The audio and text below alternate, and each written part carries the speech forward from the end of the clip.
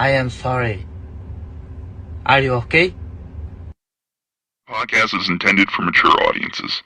The views and opinions expressed are those of the panelists and do not reflect in any way those of the podcast partners, sponsors, or affiliates. Enjoy.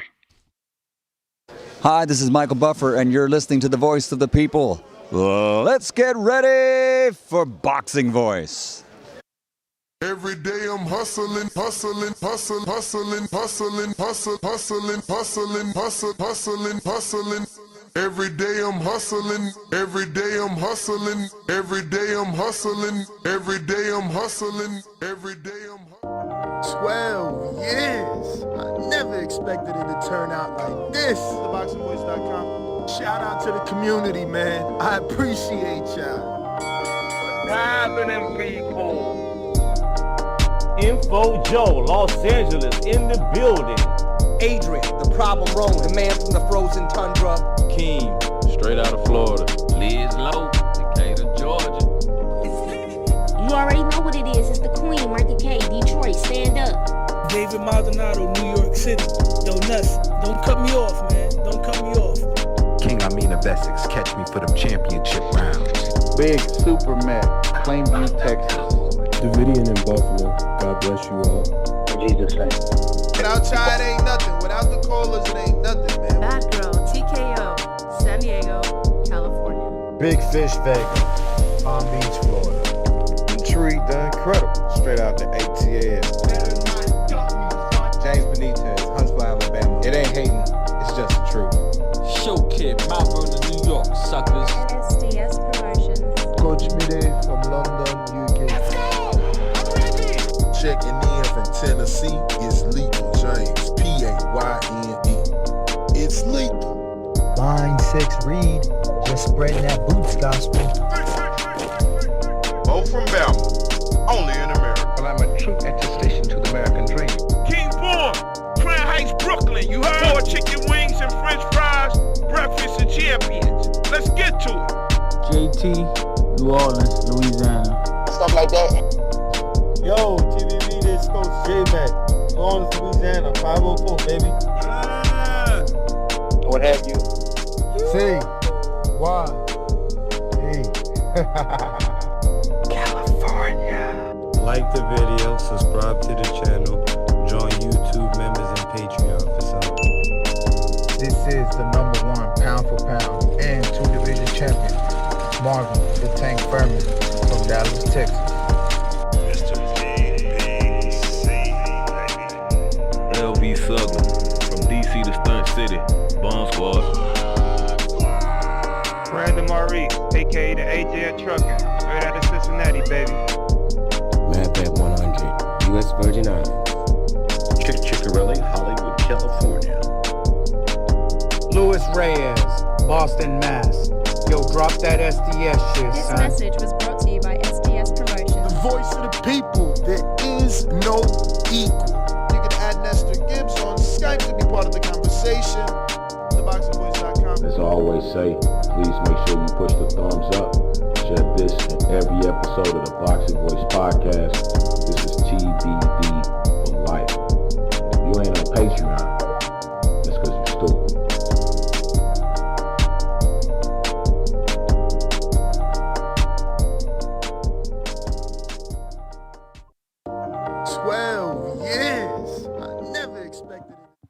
Good morning, TBV. What's going on, ladies and gentlemen? Welcome back to another glorious, sunny morning here in the Sunshine State of Florida. And we're back to talk some boxing. We got a good fight to discuss this weekend. It is fight week. The young heavyweight Moses Itauma steps in the ring challenging Filip Hrgovic for the vacant IBF title, left behind by the former undisputed Alexander Usyk, man. Usyk vacated those titles, and now there is an opportunity for one of the youngest to put himself in charge. We'll see. There's been a lot of hype circulating around Moses Itauma, And, I just started, I just started. Well, I just stopped calling it hype, let's say. I just stopped calling it hype. I was very impressed with what he did in the Jermaine Franklin fight, and I became a fan. So I am excited for this matchup, as I know Hrgovic personally. I've been in a few of his camps here in Miami. Also, when he had his time in Houston with Ronnie Shields. Here in Miami, he was trained by Pedro Diaz, the trainer of Noel Milenkin, or Millennium, whatever the fuck his name is. But on Saturday night at the O2, though, in London, Moses Itauma and Filip Hrgovic will meet in a 12-round fight for that vacant IBF, as previously mentioned, left behind by Alexander Usyk. It's going to be live on pay-per-view, unfortunately. And it is an unfortunate announcement that this is pay-per-view because there's nothing on the undercard. This is no different than the Tio fight. Well, at least the Tio fight had some names on the undercard. They just weren't in good matchups. This is a nameless undercard. You got Sam Noakes. He's coming back and taking on Denis Berianchek after Berianchek has been, MIA since losing to Keyshawn Davis after winning that vacant title over Emmanuel Navarrete. So this is his first fight back since losing to Keyshawn. So this is great matchmaking by Frank Warren, finding a name that, is associated with Keyshawn, but has been out of the ring since that Keyshawn fight. So Sam Noakes now gets an opportunity to potentially get a stoppage and look good here because of the inactivity. And, Berianchek just doesn't give off vibes that he's that durable, and, potentially can be stopped by a guy like Noakes that was banging pretty tough, pretty hard with Abdullah Mason, who many believe is, the future of the sport. So that, I guess, is an okay fight, but not for me because I know what it is. Now, obviously, Denny's can prove that, he's been busy in the gym in his time off, and maybe, he can make it a better fight than expected and get another upset. He did upset Navarrete. He did get that win over Navarrete. So, we can't put it past him, but he also hasn't fought since that loss. So that right there sucks. That right there kind of ruins any potential thoughts of this being a good fight because, the inactivity, man. But that is one of the fights on the card that at least we can point to. Other than that, the undercard gets really bad. 2 fights after that, maybe we know Mike Perez because he's Cuban and he's been around forever. But then we don't know the A side. And then before that, Guido Villanella is back, taking on Moses Jolly in a 10-round heavyweight fight.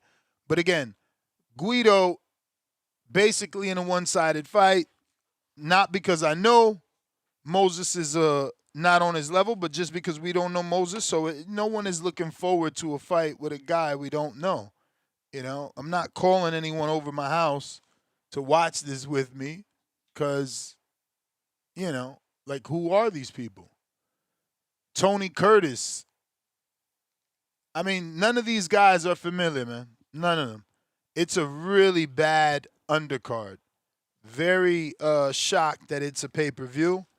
Man, Moses, a pay-per-view in America is out of control. I don't know that anyone knows Moses. He's only 21 years old, and the biggest name on his resume is Jermaine Franklin. I don't see how they can justify this, but, this is why I'm part of the package, right? Because I am excited about the main event, and I want to watch the main event, but I don't think it's pay-per-view worthy. And had I not already been a Ultimate subscriber, I wouldn't buy this. I just wouldn't buy this. It's not, there's no value. The main event isn't worth the price ticket, and the undercard didn't help at all. But again, the main event is good from a different standpoint. It's like good from a test barometer, not that it's a true 50-50 fight. And it certainly shouldn't even be a vacant title fight. Like, the fact that he's getting a vacant title shot off of a Jermaine Franklin win is wild. But that's how this sport works, The favor in boxing. If you're one of those guys that could potentially become a ticket seller, a draw, well, these types of things are going to happen in your career so that you could be positioned, And he needs that positioning. Let's be real. Because I see the potential to possibly take the AJ, fill that AJ void. AJ's on his way out. We don't have another young UK heavyweight that can hold it down the way that AJ did. AJ filled up stadiums, made big fights, and it looks like Moses is on track to potentially do and become just that. And Hrgovic isn't a pushover. While I've been very vocal and honest about what I seen in those camps when I visited Hrgovic, he still has a bunch of experience in the amateurs. It's still a heavyweight fight. He can still connect that one shot that he needs to connect to reset the computer of a Moses Itauma. But Moses is a pretty fast, big, youthful heavyweight southpaw, and that's trouble for anybody. A southpaw and a young one, strong. I mean, I don't know if what he did to Franklin was a fluke, because we haven't seen him do it again, and this is his fight after that. So, and what I'm saying by that is, like, he may never get another one-punch knockout for all we know. But his career's not over, right? So we don't know. If he can produce that type of knockout again, I mean, then his power is, like, on another level. It's like that Deontay Wilder power. One-punch knockouts in the heavyweight division, that's a beautiful thing. That is a beautiful thing. It's a very marketable thing as well.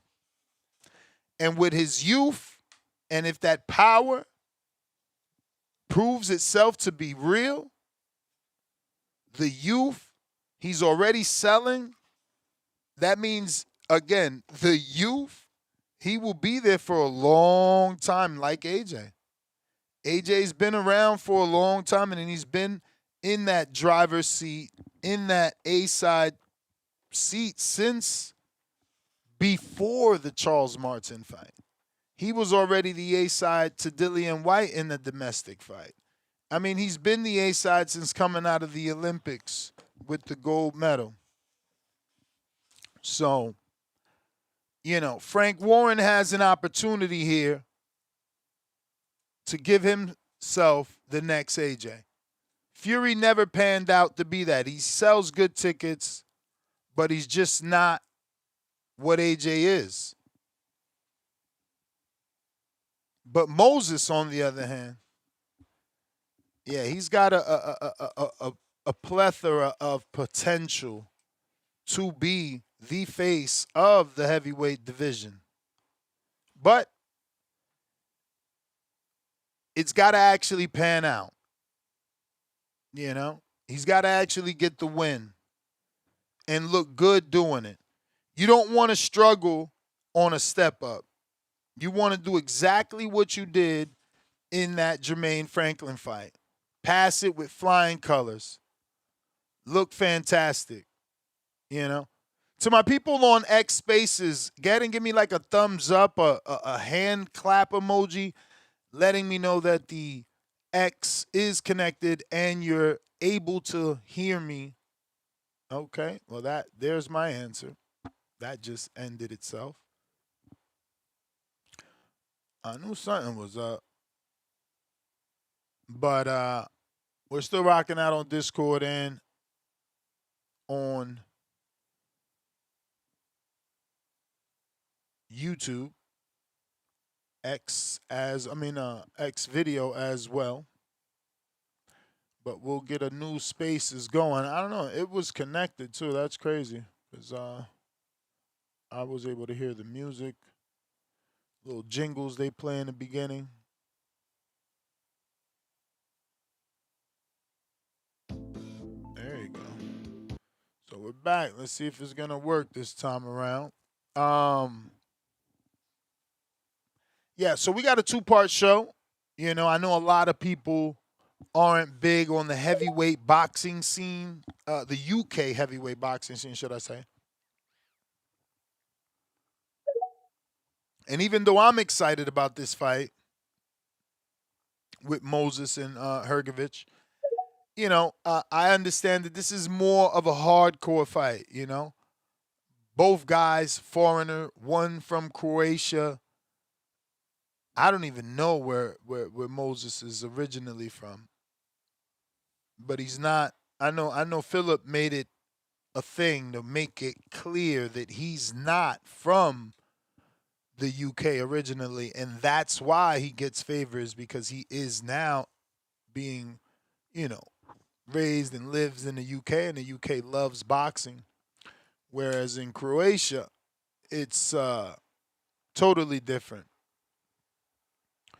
Totally different. But, you know, the second part of the show is turning our attention to Texas, Houston specifically, and San Antonio. I believe that's where Vergil Ortiz Jr. is from.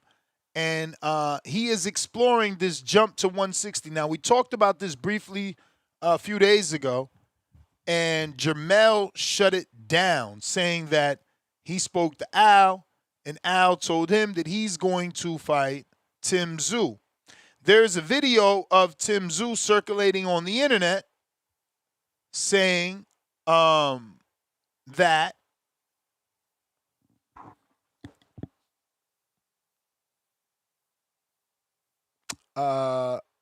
shit. I don't even want to tell you what made me lose my train of thought, because, Lord, this person is a troll.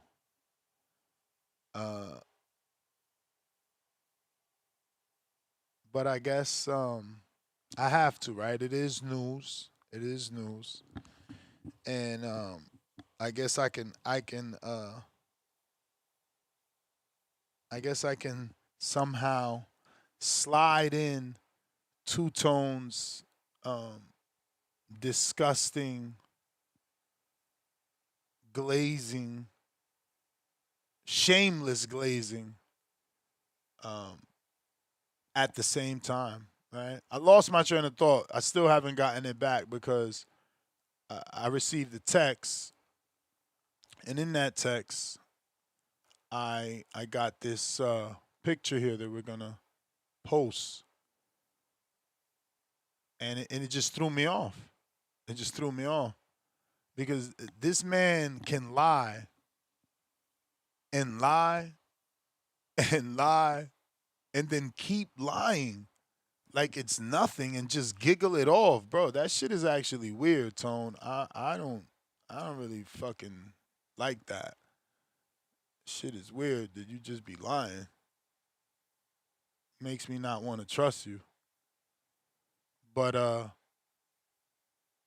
what you see here is a two-tone, the superstar, made image of a cartoon Alicia Baumgardner Reaper knocking on doors for undisputed. So she's allegedly knocking on the Tehran door, and then Han and Dubois.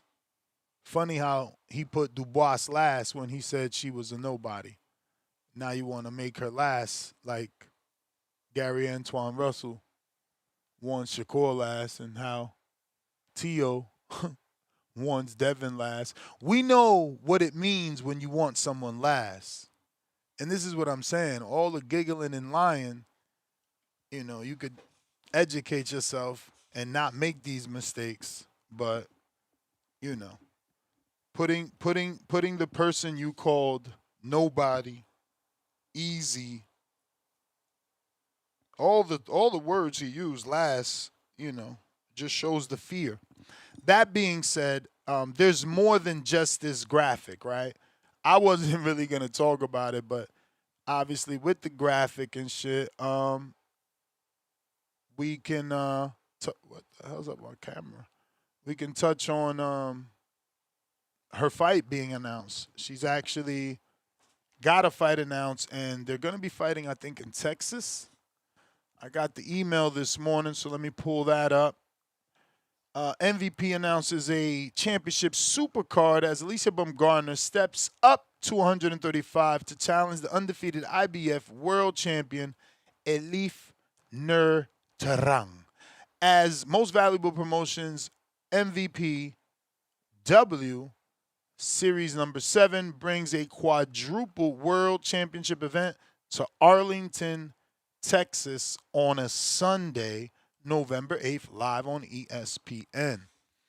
So, Baumgardner finally moving up. We've been asking for that.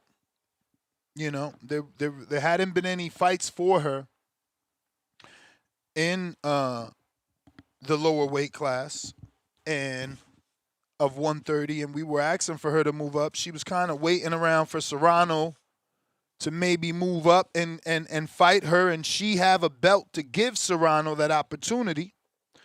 But that wasn't the case. So finally she shifted, and now she's going to attempt to undispute in the division above, which puts her right in line with Dubois. And I just wonder if this was a MVP thing, right? Because she was acting as if Dubois didn't exist, and now you have to go that route. So I wonder what's the deal, and if this was part of the MVP plan, right? All the networks are here to make big fights now. You know, you can't have, I mean, look, I could have talked about Boots and Josh Kelly, but I felt like that was too big of a topic, and it would take over the heavyweight topic. But there's a lot of boxing, you know, and it shows that the DAZN is not allowing bullshit to happen, you know, by the Ring and Michael Coppinger reporting that fight is already being talked about, and I mean Boots and Kelly. It shows that the network is insisting on making the best versus the best, or the closest version of that. So I say that to say, you know, is that the reason that Baumgardner had to move up? Because we know she did not want to move up. We know that she did not want to move up. So this comes as a surprise, but a good one, because we wanted the Dubois fight. You know, so maybe we're a step closer. We'll see how she performs in November. But, you know, I lost my train of thought because Tone made me chuckle. Like, bro, she's not as dominant as Earl. Like, Earl was getting knockdowns. Earl was the big fish. Like, he keeps trying to name association. It's so disgusting, right? It's like, bro, I thought she was the face of boxing, but you keep using Clarissa over and over to promote her. Now you're using Earl. You like stole Earl's entire gimmick of knocking on the doors. The Grim Reaper, that's all Earl shit. So it's just like no originality. If she's the bomb, make up something from the bomb. Don't steal something from the big fish. I don't know. So I had to share it with you guys because, it wasn't fake. And that shit really threw me for a loop because, again, the dude's delusional. He's delusional. He's associating this girl with greats. And look, she's great. She undisputed. But, there's levels in performances, You can't do that to Earl. But I'm so happy you called in, bro. We haven't heard from you. And I promise you, I seen a MVP Instagram post with Michaela Maer's fight. And I'm like, who the fuck are all these people, bro? I swear to God, this is so ironic and a blessing that you called in because there is so many women fighting this weekend. It's insane. Poor MVP. They should have never, ever, and I'm glad you're wrong because you are the ambassador of women's boxing, right? So you can tell us if I'm wrong or right. And I'm talking about King Amina of Essex from the championship rounds. He is about to join us. But I'm also talking about the August 29th, Saturday on Sky Sports card with, Michaela Mayer. But there's a lot of females, and it's a MVP USA versus UK. When the men did 5v5, Matchroom versus this one, we were excited and we knew about it.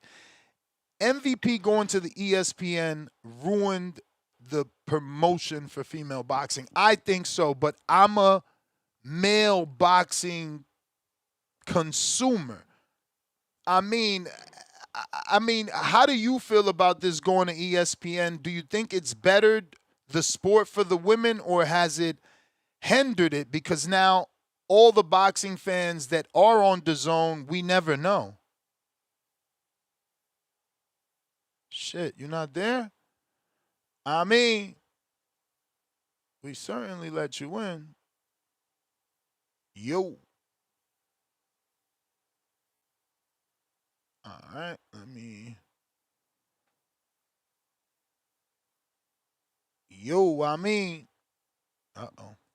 you got the link. Jump on the panel if you got a few minutes. It's on, too. I don't know. He's not connecting. Champ. James Benitez, can you check on X for me? I see you on the line.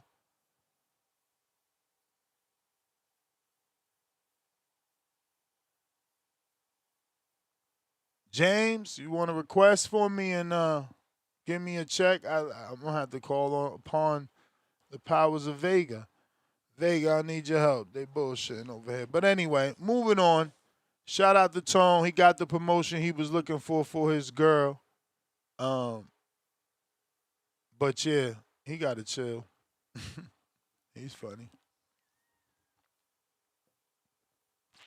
It's an X thing. I think X is bad. Look, it just stopped working again.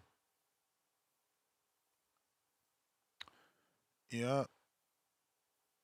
Looks like X is no bueno. Damn. That's going to suck.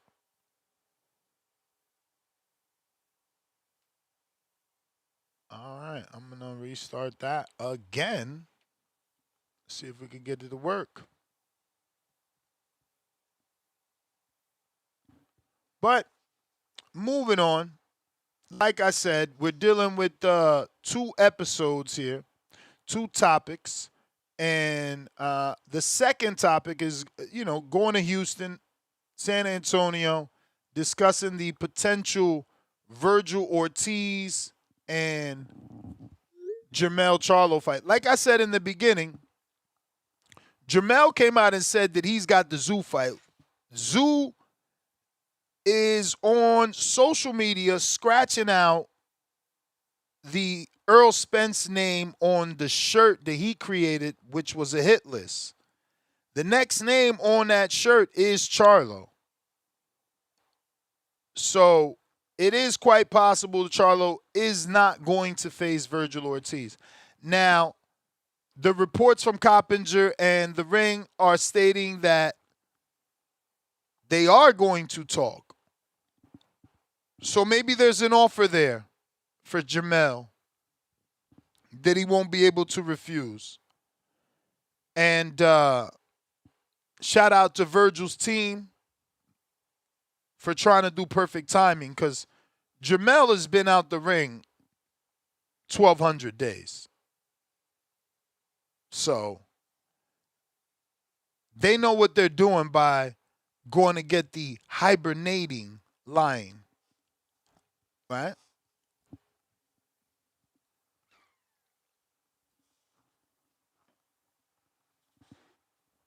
For Vergil, it's pretty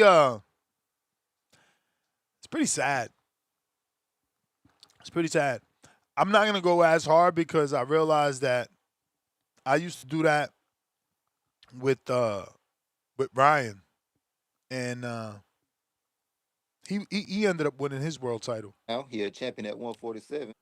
You know, see, I don't understand. That audio you heard is coming from X, so it's connected, but it must be a Spaces thing. Maybe they're having issues with their Spaces. It's just not. It's not staying connected. But yeah, Vergil, bro, this is 4th division if he really moves up. And he's moving up because Robert Garcia is also on the internet on a video saying that that's the plan. They want to move up to 160. They want that Charlo fight if it's available. And if not Charlo, then they have a few other names. They're escaping me right now. Laura and I can't remember the third one. But yeah, it's nobody young. It's nobody young, nobody no threat. Right? They don't want that. They're doing the Zoo route. That's who they said. Zoo, who, you know, some people have as damaged goods. So they want Zoo or Charlo, who's been out the ring 1,200 days. I mean, talk about strategic matchmaking, boy.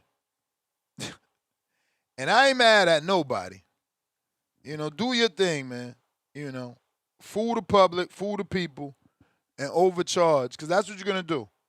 That's what they do. You know, they get these wins so they can raise the prices on their seats and overcharge.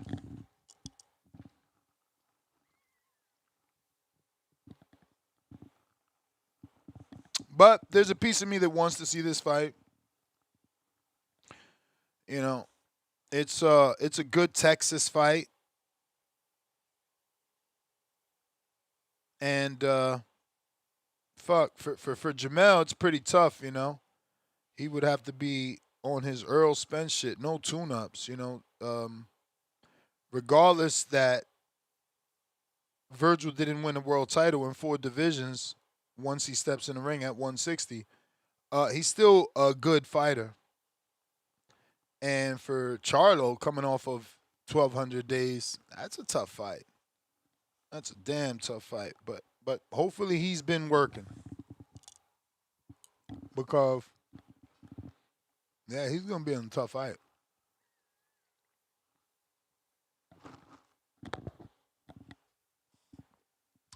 Interesting to see what approach Vergil takes, since we got the Castaño footage, and so does Robert Garcia. So he's got plenty of footage to study for Charlo. specifically with someone that has a similar style to his fighter. Obviously, I believe Vergil is a little more snappier and straighter with his punches than a guy like Castaño. But ultimately, it's pretty much the same style in terms of coming forward, bringing that pressure, being relentless. That's what Brian brought to the ring. And that's what you know you get from Vergil. So, yeah, I think this is a good fight. And like I said, I know that the Hrgovic topic is more of a hardcore UK topic. Like, you either got to be a hardcore boxing fan because he's not the most popular heavyweight. He's from another country and he's young. He's pretty. He's in his infancy of his career, so there's just not a lot of popularity there. So I wanted to add a little bit of American flavor. Talk about our former undisputed champ Jermell, who we haven't seen since he lost to the other former undisputed champ Canelo. It's just crazy that these guys, stay out of the ring this long, man. Must be nice. Those damn Al Heyman checks lasting that long. Cause he's going on 3 years, bro. I mean more than 3 years, excuse me. Right? Actually, he hasn't reached more than 3. Maybe. Let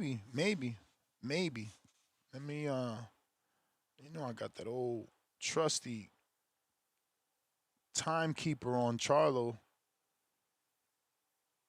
So Charlo technically has been out of the ring 1,060 days.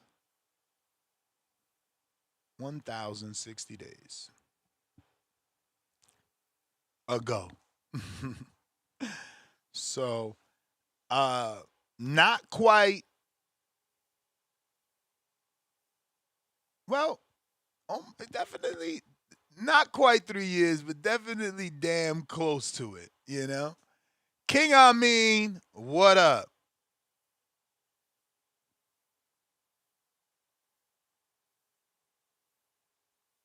Damn, is it an Amin thing or what? King Amin on Discord, what up? Yo, am I here? We hear you. What's good? I'm like, damn, what the hell's going on? Yeah, going through hell and high water. They trying to listen. The women's boxing is, starting to heat up, and that's how you guys drew me out. Did you hear any of the stuff I was asking you while you was on X? I heard you. I got a little disappointed when you said MVP might have signed too many fighters. That's not the case. You gotta shake things up. This was the best thing to do it to force people's hand. You said they forced Shorty. Nah, you wasn't able to hear me. Let me ask you, because obviously, I gave you massive credit. It was ironic that you called in because I was thinking of you this morning when I seen the post about MVP in this card. I'm like, shit, I don't know none of these women outside of Michaela Mayer. I need King Amin in Essex. Sure enough, you called in. My thing is this, though.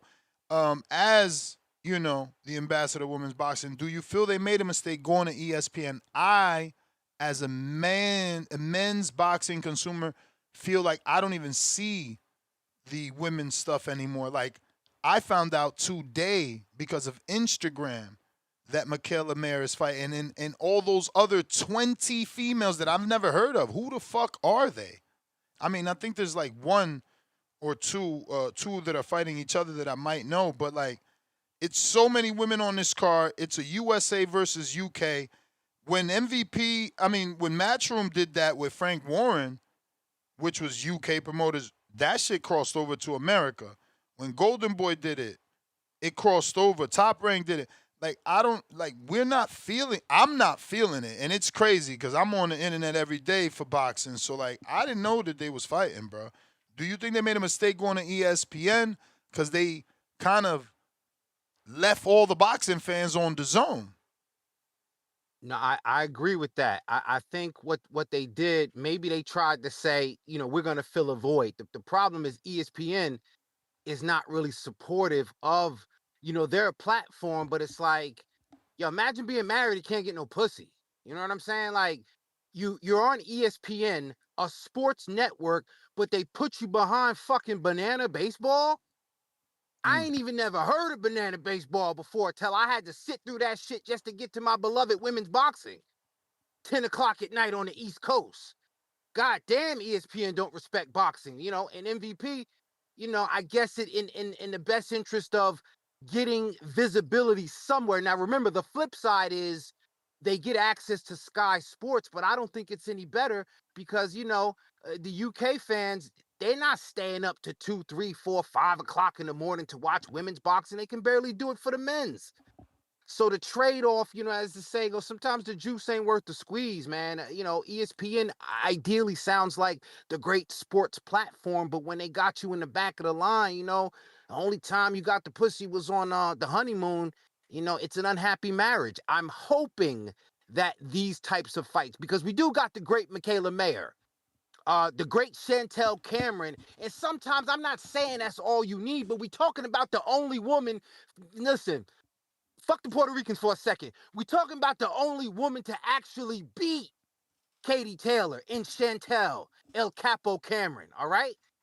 That should be enough. We're talking about a 3-division champion in Michaela Mayer. That should be enough, but, it's just not within the sport. But I'm hoping that because it is in the UK boxing is always exciting, even stateside, because it's in the middle of the day for us. I'm hoping that does do something for the visibility. So I don't know. That's my best assumption. But no, and that's the information I wanted, because for me it was an assumption of what comes across my timeline, what the internet is showing me, and they're rarely showing me women's boxing. I receive emails, so I knew that Alicia Baumgardner is moving up.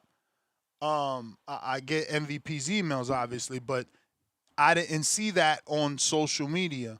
But yeah, I just feel bad that they did a whole UK versus USA. That should have gotten more attention. I feel, really bad. Like, damn. And Michaela Mayer's fight is just like going on, flew under the radar. She fights this weekend. And how do you feel about this Sunday stuff? Is that working for y'all? Because I'm not like this huge women's boxing fan. So it's like, I come out for the big fight. Hold on. You watch Zuffa on Sunday, don't you, brother? Nah, that's what I'm saying. Most times I miss it, bro. Yo, Sunday. First of all, Sunday, since I got with my wife, I laid down the law of like boxing is going to take all my time, especially on a Friday and a Saturday and a Sunday morning. But Sunday's your day. After the morning show, we do whatever you want. Now I'm going to take that and add boxing on the end of that too. Plus, they don't even start their shit till 10 p.m. That's a no-go for me. It's Sunday. It's Sunday. Well, perhaps you can take advantage again of the fact that the UK boxing will be in the afternoon. Maybe you and the wife grab some brunch and enjoy some, some Caroline Dubois, some Michaela Mayer, because pairing. Let's talk about Bumgarner for a second, because I don't know, maybe she, two-tone is in the air, and maybe he's having a good influence on her, because sometimes you got to believe the hype. You know what I'm saying? Like two-tone may be her Teddy Atlas, because it sure took her a long enough fucking time to start playing in the big leagues. Everybody know there was no smoke at 130. She either couldn't or wouldn't go down to 126. And here we are finally at 135. So she wants to fight Lady Wilder. Cool. I'm cool with that because it puts you in a position. Now, it seems like an easy walk for her. Han is what Han is. You know what I'm saying? This, Elif Nur Turan is what she is, but the prize is Caroline Dubois. And I'm glad that somebody recognized that over on her side, because all the reality shows and all of the nice pictures with the legs out and beefing with Clarissa Shields over who did the outfit first, none of that shit don't fucking matter till Shorty get in the ring. No matter how much pussy she giving two-tone, allegedly. None of that shit don't matter till she get in the ring. And finally, I gotta say, respect due. She's getting in the ring. So, let's praise her. Don't down her. Let's crown her for a moment, I didn't know that that's how it came off. It came off like I was downing her. No, I mean, we got to give her credit because again, there's so much criticism about some of her decisions. I mean, even me. only thing I said was like, I was attacking Two Tone because he put Dubois last on the list, and it's like, for a person that y'all said was nobody, now she's last. And if we go through history, when you put someone last, you're telling the world that they're a threat. Antoine Russell said Shakur is last. Tio said Devin is last. People, pick you last because you're an issue. Earl, I'm going to clean up my side of the street. Terrence, you're last. And we see how that ass whooping turned out. People put the tough fight last, but all of a sudden, she's last. I thought she was a nobody. That's just for conversation, man. And again, that's marketing. Everybody that's watching boxing, we know. So maybe it wasn't harsh on her, but sometimes with that, guilty by association. And I know I've taken my fair shots at her, but I do want to give her credit for finally stepping up to 135 because there's really nothing else she could do. She had nothing else going on. Meanwhile, Dubois is moving stateside, making it happen, creating more visibility. And maybe that association, if it plays out right with Manny Robles, I think is really going to create an interesting build up. I think the series of fights that Dubois. What you mean? What associate? She changed trainers? She ain't with Derek James? Yeah. No, I'm talking about Dubois. Dubois with Manny Robles. Oh shit! Damn. Yeah, man. That's not a good look for Alicia. Come on, Manny is a fantastic trainer. Look at what he did with Ramala Ali. I mean, he's got women champions, men champions. Andy Ruiz's best performances are with Manny. Valdez's best performances are with Manny. Ramala Ali's best performances are with Manny. Divino Espinoza's best performances are with Manny. That's tough. I've been on record before. When I see Manny in the corner, I switch my pick. I ain't even gonna front. Yeah, man. It's building though. Shout out to women's boxing though, man. Please tune into this card this weekend. We kids going back to school, but women's boxing is heating up, man. Give yourself some time, man. And think about it like this, ladies and gentlemen. The women, if it ain't enough money on the men's side, these women are really fighting for pride. They're really fighting for accolades. They're really fighting just for the spirit of it. You know what I'm saying? So please show respect to our women fighters. By the way, people keep talking about 160. Just to bring it back to the men's side of thing, y'all forgot about Jahai Tucker? Nah, not at all. We was talking about him yesterday versus Yo-Yo. Okay.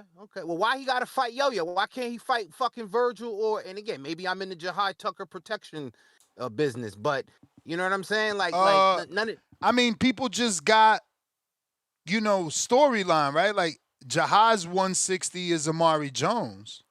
Jahai's 160 is Yo-Yo because he was offered that fight and he wanted $500,000. So we've been campaigning for him to get his $500,000 because it ain't no belt.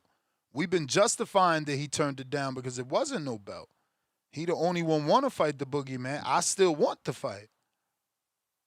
We talked about that fight with Benavidez, not Benavidez, but Bermudez, day before yesterday, and he said not next because Hernandez is already in line for a world title, and Jahai's no easy fight. Yeah, Yo-Yo he didn't look all that either. So, it's what I mean by that is this boogeyman shit's got to stop. I think we got to stop calling these people boogeymen and boogie women. They're just people. You know what I'm saying? And a bad performance doesn't make it such. But when we got, a guy that's willing to fight, let's make him the boogeyman after he fight that guy that's willing to fight him. So, storyline, you're right about that. I just want to make sure that the boy gets his just due because he's been counted out. You heard, people have to eat their words and change their tune on him. And despite what he said in the ring after that win, he's not just a regular nigga. He's not just a regular nigga. He's a very skilled and talented fighter, and I wish him much success, man. I'm gonna go ahead and get up out of here though, man. You know what?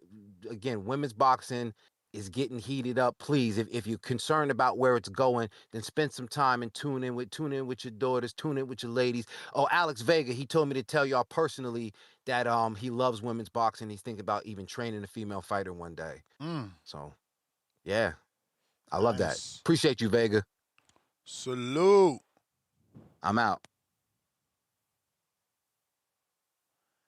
Discord available, X Spaces available. If you're looking to call in, now is the time. James Benitez, what it do? Yo, what's up, Ness? Good morning, man. How What you up? doing, bro? Ain't shit, man. Ain't shit.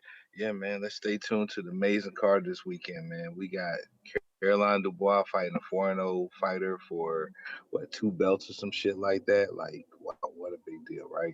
I still don't get how the fuck she's such a big deal and everything. How could you say 4-0 like that to Shit's a 4-0. insinuate 4-0. to people like, oh, she got no experience, bro? Ebony Bridges won a title at 4-0. 4-0 women win world titles, bro. Like we gotta live in our reality. I mean, but it's like only 20 names in a fucking division and shit like that. It should be crazy to me in women's boxing, man. But she's fighting a 4-0 opponent and everything. So I guess so to kind of big it up like King of Meanwood, man, we gotta, it's gonna be it's gonna be fisticuffs and it's gonna be a bomb fest or whatever, with that fight with Caroline Dubois. Then we got the aging Terry Harper and everything gonna be in the ring this weekend, a fight that she should win, and a less than stellar opponent. And then we got the big fight with Michaela Mayer, and Chantel Cameron. I think the only fight this weekend that I truly care about, because Michaela Mayer, she's like, to me, next to Clarissa Shields, she's like the next best thing in women's boxing. Even though she lost to Alicia, I still think that night, arguably, she beat Alicia Baumgartner, but it was a good fight, and that was an instant classic. But I do like the move of Alicia finally moving up to 135, and I think she's gonna show me and the world what we already know. They just been hyping up Caroline Dubois just for no fucking reason. Like when they get in the ring, she's gonna expose her, and she's gonna actually show her that she's actually the best woman boxer. You hear me, Ness? I hear you fine. Oh, okay, I don't know cool. about best women's boxer, but hey, it's the better woman boxer, Oh. the better woman boxer out of those two. The better woman boxer out of those two. With that being said, man, with this 160 stuff with Vergil, man, I've been hearing so much mixed news with Charlo, with that being true, with it not being true, with Charlo probably being prepped up to be fighting Fedor next year sometime or whatever. I mean, I just want to see Charlo, like you said, he's been out of the ring over 1,000 days. I just want to see him be back in the ring. I don't really care if it's Tim Tszyu or Vergil Ortiz. Like some of these old PBC stars, man, they just need to go ahead and get retired out of the sport of boxing if they're not going to be active. So, with that being said, if they do fight, I got Vergil stopping him. If he does fight Tim Tszyu, that'll be a much more competitive fight where he'll have a chance to win. But as me and some of the other guys were talking the other day, I mean, what we saw Tim Tszyu do to Earl, and I mean, I'm still a fan of Earl, but he carried Earl through that fight, and he showed so much respect to that legend, and I doubt he'll show the same kind of respect to Jermell Charlo, where he won't just carry him through the ring. He'll probably get him the fuck up out of there. Moses Itauma and Hrgovic, that's not really that big of a deal, man. Nobody really, like you said, it's a real hardcore fight. And it was blasphemous the other day where that one UK caller was saying like that should be a pay-per-view or whatever. Like, no, the fuck is shit, man. Like, doing 10,000 or whatever he did out there in the UK, that's not a big deal. To me, it's more impressive with what the 22-year-old Abdullah Mason did in Cleveland, Ohio, where he did 10,000 tickets, because we know the tickets cost more, and we know the market in Cleveland is actually a much harder market. Where in the UK, I mean, shit, they ain't, they actually go to boxing. They go to boxing and everything. Cleveland's not the same kind of market for that. So I think what Abdullah did is more impressive, and for the crop of stars, they trying so hard to promote Itauma as like the second coming of Tyson or Kovalev or whatever, but I think Abdul is going to be a brighter star when it's all said and done. Other than that, Ness, man, I ain't really got much for you, man. I mean, the yo-yo protection plan has started. He don't want no smoke. Like I told Curtis Bermudez, man, I believe if those guys, I did say the other day, I really do think those guys are actually better and could be Yo-Yo. I do think Yo-Yo is exposed. I don't believe that he is a boogeyman. I believe that shit might have been overhyped. And we'll see when he continues to step up in boxing if he gives us subpar performances. But as always, man, shout out to you and shout out to the community, man. You be cool, bro.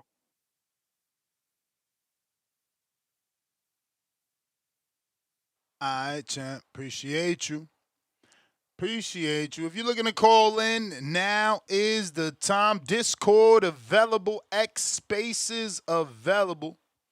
Ryan from the 6, I see you, champ. But I don't think X is working, man. You better off jumping on that panel. Tito La Voz. Buenos dias, buenos dias. Buenos dias. Good morning to the community. Yeah, man. Hey, you know what? Something that it was good to hear his voice again, man. Something that said really resonated, man. It made me think about how promoters promote women, man. And I get it. I get it. Women's boxing is a niche of a niche, right? Like, not every boxing fan gonna like women's boxing. But putting them behind, look, and Ness, you know what banana baseball is? Is he talking about like Hell Caribbean no, baseball? I don't know what the fuck that is. Never heard Yeah, of me that neither. shit. That shit weird. But that is disrespectful as fuck to be putting the women behind that. Like more people watch that shit. Like what? I don't even like. Is it wrestling? Anyways, I don't know. But but yeah, man. But it's a story as old as time, bro. Like since there's been boxing, there's been some kind of women's boxing, and it's just never been a blip on the radar, man. And I feel bad for these ladies that jump into this sport because they give so much of themselves. They give just as much of themselves as the men do, and in a lot of cases they go harder because they're starting from behind the starting line. You know what I mean? So for me, that's the one thing that resonated, man. I don't have much else to contribute to the conversation because I couldn't hear what I missed your monologue, right? I was on Twitter and it went down. So, are we talking about Teofimo? Because I heard old boy James Benitez talk about Tim Tszyu and Jermell Charlo. Yeah, we talking Tim Tszyu. We are talking Tim Tszyu, but it's more about Vergil and Charlo. Obviously, Charlo's already come out and said that he talked to Al Heyman and is supposed to be fighting Tszyu. And Tszyu, there's a video of him floating around scratching out the Spence name on the shirt, and Charlo is next. But the team of Vergil indicated to the ring that they're gonna start talks with Charlo again. So maybe they're gonna make him an offer he can't refuse. I mean, it's perfect timing, right? If you can get him to accept an offer, you're basically giving an alley-oop. Like that. You're giving an alley-oop to Vergil to become more of a star versus a guy that's known in the sport off of a fucking 10-year layoff and shit. Yeah, man. So I you know what? One way or the other, I'd like to see Charlo back in the ring. I want to see what's gonna happen because just by him getting in the ring, people are already gonna assume there's blood in the water, and I want to see if Charlo step up to that moment. For me, that's gonna be the big question mark there. Is it Jermall or Jermell? Jermell, right? Jermell, Lil Charlo. Jermell. I always fuck their names up. So is Jermell gonna step up to the plate, and fight like he did against old boy? What was that Argentinian's name that he fought that he had a draw against the first time? What was it? Or he lost? Castaño. Castaño, yeah. If he steps up to the plate like Castaño and how he does, man. Listen, their boxing coach, those Charlo brothers, they had a great fundamentals coach, man. I love watching them box. I just hate all the fucking antics and the J-Cat shit, but I think they were built for it, and I think it's in them still. Maybe one or two left, but we'll see. And I love to see how he steps up, because both of these dudes are gonna go in there and try and disrespect him. straight up. They're gonna try to run him over, you know. And I like to see if he steps up to the plate or if he curls up into a ball. Um, and yeah, man, shout out to Lupita Medina, man. She lost over the weekend. Last weekend, she broke her hand and shit too, man. Very, very, very sad. But I'm looking forward to her coming back and doing her thing. And yeah, man, that's it, man. That's my call. I'm gonna let you get some other callers, Ness. I appreciate you. If you're looking to call in, now is the time. Discord available, X Spaces available.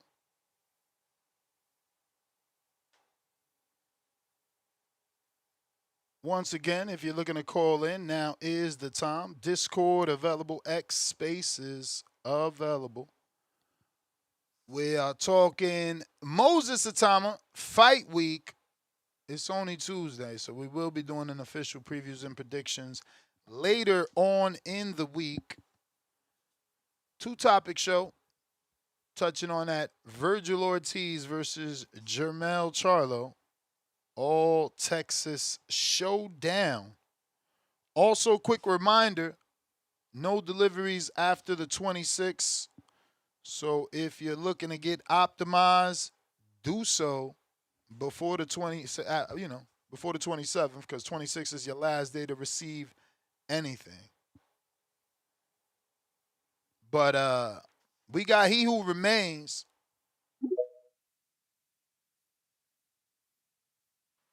What up, Nuss? What's good, my brother? You can you hear me? Yep. Oh, damn. What's up, man? What's popping? What you mean? I welcomed you to the show and brought you on. Yeah, nah. Come on, dog. You didn't hear me? I gotta hear. Nah, I ain't hear you. I gotta hear the love, baby. I already know that. No, I went to you. I thought you heard me go to you. Nah, I ain't hear you. I never hear you go to me. Whatever. When I be on X Spaces, I never hear you. I just always see the red button and then I know I'm on. But I gotta give love to you. Shout out to TBV. That's automatically, dog. You in sunny Florida, baby. I gotta show you love. You where I want to be at. So I know it's the love is there. Did you make it to the Did you make it to the post office yesterday? I know niggas was drawing on you yesterday. I ain't know if you made it. Yeah, I made it. We got two. I mean, not two. The one in my city closes at 4, but the one in the city over is at 6. So I was able to make it. Oh, all right. That's what's up. Salute to that. Nah, I heard one of the boys talking about the Itauma fight. Now, I don't know that much about Hrgovic, but I will tell you this. Itauma, I'm excited to see Itauma fight. From the last fight I seen when he knocked the ball out, and that shit looked like how Shaq dunked on the old Shaq back in the days when he first came into the league. He used to bang on the rims and them Jones would break down. That's how that ball looked when he hit him. He just broke him down. I was like, yo, this shit dope. I like him. And I've been pushing his name out there. And I'm not even a hardcore bull. I'll be watching certain fights and I seen him. I was like, yo, he kind of remind me of Mike. His son about him. I'm like, I like him. So that fight, I'm waiting to see. So that's this week. And I got the ultimate package. I will be watching that fight. And I might have some homies come through to watch that fight. So salute to my man Moses. As for what's Hrgovic? I don't know nothing about him. Can you tell me something about him? Is he good or is he just Nah, he's good for sure. Can? He's good. He's durable. He's got the background in terms of amateur experience. He's just not a world champ, but he's good. And you think it's he's gonna smoke up. It's a step up. I'm picking Itauma because I think Hrgovic is lazy and will gas and never fix. You think he's gonna knock him out? I mean, he should. It's the heavyweight division. Them motherfuckers like at least 7 and 10 years younger, right? Yeah. All right. That's what's up. All right. Cool. Then I'm gonna holler at my peoples. I don't know what the undercard gonna look like. I might have to look on there and see what's up. There's only one fight with Sam Noakes, the dude that lost to Abdullah. Okay. All right. That's what's up then. Yeah, we might do that before we go out. Yeah, this on nigga older than he older than 10 years. He 13 years older than him, bro. Oh, damn. Yeah, he about to put his dick in the dirt. All right, cool. That's gonna be a good one. As for the Ortiz Charlo, that's official or that's just something that we just talking about? Nah, that's something we talking about because they talking. Okay. I think that'll be well. Ortiz supposed to beat him. Ideally, we would say that. I think I think if he fights Charlo, I think the collision course going to be Ortiz versus Tim Zoo. I think they going it look like that's the roadmap. They trying to get that. They got to build up Ortiz so he can eventually fight Boots or he gonna move up. I don't for real the Ortiz thing. I don't know what's going on. I was hoping somebody would be talking about what are they doing with Ortiz because Ortiz I thought was supposed to be like the big name. They're supposed to be really good, but I haven't seen him fight for no belts. So take that call. Salute to you, dog. You I'll be got it. listening.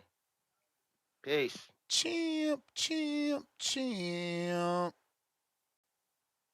What up, Nestor Gibbs? Over there chilling like a villain? Salute TBV. What up, everybody? What's going on, man? Yo, Ness, when they make these pay-per-views, what do you think comes into factor? Because, like, this card, I don't even understand, like, how they can sit down and say, yeah, we got to put this out for pay-per-view. Like, what the hell? This don't make no sense. But, hey, man, it's Moses Itauma. I like him. I think he's a good fighter. He got a big test here, man. If he could stop Hrgovic, that'd be some noise right there. And him and Frank Sanchez, if that one comes through, oh man, that's a banger. But the pay-per-view thing, we gotta get this out of boxing, bro. Whatever happened to the days where it was just super fights were on pay-per-view? Like everything on pay-per-view now. It's getting out of control. But hey, somebody's making money though, because I don't think you would do it if you continuously lose. I'm so happy that I'm part of the ultimate package because honestly, I used to get so furious at these pay-per-views, and now it's just like, you know what I'm saying? Like, I'm still mad this isn't a pay-per-view because there's only one fight. Nobody knows Itauma. They don't know him in Canada. They don't know him in America. They know him wherever the fuck he's from originally, and they know him in the UK. The fact that they're charging us pay-per-view as well, like I get charging the UK public, but charging us as well, and you in Canada, they're out of control. But again, I don't have the same passion and energy because it's part of my plan. So I'm not as upset. I'm like upset. Like, it's a fucking pay-per-view, but it's like it's part of my plan. So there's no difference. It's just another one. You know what I'm saying? Yeah. I just don't understand it because it's like you said, like the American public don't really know Moses like that. So you think you want visibility, right? Like, so anybody can just get the zone and watch it, but it's not even like you can't even do that. Like you have to sign up for the ultimate, man. So I don't know. It's just a weird situation of having that fight on pay-per-view. And like you said, like the undercard doesn't have a bunch of like guys we know. Like I know Baranchek and Sam Noakes, obviously we know them. Other than that, it's pretty much cricket. So it's like, damn, like what the hell we paying for? And damn man, the Vergil Ortiz, he going up to 60 for real? Like he just got to 54. You know, talking about the weight situation at 47. And then I don't know, bro. He got the intern belt, never once said or went to the WBC to petition for the full belt. So now he just running up to the next division. I don't know, man. What's up with Vergil, man? He don't want to be a champ. He don't care about belts. I don't know, bro. This shit's weird. And then him trying to fight Charlo. You think that fight will go through? Charlo? I mean, you know, Charlo had already came out and said what he said. So, you know, Vergil's side is saying what they're saying. I'm assuming because they're gonna make an offer. You know, that Charlo is gonna at least consider. But like the movie, I want to hope it's an offer he can't refuse. That would be intelligent on Golden Boy and Rick Meridian's part because, you know, if your job is to build Vergil into the next Mexican star, beating a popular American fighter that was last in the ring with Canelo is the perfect way to do it. and you're setting him up with an alley-oop because this dude's been out the ring almost 1,100 days. So, like, Yeah, man. you're ensuring higher probability of a win for Vergil. Why? Because Charlo's been out 3 years. Why? Because he should be rusty.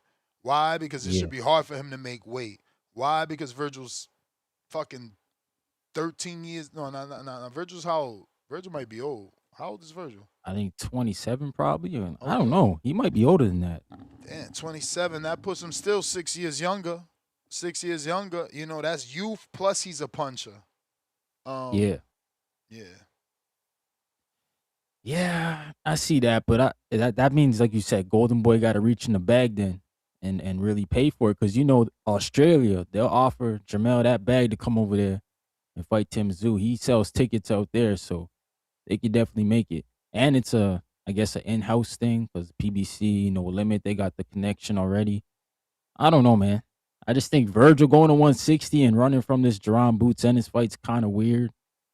But hey, that's what he want to do. Maybe they meet up at 60 for a title then, you know, all hoping. But I don't know. I just wish he would fight at 54 because he right there. He the number one ring guy. So, like, he got something at the table at least. He could say, if you want this ring belt, Boots, you got to come get it. But hey, if you want to run up, shout out to him, man. You know, that's what he do when he get to these title fights, man. He didn't want to fight Bud, ran up. Now you don't want to fight Jerron, run up. All right, man. 160. 160 looking decent, though, with Amari Jones. You know, Aaron McKenna there now. Is Carlos Adames still there? Is he really there, or is he gone? Because he's another guy who He's still there. we don't know what the hell's going on with that guy. He's still there. Yo, about to be in a title fight. I mean, 60's getting better, man. Michaela Mary, you didn't know she was fighting this weekend? For real? At all. Damn. I opened up my IG and MVP's post was the first one. Let me show it. And it was so many women. I was like confused. Like, what the fuck is this? I And think who are all these women? Isn't man? Caroline? Caroline's fighting too, I think. So I'm like, what the fuck is this right here, bro? Like, who are all these chicks? Oh, Tellis is on there That's not too? even Sky. Renee That's Tellis? not even Sky. That's not even Sky. I don't know her. That's Michaela, Cameron, Dubois. Don't know her. This is don't help me. Terry Harper. Oh fuck. I wasn't gonna get it, but I know I remember her. Oh, this Tellis. Yeah, that's Tellis, yeah. I don't know who this is. I don't know the Yeah, I other don't three. know. I don't know them. It's just, it's just sad though. Like, bro, you got a UK versus USA card. Think about it. When Matchroom went against Top Rank, bro, we was all over that. We knew what was going on. When Warren You went mean against Matchroom in Queensberry? no, The 5v5? bro, no. I'm talking Matchroom and Top Rank. We also knew about Matchroom in Queensberry. That's what I'm saying. Yeah. Like this shit getting no love. They actually did a UK versus USA, and nobody knows, bro. It's sad. I think they made a mistake going to ESPN. I think that they alienated themselves. No one is on ESPN, so we don't. There's no word of mouth, right? Yeah. Like, we're not there anymore as hardcores to watch boxing, so there's no word of mouth. Yeah, it's not even in our schedule now. Like, if you go on the Zone, I usually take a look at the schedule every now and then. You won't even see it. And look, Clarissa's putting on events with 14 to 17,000 people, movies. Like, none of these girls on this poster have ever had a movie. Yeah, that's a fact. None of I don't know, man. I don't know what. I didn't like the move to ESPN too, but I think I agree with King and Mean. They tried to, get a void to fill it in. But ESPN, I know what he's talking about with that banana shit because I was watching that fight. That was the Tam Tebow night.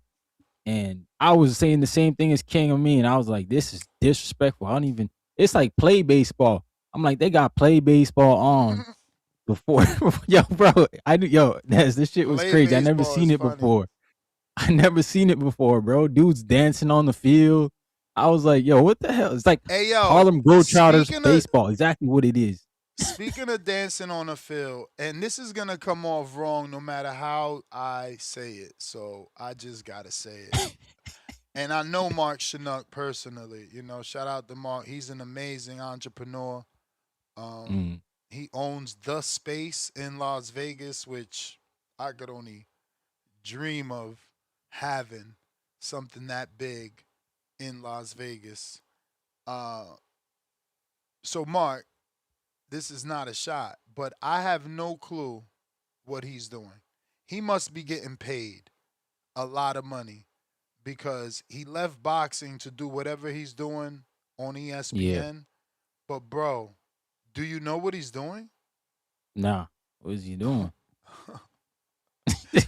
Live commentary on puppies playing soccer. What? Yo, Exactly. ESPN got all that crazy stuff over there. Exactly. No, ESPN is garbage.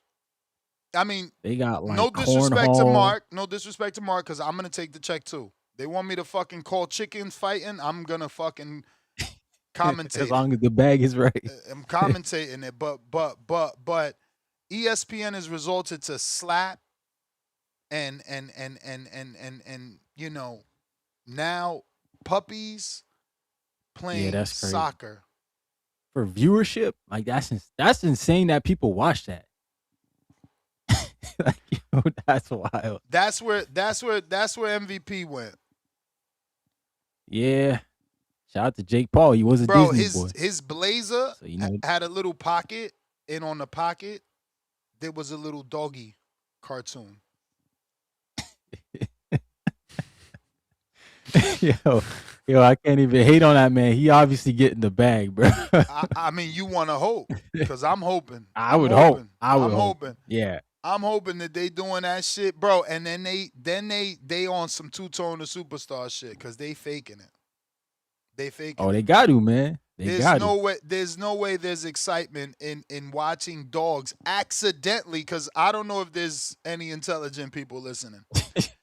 But I want you to understand that they're accidentally playing soccer. Yeah. There's They don't know what they're doing. There's a ball, and the ball may or may not fall in the motherfucking goal, okay?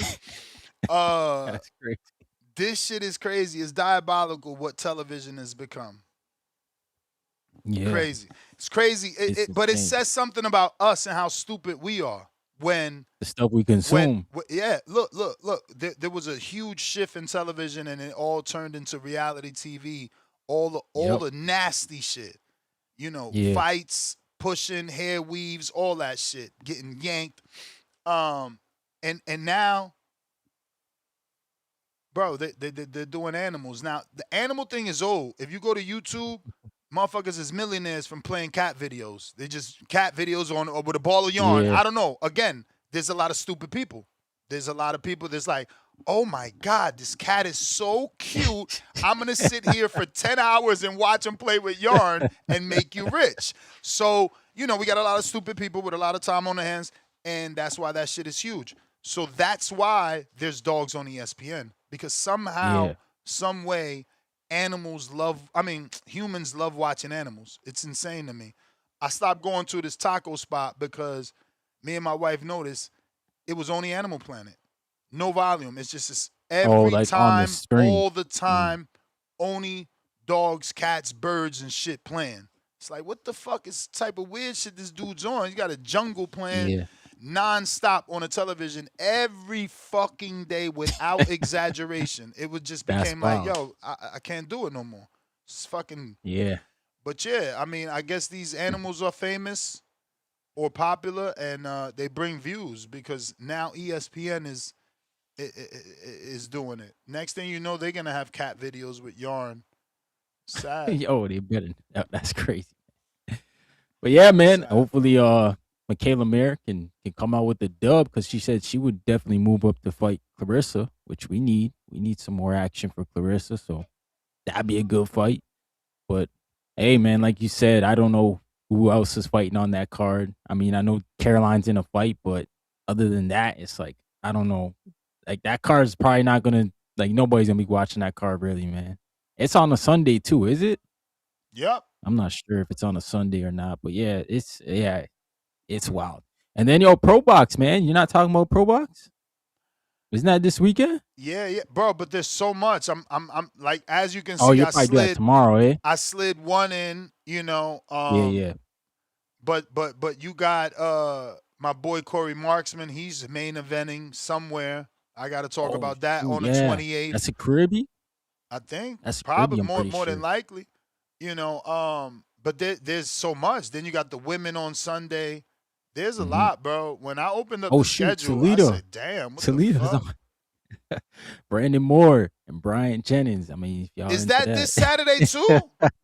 I'm pretty sure it is, wow. man. I'm pretty sure. They got a fight in Reno. Kenny Davis Jr. He's out. You got DAZN with Moses and Filip. You got Corey Marksman and Christian Barrito, and that's in Florida, also on DAZN. Australia, Nikita Zoo.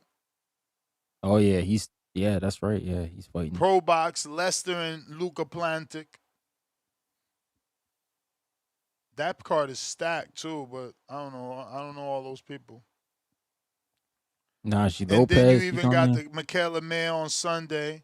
You got in Mexico, Mauricio Lara is back. And Berchelt is back on a whole nother card in Mexico. I mean, this. Oh wait, there's so Berchel's still much. fighting?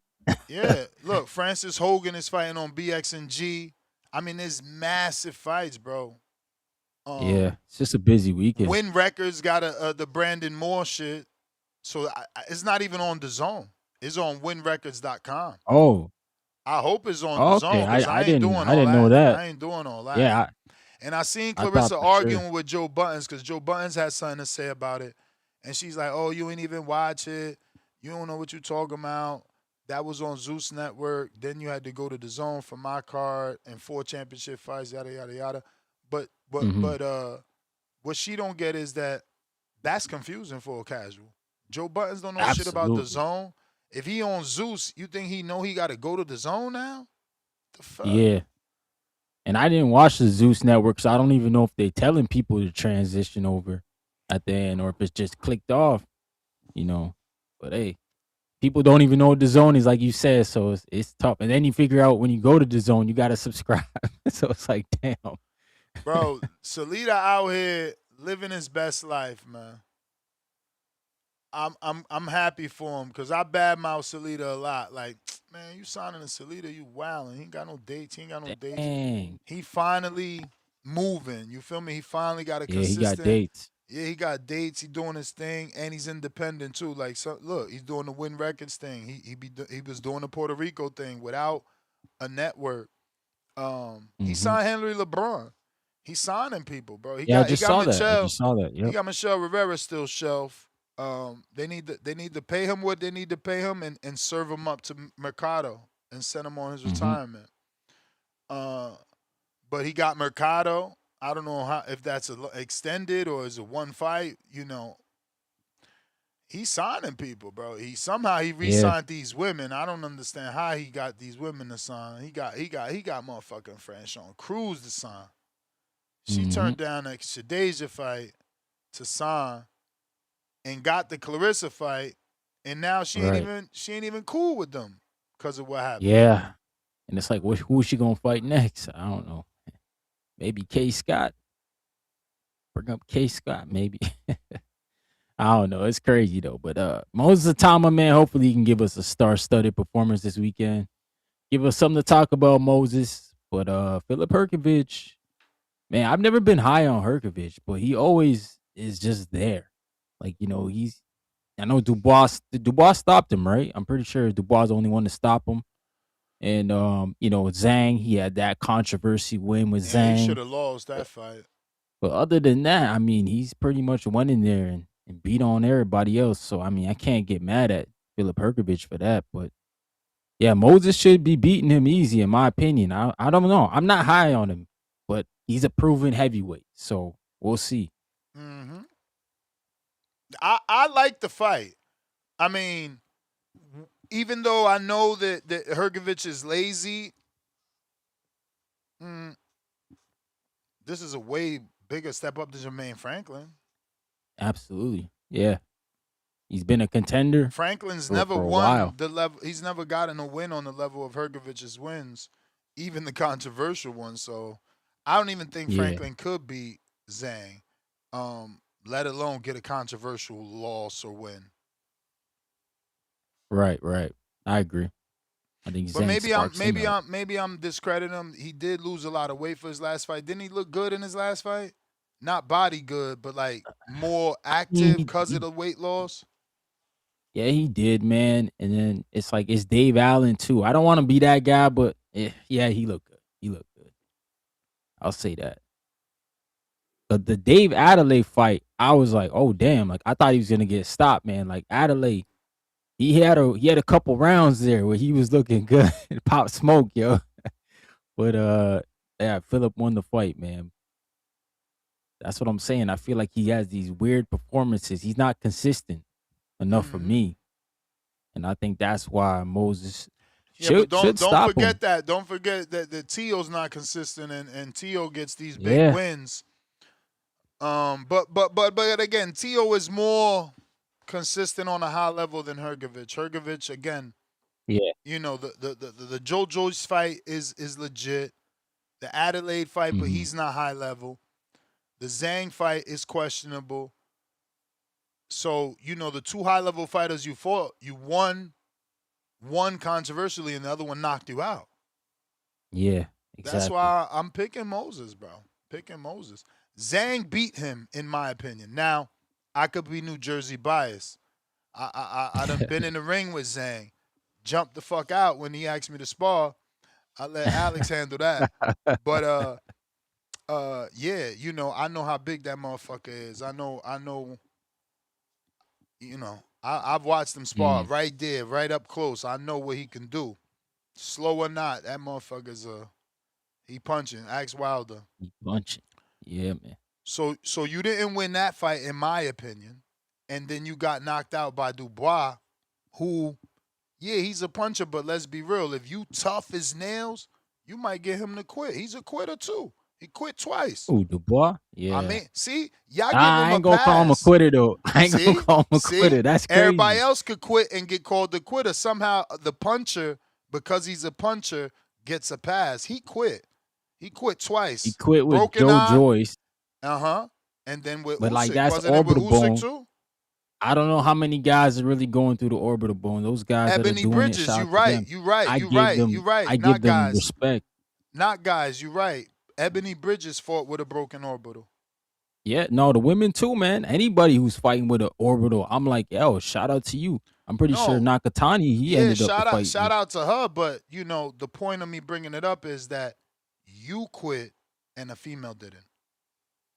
Yeah, man. Well, then, I mean, there's so many guys who quit then, you know, from injury. No, for sure. Injury. Kelbrook quit too. Other injuries too. Like Alfredo not even just orbital bone. Angulo quit from. A lot of people quit from broken orbitals. I'm not. Yeah. But it don't matter, Ryan. You still got a track record. If that would have been one time like Kelbrook, ain't nobody saying Kelbrook is a quitter. It happened one time. You moved up in weight. Triple G broke your face. No harm, no foul. We ain't calling you a quitter. This guy's twice. Fool me once, shame on me. Fool me twice. I don't know how the phrase go anyway, but you ain't fooling me twice. That's the fucking point. The Usyk one, the Usyk packed up everybody. I don't even call that quitting, bro. I just think Usyk was that good. Bro, he should have stopped Tyson Fury. Didn't he stay on his knees on that one? Nah, he did, man. And but what like, about the Joe Joyce one? I mean, this we dude just talked about mentally, that. Like he mentally I don't checked know. out. I just see there's a chink in that armor. At the very least, you got to admit there's a chink. We got guys that never quit, no matter what circumstance. No, you're right. You're right. Those guys are wired different. I always say that. But that's my point. So at least we have to factor in that there is some sort of chink. Like he could be cracked. Oh yeah. And I don't mean crack as a punch. I mean he's already cracked. All you got to do is force that shit open. So like, you know, Wardley put him down twice and he didn't crack. For sure. He cracked Wardley. Who and let me I tell think you, Wardley is a warrior too. Like I think Warrior, like that dude's that dude. he didn't quit, man. The ref had to stop that shit. Warley He could would have have came died. out of it better because, truth be told, since then, he's had like a chip on his shoulder. And maybe that AJ fight made him better. But it don't matter to me. That shit is still there. It's still there. I mean, yeah. It's still there. You know? Nah, people could look at it like that for real. And then you go test it. You might not see that same guy. Like For you said, sure. he may have I grew think from he's losing in the rematch. Warley? I mean, I'm a Warley guy. Dubois. So I'm Dubois. I think Dubois is losing in the rematch. I think Warley and Ben Davison are gonna see, you know, Warley clearly could beat this dude from the outside. You gave him what he wanted. Warley, that's Warley's problem because he was a natural born fighter. He wasn't traditionally a boxer. He started off in that excuse me. Whatever that UK shit they got, Fighter Club or Fight whatever. White collar. White collar shit. He started doing 3 boxing, you know, 3 round fights, and you know that he's a fighter, so he resorts to fighting. But he's got to tame that. He got to tame that. He got to box Dubois and set him up with that power. He could hurt Dubois the way he already did, bro. He just got to do it like Tio, behind the jab, use the right. It's not fucking hard. I mean, at least from the outside looking in. I was gonna say it's how you get hit, man. You like, damn. But nah, that's gonna be a good rematch for sure. You think Moses Itauma and Warley would fight if he wins? Because I feel like they stablemates, aren't they? Hell yeah. Oh, I don't know if they're stablemates, but they probably are because doesn't Ben train Warley? I was gonna say yeah. I think Frank knows that he got the next AJ. You know, if he gonna beats, run them through, bro. If he beats Hrgovic, you got to do the same thing Vergil's team is doing. Look for the next low hanging fruit that's valuable. And yeah, that's who the fuck you just said? Name escaped. Fabio Warley. He's hot right now. He was a former champ. Imagine he beats Dubois, but on paper and technically, he's limited. He's wild. Well, defensively, he's limited. Amateur background is limited. Pro experience is limited. Yeah. You know what I'm saying? So you giving the edge to Itauma. He's older than Itauma now. Itauma has the youth, has the amateur background, and is a fucking southpaw. You know. Yeah. I mean, that's what I would do anyway. If I'm his promoter, I'm looking for all that low-hanging fruit. Like, if I'm Frank, I'd have been talking to Eddie nicely. Like, we want that AJ Try to get fight. him AJ? We want that AJ fight. Pass the torch Try to to get us. that AJ. Yes. You pass think the torch AJ would to pass us. the torch though? Of course I not. don't know, man. Of course not. That's why you got to do the same thing Vergil's doing. Make them offers. Hopefully Vergil's doing. Make an offer he can't refuse. So why not get Tyson Fury to pass the torch? I mean, he with Queensberry. He's with Queensberry, but he doesn't have the AJ love. He never did 90,000. He's not AJ. I mean, yeah, he don't have the love. He don't have but the he's love good in the name. UK. He's name more of an recognition. international star. Tyson is for sure. Yeah. But he didn't get the UK love that AJ got. AJ, he became that guy over there for them. No, I mean, that's bro, true. what was that dude named? Johnny Nelson loved him. Always talked highly about him. Fucking the cruiserweight, heavyweight, he's still talking highly about him. Tony Bellew. David Hay loved. I mean, there's David no one Hay that too. didn't love Yeah. him. There's no one that didn't love him. So whenever they got on the mic talking about other fights, Frampton fucking Jesus, it's disgusting how much they all like big him up. They don't see wrong in them, and that's the beauty of the UK, bro. They don't shit on their fighters, bro. You know, from the fighters to the fighters, from the fans to the fighters, they don't do it. And you know, I hope we can learn from it, but we won't. We can't comprehend why they do it.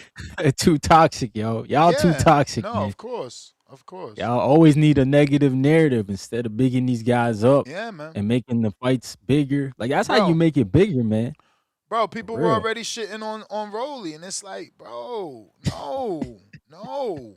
How you gonna say Rolly ain't as good as y'all thought or Rolly's overrated? Didn't he fucking almost? To me, he dropped Teal. The second body shot, that was a knockdown. To me, he dropped Teal. Then he one punch busts Teal's eye. Yo. No, Yeah, I was gonna he's say, he had him overrated hurt. though. He's overrated. You know, we overrated. It's like, bro, I just want to go through the fucking TV and punch these motherfuckers in the mouth because they so stupid. It's just stupid. Well, they need to be punched, man. It's like, bro, how do you? T.O. beat 2 pound for pound fighters. We consider him elite.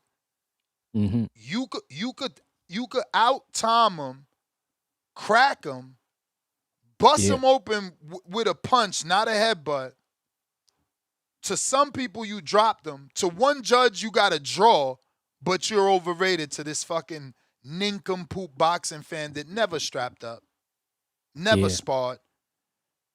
I want to hope he put a mouthpiece in his mouth for fucking Pop Warner football. You know most of these guys haven't. Man. Shout out to Pap and Darryl. He said, what did you think about Joseph Brown? Man, shout out to Joseph Brown. Good young prospect. I think, he needs time to grow into his man strength. But who's on the line? T. Yes, man. What up, champ? We hear you perfect. Can you hear me? Perfect. Yes.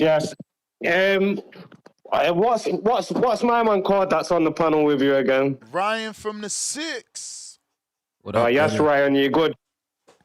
Yeah, bless him. Yes, sir. How you doing, man? First of all, you see with the Bois thing, you're right, Ness, the Bois got quitting him. But I think it's a weird one with the Bois because what I've seemed to notice is... Yo, that's funny because I watched you pop on, or not pop on, but I watched your hand request, and I'm like, he requested because we talking that UK boxing and shit. Yeah, you know that. I love the UK boxing, but you see the Bois, yeah. Why I think it's weird with him because have you noticed in the fights where he's actually been hurt by punches, he's actually got up and dealt with it and won the fight, but it seems like he quits when he's mentally worn down. So with the Joe Joyce one, I know he had his orbital broken, but it was like he became frustrated because he couldn't avoid the jab all night long. And in the end, he got stopped by a jab. And the same thing with Usyk, when he actually stopped, he got stopped by a jab. So I don't think these punches are hurting him so much where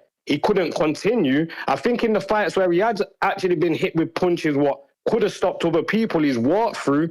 But when it's like he gets mentally drained sometimes and I agree. ends up just taking the easy way out. I don't know. It's very weird with him, but I don't think Wardley has. I know what you're saying, Ness, and I agree with it to a degree in terms of he's the raw fighter. But I just think Daniel's got too much of a pedigree and he's got good fundamentals, and that jab was busting Wardley up, and I don't think it's enough time for him to recover. And also, I don't know how he's going to recover from the beating, because I heard you say yesterday you didn't think it was a proper beating, but I thought that was a bad beating, I thought he took rounds of punishment, so I don't know if he'll be able to recover properly. You talking about Wardley? Yeah, I think the Bois proper damaged him. I think because Wardley was having the big moments and he was getting the knockdowns, people overlooked how much damage he was actually taking. But he's just too tough for his own good. He was actually taking a lot of damage in that fight, more damage than I think you should take. I think his corner should have stopped it 2 or 3 rounds before it actually got stopped. I mean, he was the champ, bro. It's tough to stop it. I hear it. Yeah. Especially when he's not dropping, when he's not getting knocked down and he's staying up. And when you know your fighter is known to come from behind with that one punch banger. Yeah. Not really one punch. He's not really a one punch, but he's certainly he's got the power that one punch changes the fight, and then he swarms you. Mm-hmm. Now, I totally agree, but why I say that is I think if they stopped him 3 rounds earlier, like his corner did, I think that he could have went back, adapted, readjusted, and come again and actually got the win, because if you look, he done that against Fraser Clark as well when I think they drew the first fight, then he came back and he knocked Fraser out in the first round, and he has the power. We've seen that he can hurt Daniel, but I just think he took too much punishment in that fight, and it will show in the next fight, but we'll see. And with the Kell Brook one, after Triple G, exactly what you said, Ness, none of us labelled him a quitter because he went up in weight. And he didn't actually quit in that fight. The corner threw in the towel, so that's why but that's what we they didn't label supposed him. to do. They supposed to exactly. save you. I agree. But you see how you remember it? That's that. And had I not lived through it, I would have let you get that off. Man, you know Kell Brook looked at his corner. I'm saying that's what you meant to do. None of us called him a quitter for that. No. I get you. I'm just saying that one little part where you like, oh, the corner saved. But you know Kell Brook looked at his corner. He was on that knee. He was on that knee and went like this. The Kell Brook versus Triple G. Kell Brook was on his feet when the corner threw in the towel, and that's what I'm saying. None of us was on that knee. He took that knee. Go and watch it right now. He was against the ropes, kind of running away, and Triple G was stalking him down, and they threw in the towel. Where he was on his knee is against Errol Spence, and that's why he did get labelled a quitter after that fight. Errol Spence broke his other orbital, and he stayed on his knee. I'm a big Kell Brook fan. It definitely went that way, bro, but you can check for yourself. I was a big Kell Brook fan. I went to Sheffield to see that motherfucker. Yeah. Now, Kell Brook's got the skills, but obviously he lived a bit of the wrong life. He was partying and whatever, and when his big opportunity came. He like that white girl. And I ain't talking about Ebony. I ain't talking about Ebony Bridges. I ain't talking about his wife, Ebony Bridges. I'm talking about that cocaine cowboy. I know. We all know. This is what I was saying. Even when he got stabbed when he was in like Ibiza or something, innit? And it's the same thing, partying, drunk and that. Same shit, bro. But the Vergil one, I've got a few questions for both of you, yeah? Do you think if Vergil does fight Charlo, do you think it'd be at 154 or 160? No, it's 160. That's what the report is. Yeah. He moving up again, bro. That's why it's insane. Bro, some people get all the love. Like, think about how much hate Ryan got. Not hate, but like, we teased him. He ain't no champ. He a fucking teeny bopper. He a TikToker, Instagram model, everything. We called him everything other than a champion. Bro, Vergil, again, punchers get all the love. Yeah, it's true. But Ryan's a puncher though, so I don't know if it's just because of the puncher thing. Hey, my bro. Ryan's a puncher, and guess what? They don't call him a cheat. What do you mean? That's true. They don't. What do you mean? I mean that punchers get all the love. They don't care that he cheated. Oh, you see, and they try and dismiss the cheating for Of course. Of course. Yeah. But so if they're fighting at 160, what I was gonna say don't really matter. What I was basically gonna say is that if they was to fight at 154, what would you reckon of Vergil's resume at the end of that? Because I thought if they fought at 154, I thought that would have made Vergil have the best resume in the division, regardless of not winning a belt. But if they fight at 160, that doesn't even matter, does it? Yeah, I agree. If he beat Charlo at 54, obviously he'd have Madrimov, Boachuk, and Charlo. That's what I was thinking. That would be solid. Have the best resume. And I think that would be a smart play if they did that as well, because like you've already said, he's the number one in the ring, and if he beat Charlo, he would be the lineal champion, innit? Because Charlo never got. Yeah, that's what I'm saying. They can do a really good marketing for the casuals. Like, oh, he beat the man. That's the man. He's the man. Boots got to see him. He beat the last man. I mean, bro. Yeah. But they'd have to do it at 54 for that. They'd have to do it at 54 for that narrative to run, though, innit? You right. You right. So it all doesn't matter. But who do you think would win that one? I know it's not no prediction show, but Charlo, Vergil. I mean, I would hope Vergil fucking wins. Yeah, like 6-7 years younger.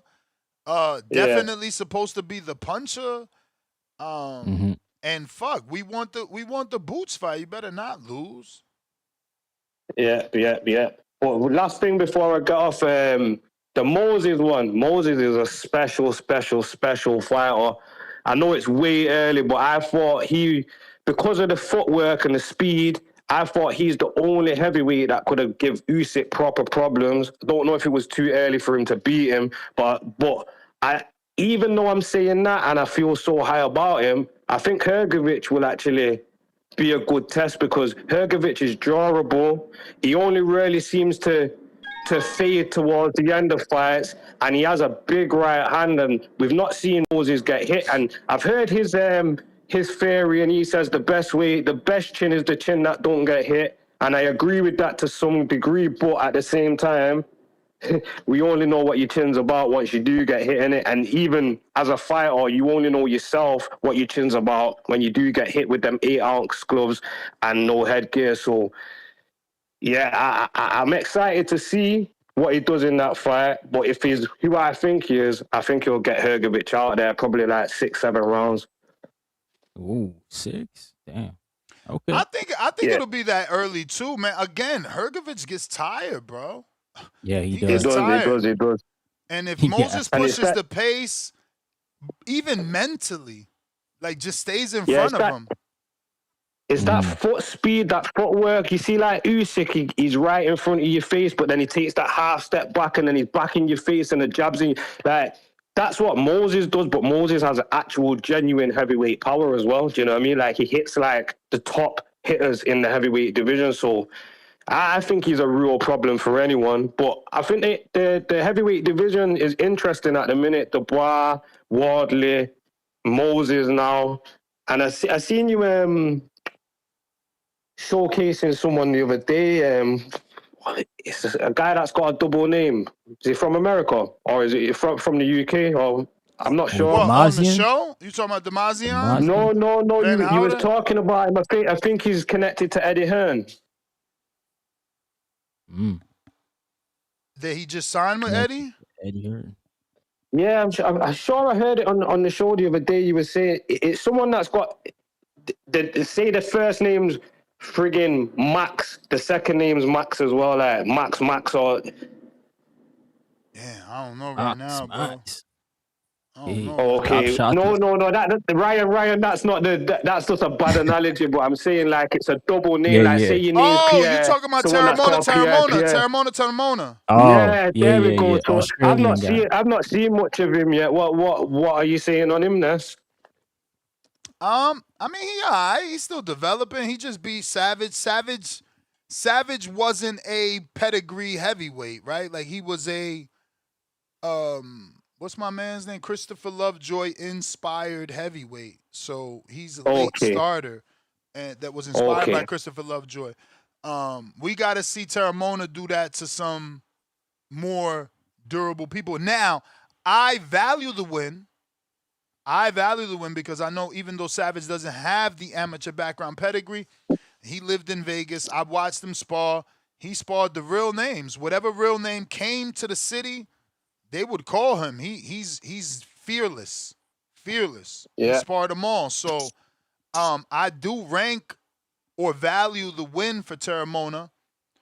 But yeah, we need more. He just started. We need more. But it's a good step. It's a good step in the right direction. I mean, they want to do Brandon Moore. So Brandon got to get the win this weekend. Terramona called him out. They probably going to take him over there because he's a little bit of a draw, it looks like. Brandon Moore got to go over there. Maybe because he's with Salita. Let's see if, the zone steps on their neck and makes them make that fight. Because I would love Brandon Moore, Terramona. Next.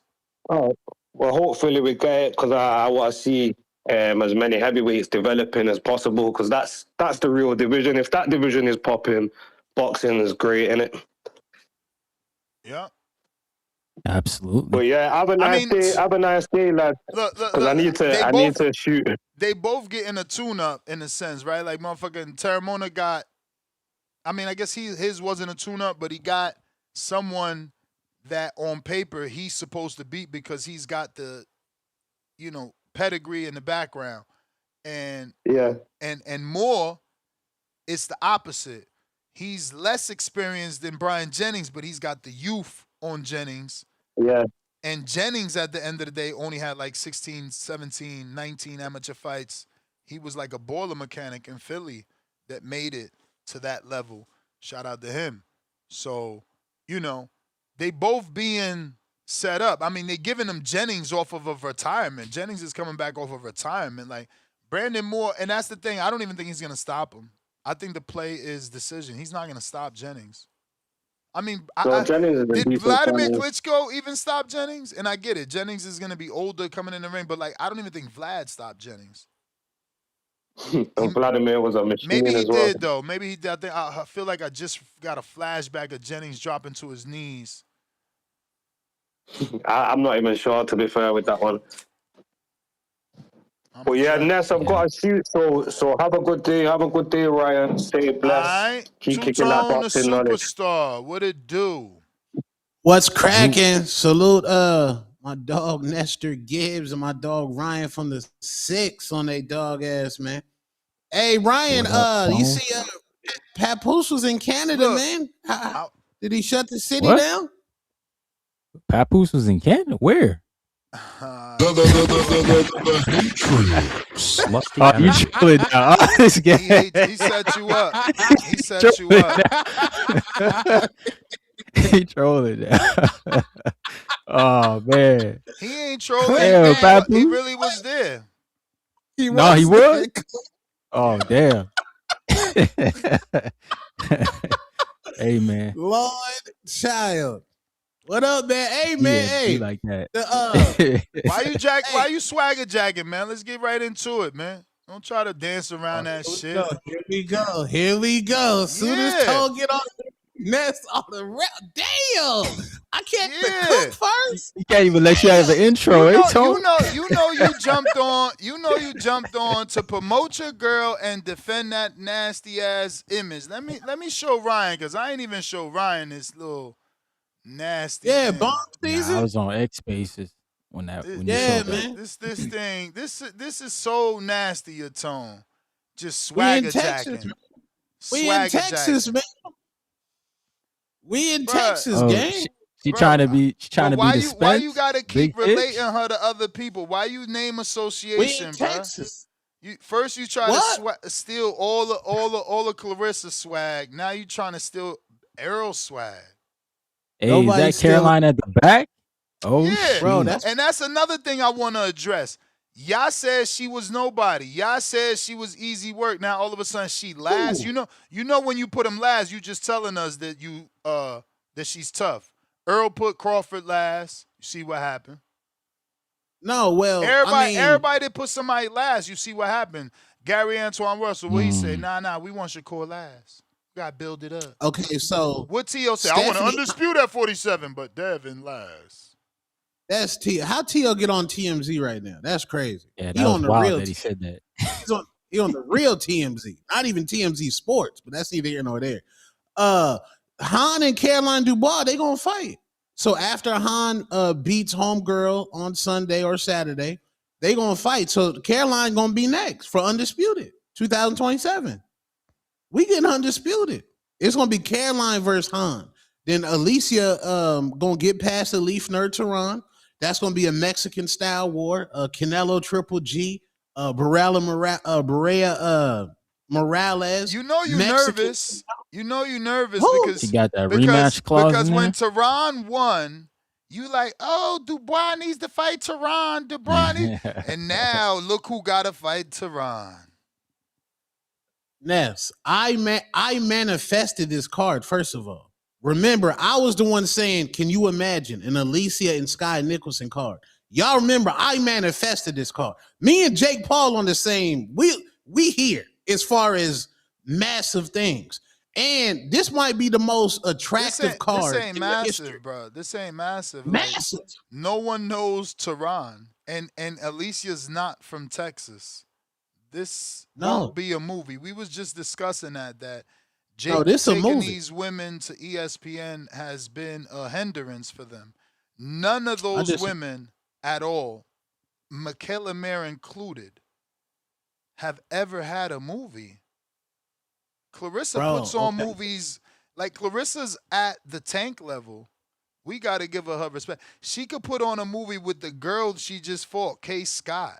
She got celebrities coming out for Case Scott. Ness, you surface level, bro. Stop being. See, you are hardcore, but then you magically. No, listen.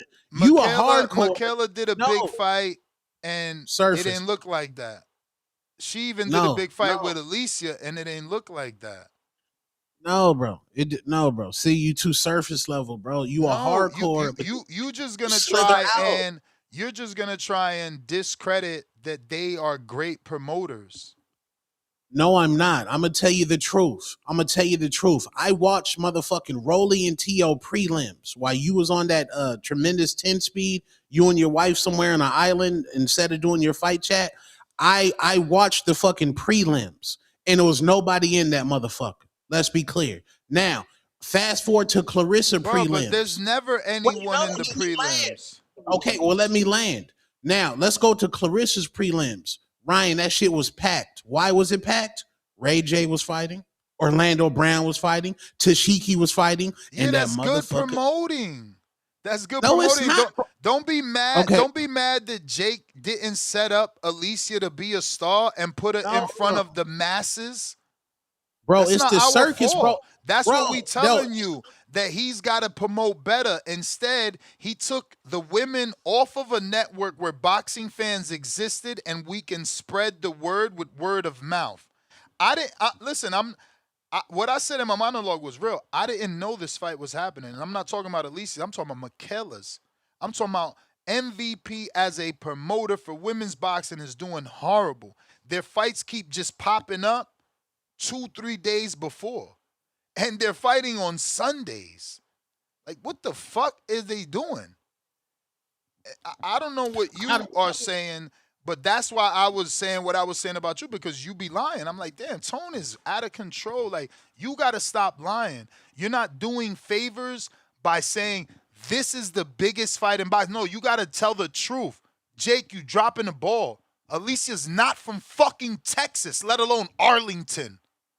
Just lying and lying. Oh, this is the biggest fight in boxing. Oh, big season, big tech. No, what the fuck y'all doing? Why y'all ruining her career?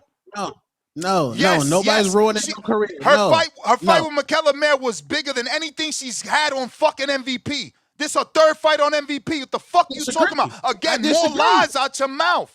More lies. Of course, that's how you talk. You disagree with no facts. But the facts are Michaela Mayer versus Alicia Baumgardner. Wasn't that for Undisputed, Ryan? Well, let me talk. Yeah, that's definitely her best win, too. So what the fuck is he talking about? You see what I'm saying? You're just a liar. It's not big. It's not big. I disagree. How can you disagree with Undisputed? How can you disagree with Michaela Mayer, who's an Olympian? What the fuck you talking about? There's nothing to talk about, nigga. You lying. Because you gonna pack your ass up. Okay, now let me talk. With a lie? You gonna pack me up with a lie? Here we go. That's what I'm talking about. When you talk to a narcissist, when the other nigga knows how to diffuse them, they won't let you talk. Now let me talk. You're not gonna say nothing. Exactly. The minute you lie, we're gonna interrupt you. Okay, I got you, bro. I got you figured out, bro. I got you figured out. Okay, now your bitch has the circus. Let's just be clear. Ray J, Orlando Brown, Big Lex sold that motherfucking card. That bitch is sleeping with a married man. So you back to hating? You back to hating on promoting? Tell your fucking girl to get a real promoter. Yeah, we're not gonna let you. We're not gonna let you talk about real promotion. Real promotion. They paid marketing dollars. They paid marketing dollars. Tell Alicia Baumgardner to act. I'm not mad. I'm not mad. Okay. I'm telling the truth. Okay. The things that you not doing. Me too. The things that you not doing. The things that you not doing. It ain't free to get Ray J there. It ain't free. It took a promoter. It took a promoter to convince him to fight. It took a promoter to convince him to fight. Fuck is you talking about? Just making shit up because you fucking smelling somebody's ass. Get the fuck out of here. We ain't off that lying shit over here. Yeah. We don't lie. Yes. Meanwhile, Zeus helped sell that motherfucking card. Let's be clear. And that's who she signed to. That's who the fuck she signed to. No, that's who the fuck she signed to. Why the fuck she get with Win Records for? Why she get with Win Records for? What she get with Win Records for? She trashing music. What did she get with Win Records for? She fucking papoose. She got with Win Records to be connected to Zeus. Dicking her down. To be connected to exactly. This is how you debate. You a little kid with ignorant shit. Dicking her down. You're not talking facts. You're not talking facts. You can't debate. I thought you was gonna cook me, nigga. I thought you was gonna cook me. I thought you was gonna cook me. Is he not dicking her down?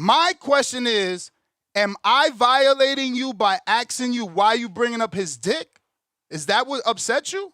No. So what? You hear Can my I know answer? what Wait. upset you? No. I answer your question, nigga. You Shut didn't the even. fuck up. You didn't answer it. Said no, nigga. You too emotional. He's too emotional. You see, I'm trying because I didn't know that he really was offended. So I'm trying, but he clearly doesn't want to talk. He's too emotional. But that's what happens when you sit on the internet and make things up. I tell the truth. I wasn't talking about nobody's dick. And I'm not lying about the fights. And if he wants to talk, we can talk live. But you can't be acting like that. It's like you the one was talking about the dick, not me. You got mad that I called you gay because I've never met a man that talks about dick so much. Al in the Bay, what up?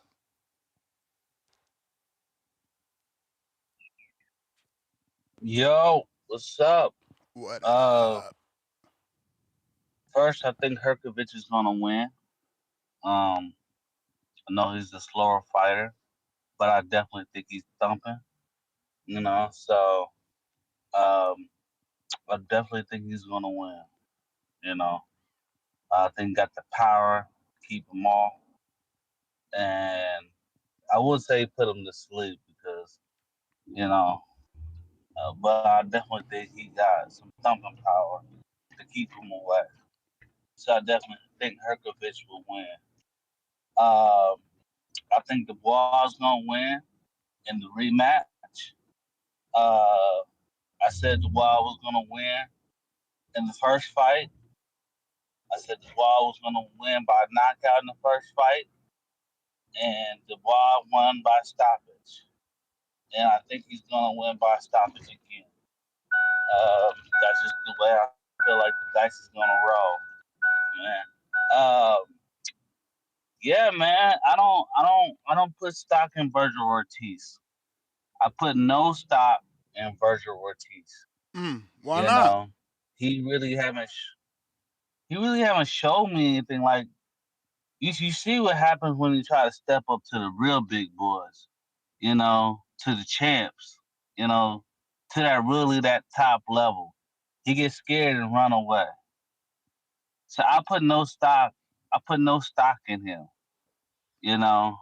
I don't think he really wants to smoke with the top dogs. I think he want to stay on that B plus level and just get paid and do his thing and not have to worry about the Haneys, the Boots, the Shakors. He not gonna worry about that level. I don't think he got faith in himself that he can beat that level of fighters. So yeah, man. I tell you right now, if Charlo wasn't out the ring for 3 years, he wouldn't fight Charlo. But since Charlo been out the ring for 3 years, he think he's gonna get an easy one like Tim Tszyu did. But I got something for him though. I don't think it's gonna play the way he's gonna play. I think if he really fights Charlo, I think Charlo's coming back with vengeance. I didn't have this epiphany with Earl Spence.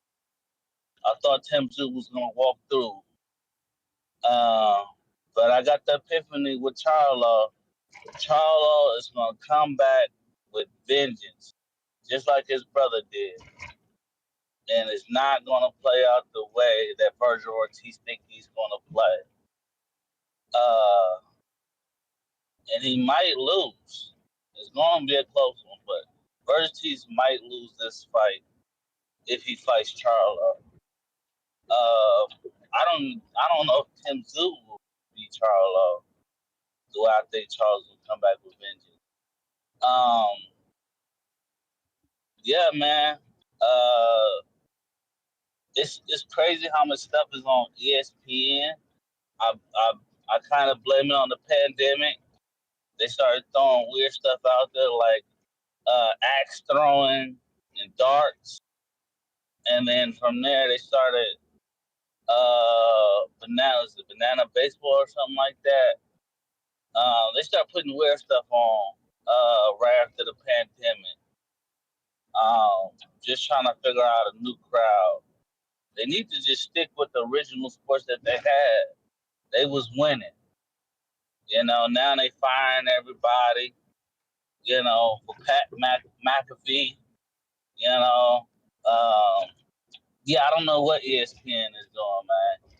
I don't know. I used to wake up in the morning just to see what's on my ESPN app. Now I can't even stand looking at the ESPN app sometimes. So I definitely agree with you there.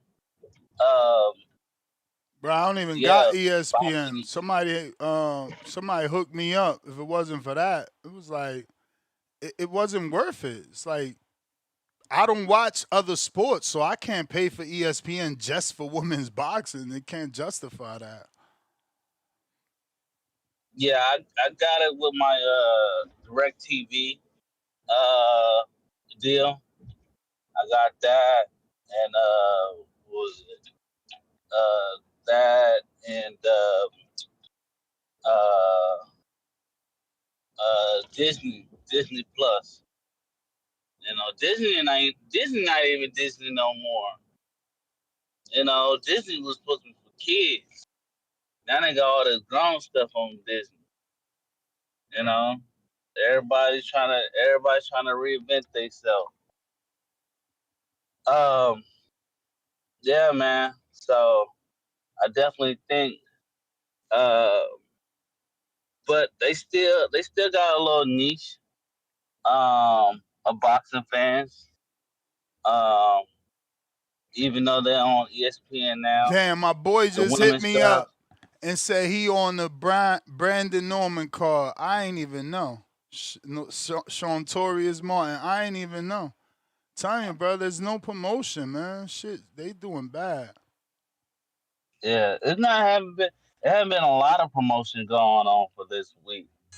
That's crazy. Like, I didn't really hear no promotion for this week for any type of boxing other than that Hrgovic fight.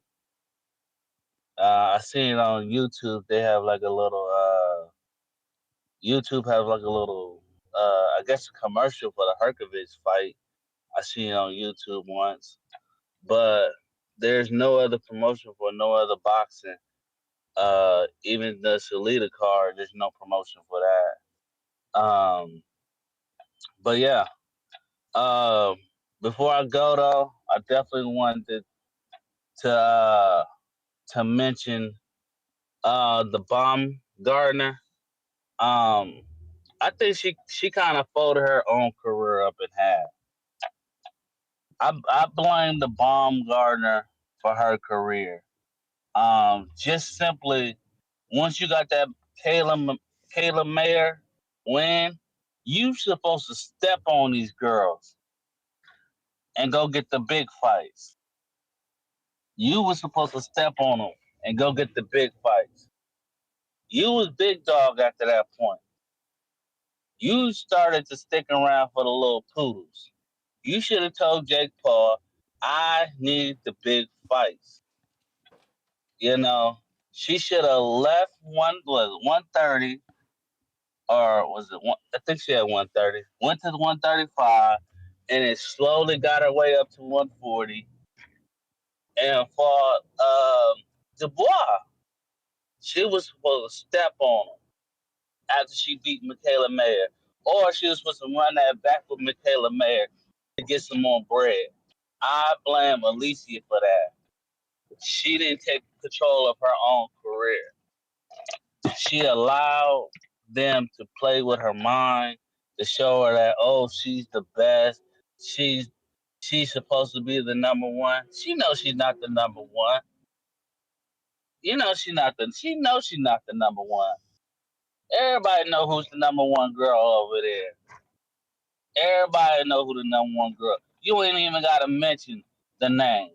Everybody know who the number one girl over there. At least you know that. She was supposed to step on him. So that's my call. right. Discord available, X Spaces available. If you're looking to call in, now is the time. We got first super chat of the day, politically incorrect, $2. Dev also put Ryan last. Jay Cooper sent 1 gifted membership. Let's go, Coop. Tavon Burns, member for 28 months on the contender level. What up, Tavon? He says nothing. All love, no words. Talk Trends, $2. Two-tone pistol watching. That's what I was saying. I don't know why he got mad. I mean, I guess when I said, I was playing because he's talking about the gun, so I'm like, you gay because you keep talking about somebody else's dick. That shit's, I didn't know he was going to take it personal. Hey, yo, Dizzy, $2. Tone, come on, yo. Chill, my G. Damian Marshall, member for 40 months on that champ level. Tone, get up.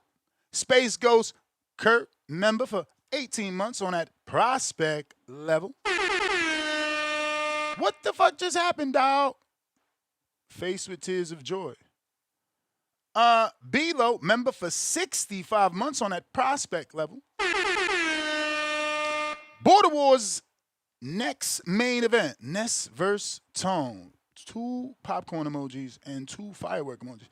Now we ain't in the same weight class no more, champ. Tone, counterpunch, Dr. Obi, $5.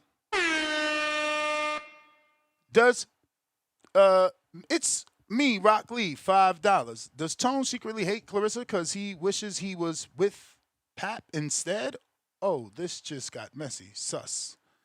Lake County, $5. And that's arguing with a man that says Lord Child like a broad. You should have been known he's suspect. I thought it was all play. Like, even him, oh, biggest fight, I'm really joking type shit. Oh, damn, they paid 50 to cut Al. What the fuck? I ain't even see that. Still ain't get to that. Where the fuck is that? Oh, shit. James Benitez, $50 kick Al. Lord. I don't know why y'all, we already talked about that. Y'all got to stop, bro. Like, y'all can't be kicking the callers that,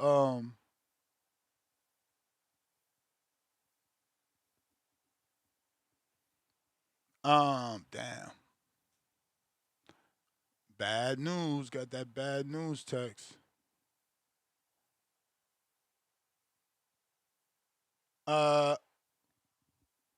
So, yeah, what was the, lost my train of thought with that bad news text. Shit.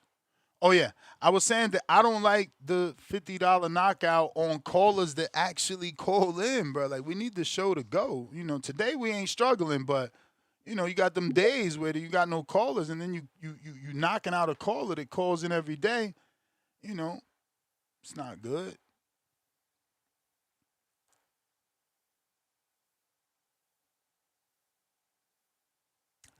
Yeah, flexing and stepping. I don't know. I was laughing the whole time through. He said, I think Tone got mad at the way you responded to him and thought you were serious.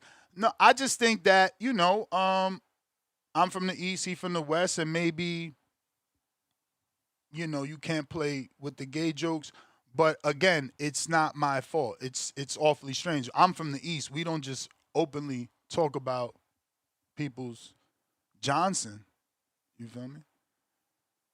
It's not like, you know what I'm saying? And again, it's like, bro, we talking boxing, you talking about that. Like, I'm saying, oh, they promoting. He's like, but ain't she sleeping with? It's like, bro, I don't know. $1 Trillion Dreams, what up? Nope. All right. Suleiman the Scholar.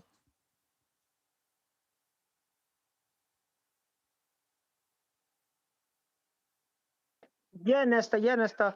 So yeah, man. So I guess you gotta straighten them out because My goodness, you know what I'm saying? So yeah, so Well, nothing to straighten out. Like I said, I thought we was having fun. yeah, he can't talk professional boxing, man. This guy, I guess he's gonna be attacking you in the Hatrix now. But I mean, that's part of his thing. He was I'm gonna go he was professional already making boxing. videos when we were friends, so I don't expect anything less. I want Brandon Moore to win this fight so he could get a title fight, man.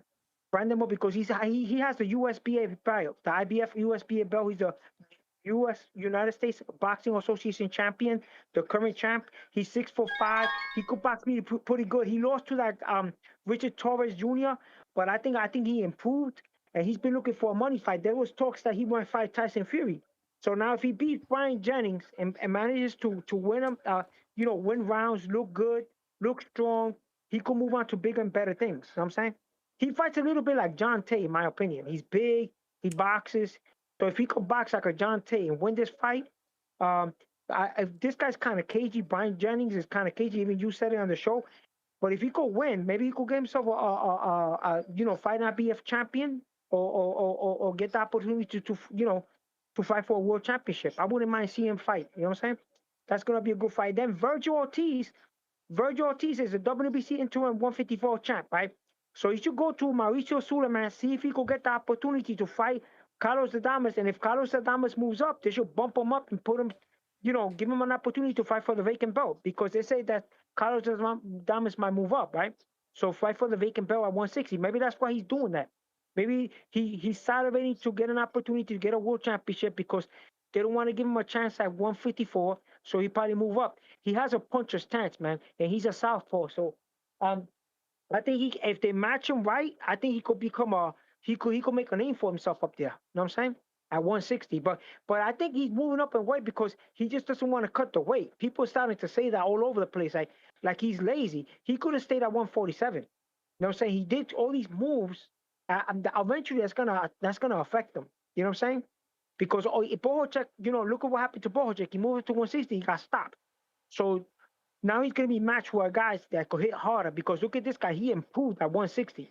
You never know. He might do the same thing like Carlos Adames, improve at 160. You know what I'm saying? So I wish him the best. I hope he could improve. I hope he could get the opportunity to become a champion, and maybe he could lure these 154 pounders up to 160. You know what I'm saying?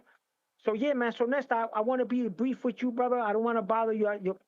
Your boys was very unprofessional. He should have gave you the respect. He's in your platform. He's in your house, and you don't go and just smack the owner of the house if you're a guest. You know what I'm saying? That's wrong. Bro, you know the door's open, man. The door's open. He's welcome to come back. Yeah, but he should apologize. You know what I'm saying? At least give you a formal apology on the show. You know what I'm saying? That's wrong, man. You know what I'm saying? Hey, man, listen. So, yeah, man. I can't control how someone reacts, right? So I also can't control what offends someone. So if he felt offended, that's my bad. You feel me? And I will apologize. There he goes. Yo, so if you felt offended, bro, I apologize, champ. If you still mad and that you want to stay mad, that's your prerogative. Honestly, no, bro. like, I'm not mad at the, but you not though. You not, because again, I wasn't talking about the stuff you talking about. But I'm just saying, like, I don't get mad at name calling. I said it before you jumped on like a few episodes. Like, just let me finish this. I said a few episodes ago, like, sticks and stones break my bones, not names, bro. Words will never hurt me. Like, that shit don't matter. I thought you was just in the moment, but I never turn the link off. It's always open. That's why I text you. It's open. You don't gotta stay mad for bullshit. But if you want to, that's your prerogative. No, but I'm saying if you watch it back, I said, are we done violating each other so we can but get I wasn't violating you. That's why I kept trying to ask you that question. Like, are you mad that I'm asking the question? No, but but Ness, you can't perceive how I feel, bro. I just said that to Suleiman. I said I can't control how someone, feels. So if he want an apology, I apologize, and I apologize. But no, I don't want. Again, I wanted an apology, but like you talking about matching energy, I don't even know what you talk about. But I'm saying, like I said, maybe because you from the West and I said you gay, you got offended. But again, I'm only saying that because you keep talking about this man's Johnson. Like, it's not us bringing it up. And you talking about his sex life. It's not us bringing it up. No. Okay, I was making a point that there's a lot of factors into that movie. It's just been proven. I've done the research on it. There's a lot of factors, but that's neither here nor there. You as my nigga, with me and my niggas, I don't play GAY games. I don't play those games. Like, I'm from wait, but let me finish. I'm like, in the East Coast, I know y'all East Coast niggas, y'all invite other people to your Johnson. That's how y'all argue out there. I'm on the West, bro. We don't. So it's a loss in translation. So when it gets to that level of violation, I gotta vibe. Do I think you a bitch? Absolutely not. I don't think you a bitch at all. You a real nigga to me. But if we get to violate, you're not gonna round one me. Them other niggas, tone is tone. Tone talk to Gab, nigga. Tone is tone. And Suleiman, you a bitch ass nigga. I really believe you a bitch. You was on my dick when I first got on this show. You other niggas in the chat, you gonna continue to be on my dick, nigga, and they gonna keep watching because you know why? You can't help the fucking watch, nigga. I'm the fucking GOAT. Yeah, and who's that? You a bitch, nigga, too. And all you niggas in there is fucking fatherless. Salute to all my real niggas. Ness is my nigga. Ness helped me to a motherfucking level. I'm never gonna go against Ness. Real men, yeah. We violated each other. It's over. We cool. It happens. Ain't the first time. Gonna be the last time. Like I said, I just want to learn, and we could do that off air. I'm grown. I don't need to do it on there. But right. I want to know, and I get. I mean, like now you said it. I use the word gay, so I get it. But yeah. It's not that it's an East Coast thing, but you are right. East Coast dudes, you see Shakur. You see Shakur always say that. I don't do that. I don't invite nobody to my Johnson because that's disrespectful. But I also don't sit around talking about dudes Johnson because that is, you feel me? But you said what you said. Huh? I brought the pause here. Y'all called me immature for saying pause. So but that's what I'm saying. I don't even need to do that because it's like, right. I don't play on that side, so like I don't need none of those. You know what I'm saying? Like, right? I don't know.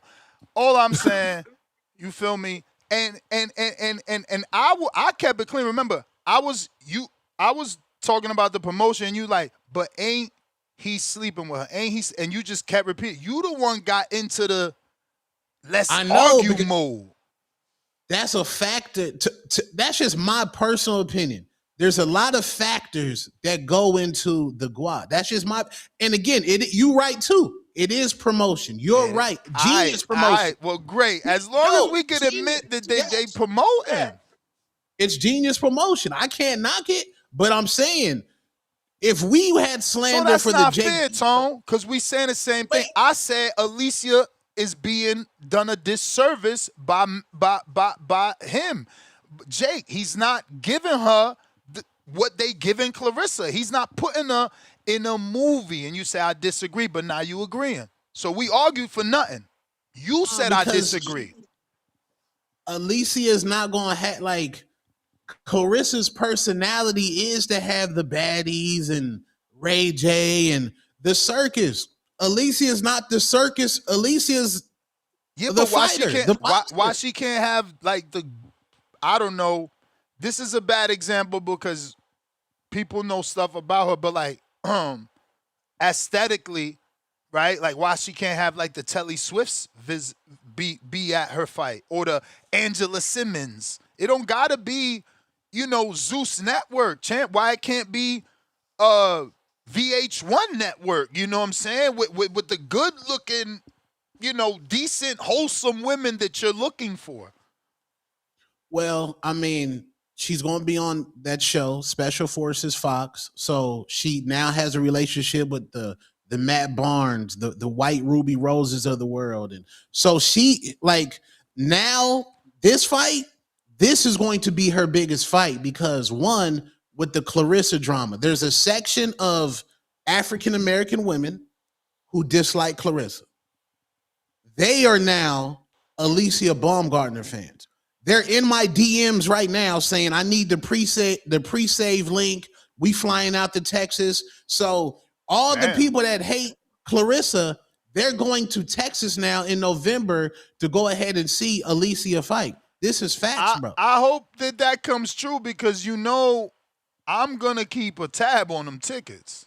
We gonna look at that bowl, and you also gotta understand that because you go so hard, you create people like me that are on the opposite of that. Like, look, she only sold 2,500. How the fuck she the face of boxing? Now you saying this fight is the biggest fight in boxing. He didn't even say women's boxing. He said the biggest card in boxing. He didn't say women's boxing. He said card. So I came on the show with that energy because we in a chat together. So when I seen it, I'm like, bro, why he lying? That's how I interpret it. Because this ain't no big card to me. She's fighting somebody that motherfuckers ain't gonna come out. Amin came out of retirement to talk about this card.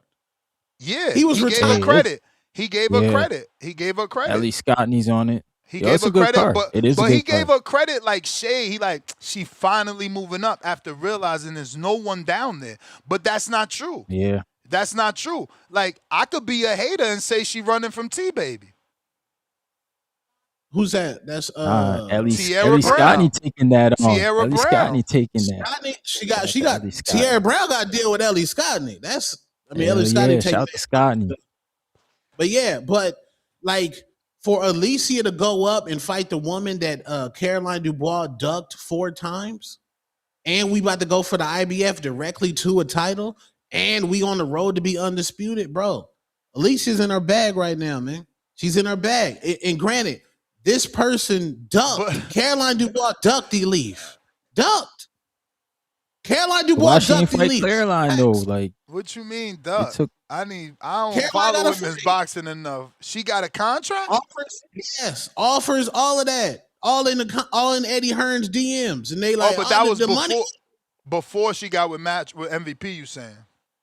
No, with MVP. Before. Shit. With MVP. Yeah. They ducked Elif in her Toronto.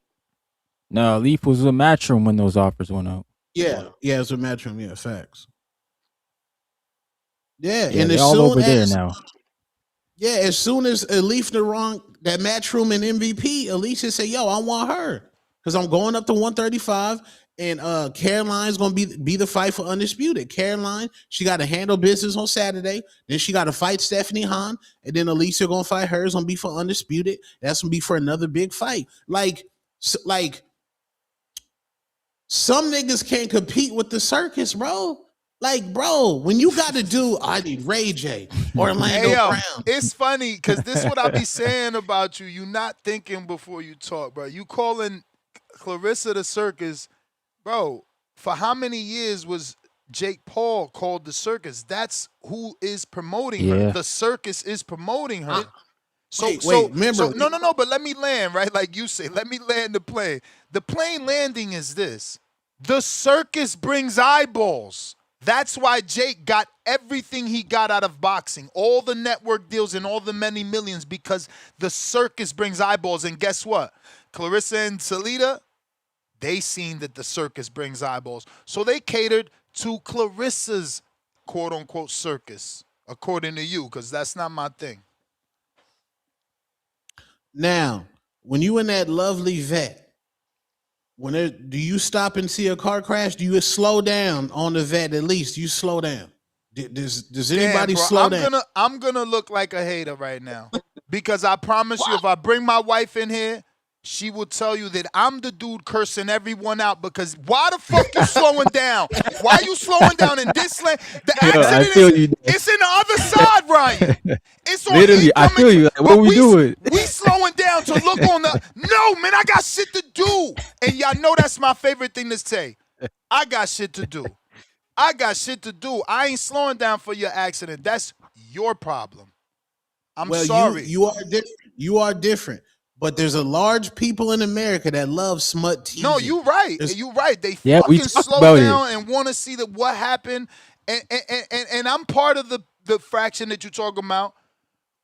Once upon a time, I liked that shit. what was it called? Like where Erica Mena was on there, and Right, the girl that Joe Budden's married for a little bit, she was bad as hell. Sin Santana.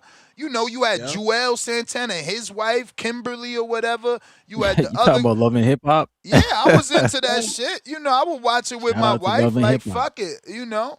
But I'm not anymore. So I understand that there's a massive. I mean, look. I know this girl named Erica Mena. She's not known for nothing but getting fucked by Bow Wow, and they put her on that show, and then she made a name for herself on that show, but also ended up just being another baby mother. Like, what do you do for yourself other than get pregnant?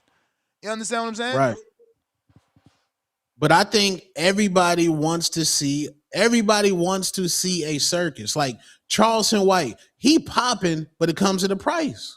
Now you can't walk in the mall. You can't walk in the mall just on the humble because now your head got to be on the swivel because you don't know if any Crips want to try to pack you up. Like the circus comes with a price, and we believe in Ryan. I believe in equal opportunity slander.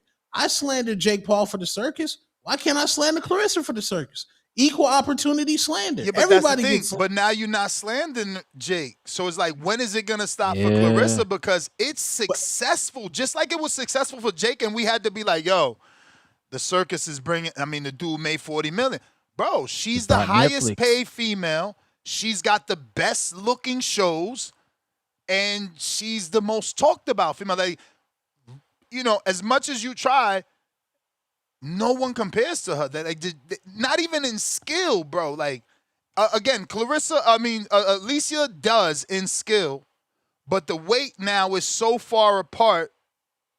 There's no reason to compare them. They both great in their own realm, but Clarissa's just on another level, especially financially, bro. Even if you take away this one, she still do what she do in Detroit. She didn't need win ever. I went to one of them shits. She don't need nobody. She could do it on her own over there. So, yeah, I don't know, man. To me, she doing her thing. The casual looked at that differentness. Joe Budden, I've bought Joe Budden's music before, and I think Joe Budden's one of the greatest podcasters of all time, in my personal opinion. I agree with the podcasting part for sure. Yeah. He said, what in the fuck was at that Clarissa fight? The people in the crowd looked broke. There was people with blue tongues. It looked like Atlanta brought the homeless out. Who in the fuck is Zeus? He said, how do we have the best female boxer and you got fucking trash before her? And Joe Budden said, I'm a casual. That's Joe Budden say. So while you saying the best shows, I seen her retaliate comment to him, but I didn't know what was the context that he said. I just seen, everybody saying, "Oh, Clarissa gets at him," and I read what she said about him, but she was right. It's not her fault. It's a production issue that I'm sure they would address in the next one. But they had the Zeus on win. And Joe didn't get to see her fight. He only got to see that part, which is obviously not the real boxing. And Clarissa made a point to point that out. Like, you didn't watch my fight, and I know that because the 4 championship fights was on DAZN, and you would have seen 4 title fights, and things did look different when she fought. I mean, I didn't see blue tongues, Tone. I'm saying that's what Joe Budden said. He said the crowd panned. But what does that mean? Does that mean like ecstasy? People was dumping ecstasy? No, that means niggas was in there letting the EBT fly, getting them popsicles, and had the blue tongue on the popsicles. He said there was a dog in there, and he said it wasn't even a dog. A dog? Service dog. Yeah, he said it wasn't even a service dog. Niggas was just bringing dogs up in there. So he said this event was ghetto. That's crazy. Joe Budden. So hey man, all I didn't watch publicity is that good part publicity. He's huge, bro. He's huge. Honestly, behind Rogan, he got the biggest Spotify deal of a male that I know of. Unless I'm wrong, I'm pretty sure I've seen headlines when he got his Spotify deal. His shit was so big. Then they scrape his YouTube too. They took that shit off. They forced him to be on Spotify only, right? Yeah. Yep. Exclusive. Yeah, Exclusive. nah. Yeah. That's unfortunate, but it's also fortunate because again, this ain't Ness loving Clarissa. I've said these things on this show. All publicity is good publicity. So he's introducing her to her audience. There's no way, like you said, Tone gave the perfect analogy. People love looking at the circus. He just called it a circus. They're gonna go seek it out. They're gonna go seek it out. They're gonna want to go see what he's talking about and is he telling the truth? Yeah, but like you can't. And then there's other factors like Alicia's headlining ESPN. This is a stacked woman's card. It's a stacked card. You got Ali, Tierra Brown, Scotty, Sky Nicholson. Then you got Tehran. Then you got Alicia Baumgartner. Then you're probably going to have Elise Soto on the prelims, Crystal Rosado on the prelims. It's going to be a stacked card, man. It's going to be a stacked card. And then in boxing, Tio and Rolly ain't even sell. There's a lot of factors that go into selling in boxing. What you mean they ain't sell? That shit was packed. Did you not watch it? See, no, I watched it, and that made me. And rest in peace to Devin Haney's mom. That made me mad at Devin Haney, because that's telling me if Rolly had that much people in there from Rolly, you add a Devin Haney, the Devin Haney fans come out, you would have sold that motherfucker out. Yeah, but you saying that, Tone, how many walkthroughs or Two-Tone the Superstar hosting gigs did you do without a guarantee of how much you're being paid to do that gig? Oh, always had a guarantee. All right. Even if they didn't pay you up front, they told you, Two-Tone, you told them, like, yo, it's going to cost you $10,000 and a bottle service and a VIP section for me and my girl for me to come through, and do what I got to do. And then they can negotiate down from there or whatever, you know what I'm saying? But, like, you have a number, champ. Y'all keep asking Devin to be like, well, PBC's been successful. They only got a few fighters that say they ain't get paid. Take the chance. You from Vegas, he's from Vegas. That's not how life works, bro. Like, why would I stop doing the boxing voice? No, matter of fact, real life example. I left Florida because they paid me. I didn't leave Florida until they paid me. Remember, my friendship with someone broke because I wasn't going nowhere until they paid me. And they had to pay me what I wanted.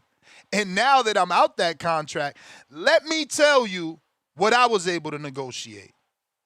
Actually, I'm not. But my negotiation skills got me, I will give this, my move was free. Had I jumped on the deal, I would have had to pay $15,000 just to take my stuff from Florida 2,500 miles away. To Vegas, dang. I mean, think about a tow truck or a truck driver that we got dozens, hundreds in this community. You know what I mean? They paying them 59 cents a mile, 44 cents a mile. Starting out of school, you getting 30-something cents. I don't know if shit changed. I'm talking when I was a driver. So they could all call in and tell me what's changed. But if they was paying me 39 cents to 51 cents a mile, how much is going to cost to send your shit per mile? You understand? So, yeah, that shit had to be negotiated. Because what the fuck? You want me? I'm perfectly fine in Florida. And every morning, good morning, TBV, Sunshine, Florida. I'm happy here, motherfuckers.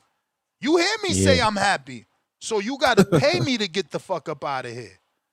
And guess what else? I wasn't ready to go. So now you got to pay for my housing. But that's me, a real fucking negotiator. Niggas call me, want me to be their manager. I ain't never managed nobody.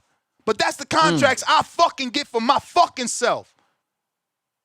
So if a friend got to get lost, then you got to get lost because you ain't fucking using your brain at the moment.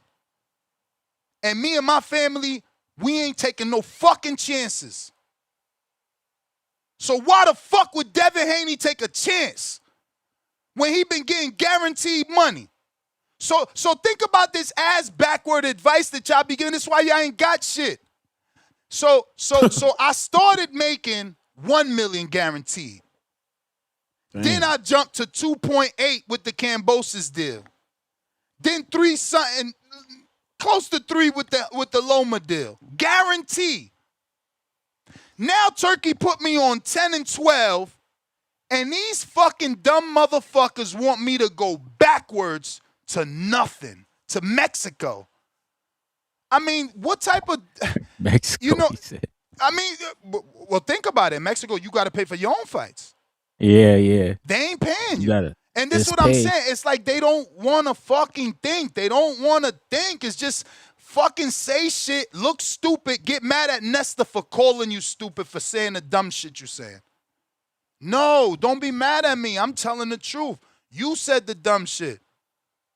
Why? Who goes to work not knowing they're gonna get paid? When you go for an interview, what's the first thing you say? Am I on the net 15? Every 2 weeks? Y'all paying me every 2 weeks or every week? Oh, every week? Who the fuck don't get excited when it every week? Most jobs doing every 2 now. But back in the day, every week, motherfuckers happy to hell. Every week? You ain't gonna ask these questions? You don't want to know these answers? Come on, that's not how life works, bro. I'm not going to work without knowing that I'm getting paid on Friday or 2 weeks from now. Just like Devin ain't going to work without knowing he getting paid. No, Ness, come to work. Work as a telemarketer. I need you to make 1,500 calls a day. Take a 30-minute break. And guess what? I might pay you in 14 weeks. Or how about this one? How many of y'all took this job? Because I know I never took it. And I was a criminal, convicted. I needed anything. But I never took the job of, yeah, man, pay you off commission. So I got to, if I don't sell, I don't eat. So that's what you telling Devin to do. I pay you off commission. I don't sell, I don't eat. No, that ain't how this shit work. Because guess what? For 36 minutes, I'm going to do my job because I ain't no knockout artist. So you going to pay me or you ain't going to get me. And I don't know this. I'm asking a serious question. What's Tank's deal? You know he guaranteed. I don't know. Oh, so he got to guarantee. I thought he was on the back. Why wouldn't Tank, if Deontay Wilder could get a $25 million guarantee, why can't Tank? Wilder's never, maybe he came close one time with the Fury 1. What was it, Fury 1 or Fury 2? Somebody, on one of them they did like 850 and then allegedly Bob Arum says they did 400 digital. So, you know, do with that what you may. Do with that what you may. If you want to add it up or say that was together, I don't know. But nah, man, there's no doubt in my mind. So if Devin, he don't want to do, okay. Well, remember, Rolly said it himself. He said, you got a promoter, I got a promoter. They guaranteeing me. So Tank is with PBC. They guaranteeing him, but he wants Devin to get no guarantee. The same way Earl was with PBC. And I'm good, dog. I'll take care of me. And what did Terrence say? Man, show me the fucking books. What you mean? Up, yeah. What you mean I'm getting a percentage of what? Let me see of what. But this is what I'm saying about negotiation. Because you the great Al Heyman. Yeah, okay, I'll sign Al. I don't need to see the books. I don't need to see what I'm actually getting a percentage of. No. And that's what I'm saying. No. Oh, you want me to go to Vegas? I'm not just going because you telling me. What else? Other than that salary, what else you got to offer? Because we good over here. Me and my wife, we good over here. And at that time, think about it. You had to pay me. Think about it. I just paid to put my pool in. So I had to move. They was doing a pool here. I ain't even used it for 3 years. No, you paying for that, man. You paying for that, or leave me alone in my little show that I'm good. God bless me. I'm good. I'm good right here with my YouTube check. I'm all right with that. With my Patreons and my TBV community. You know what I'm saying? I'm good. You want me to do backflips, motherfucker? You paying for them backflips. You paying for that. Facts. It's not how that shit work, bro. Y'all gotta stop with this Devin take this, Devin take that. You work all your life. It's like I'm saying, you gotta pay me. I'm resorting back to me. I worked all my life to get here. I say it. I'm 15 years in the game. And now you want me to what? Not get paid? Tone? Specifically? Because you brought this shit up. After 15 years, the DAZN is supposed to call me and say, yo, we want you to do live commentary with Sergio Mora, but we just gonna see how it work out. And I take it. Yeah. Let me tell you who That's Ness crazy. is. I'm Floyd. I'm not Shakur. I'm Devin. I'll take it. But I'm gonna get in them hallways and have a tear in my eye. Real tear. Because men cry. They're gonna tell me in them hallways that Showbiz got paid. They're going to tell me that every other content creator that's working there is getting paid. I'm going to hear the chatter that I'm there for free. But I'm going to keep my head up high, and I'm going to use that promotion and hope that something better comes from that. Like Keyshawn should have fucking did. He should have, man. Fuck we talking about, man. God don't bless those that don't want to be blessed, man. You got to be humble and open-minded. You know what I'm saying? Opportunity knock, you take it. Facts. But I agree. You can't rush. I was surprised to see a pro Rolly crowd like that.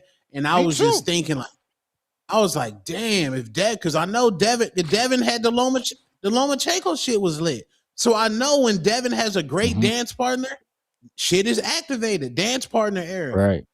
Devin probably would not even have more fans. I mean, I was shocked that they drowned out the T.O.s. It was like T.O., T.O., Rolling, and it just drowned. I'm like, oh, smokes. I didn't know he had that many fans. It's crazy. I had no idea. I was like, damn, there's a pro Rolly crowd in this motherfucker? This shit crazy. I couldn't believe. And when they did the bowl and you seen it so filled, I'm like, whoa. I didn't think they would, I wasn't wishing bad. I only wish good for Bob, but I was shocked. Rolly, he's a star.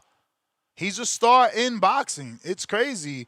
They need to capitalize. That was 15 months off, too. After 15 months off. Imagine some activity and consistency. He could really make some money. And I think what this is that Bill Haney, he does a great job, but Bill Haney can only do so much. Rolly, he be at these fights, walking in them crowds, pictures, handshakes. They crack jokes with him. It's personable. So Devin moves like a superstar. Like you just can't get close to fucking Jay-Z to say what up to Hove. Devin moves like Jay-Z.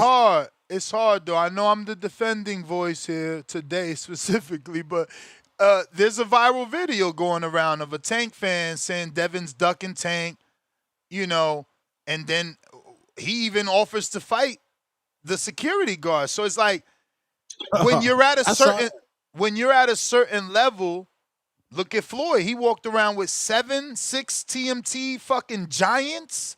When you're at a certain, I'm not saying Devin is on a Floyd level, even though it's gonna no matter what sound like that because I went from one name to the other. But when you're on a certain level, bro, you can't. You just can't.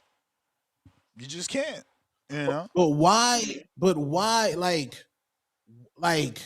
Why do certain fighters invite that type of energy? Because Shakur, he can walk around a fight with just him and that one security guard from Houston that he got. They be saying what up, Shakur, cracking jokes, whoop-de-whoop. Ryan, he walk around, same thing. But how come it's the certain fighters that invoke the energy of like, nigga, one of these niggas might pack me up in here. One of the fans might pack me up. That shit's weird. I don't know. I thought it was more the jewelry. Dude got Richard Mille, Audemars, they got what's that P1 Protects? I mean, them shits be like 500,000. Then your car. I mean, the dude had the Lamborghini. That's 575,000. He got the Phantom truck. That's another quarter, more than $250,000. That's like 375, bro. You know what I'm saying? I thought it was always because of the jewelry. You know, his mouth. Him and Tank got diamonds in their teeth. I mean, you just can't get caught slipping at the end of the day. You can't get caught slipping. You a victim for anybody that's looking for a lick. And all it takes is you to be alone and me to put a gun to the back of your head or the back of your back. Man, shut up. Keep walking. Go take all that shit off, man. I mean, again, y'all ain't not everybody from the hood, but that's how it go down. I was just telling my wife, like, I only had 2 guns put on me, and one was with her. They robbed me in front of her. In front of her. She walked into the building. I lived in the building. We was dating. We were young. And she walked in first. I walked in behind her, and I ain't make it in. Motherfucker stripped me right there. Don't even turn around, motherfucker. So, yeah. I mean, you know, when you got that type of money, if I got that type of money, why not pay for security? That's like a motherfucker don't got cameras in their house. Why? Because you live in a good neighborhood? No, you need security. That's where they come to steal. That's where they come to steal. So put cameras. No, you need security. You need security for sure. I'm gonna get water. I'm still listening. Yeah. At this point, I just think fighters are who they are, bro. Like, oh, Devin need to do this. I don't think Devin is who he is. Oh, Shakur need to do this. Shakur is who he is. He gonna sell what he gonna sell. Tank, bro. And it was crazy what Tank said, right? It was crazy. I understand it. But him saying that, do you know how much that juiced his fan base? His fan base loved it. Not only his fan base, but they both are getting publicity. Like, bro, that shit made it to so many major websites. Yeah. It's crazy. The fact that Tank said that about his mother, everybody's fucking posting that. All those hip hop sites are posting it. I seen Say Cheese. I seen so many. I'm like, whoa, that shit is all over. But listen, Bill said that fight's happening in 2027. Tank said he's available in 2027. You know, hopefully they settle this weird beef because it's sad. You know, there's a video on my channel that Danny did when they was young, bro. And it's funny, you could go see it. They both look physically young. I don't even think either are champions yet. And they were friends, bro. They were hanging out together in Las Vegas. And it's so far removed from that for no reason, you know? And that's the same reason I text you right away, bro, because we as men, you know, I don't know, bro. We don't know how to, like, again, I don't know. I guess it's because I'm old and I grew up on that phrase, bro. But sticks and stones, bro. That's what is going to break a fucking bone. That's what is going to break a relationship. Yeah, there's certain things you can say that's going to fucking ruin a relationship, you know, crossing a certain line, maybe a mother line, a wife line, you know. But words amongst men, that shit shouldn't end no fucking relationship. And those two, they came up together. That shit is smash strange. I'm telling you, if y'all go watch that video on my channel, it's crazy how friends they were to see where they're at right now. And it's like, damn. You know, especially when we both came up doing the same thing. We both millionaires, bro. You know how hard it is? You understand? Like, look around your own life, you know what I'm saying? For one, neither one of us are millionaires, so that means neither of our friends are millionaires. And even if one of our friends is a millionaire, we didn't both become a millionaire. But they did. Yeah. They did. That's the most difficult thing to do. And instead of that driving them closer, that drove them apart, you know, because it became a competition of who got more money. Sport, man. You know, Tank has always been like that too. He's always been the like, you still paying. I remember he told Ryan, you still paying for that Ferrari. So it instead of it being a thing where like, yo, I knew you in the amateurs. That's crazy, bro. You ever thought we was gonna be millionaires? This shit is crazy. No, it's like, nigga, you owe on your Ferrari. Fuck out of here. My shit paid for. I'm the richest. And it's like, yo, it's crazy. I don't know, bro. I don't know. But I'm gonna get to some of these calls. I know I've been talking and keeping y'all. Fats, what up? Yo. Oh, What goalpost mover. Fats. What I up, listened to man? our What up, man? What up, Fats. I Pat? listened to our call, bro. Bro, you was wilding, gang. You did my same Wow, exact. bro. Come You on, said man. exactly what I said. Don't do Exactly. no homework on me, man. Don't do no homework on me, man. Don't do no homework on me, G. No, but yo, I was listening to y'all show yesterday and shit. I mean, I don't just speak on the disrespect thing, bro. I don't think it's an age thing, G.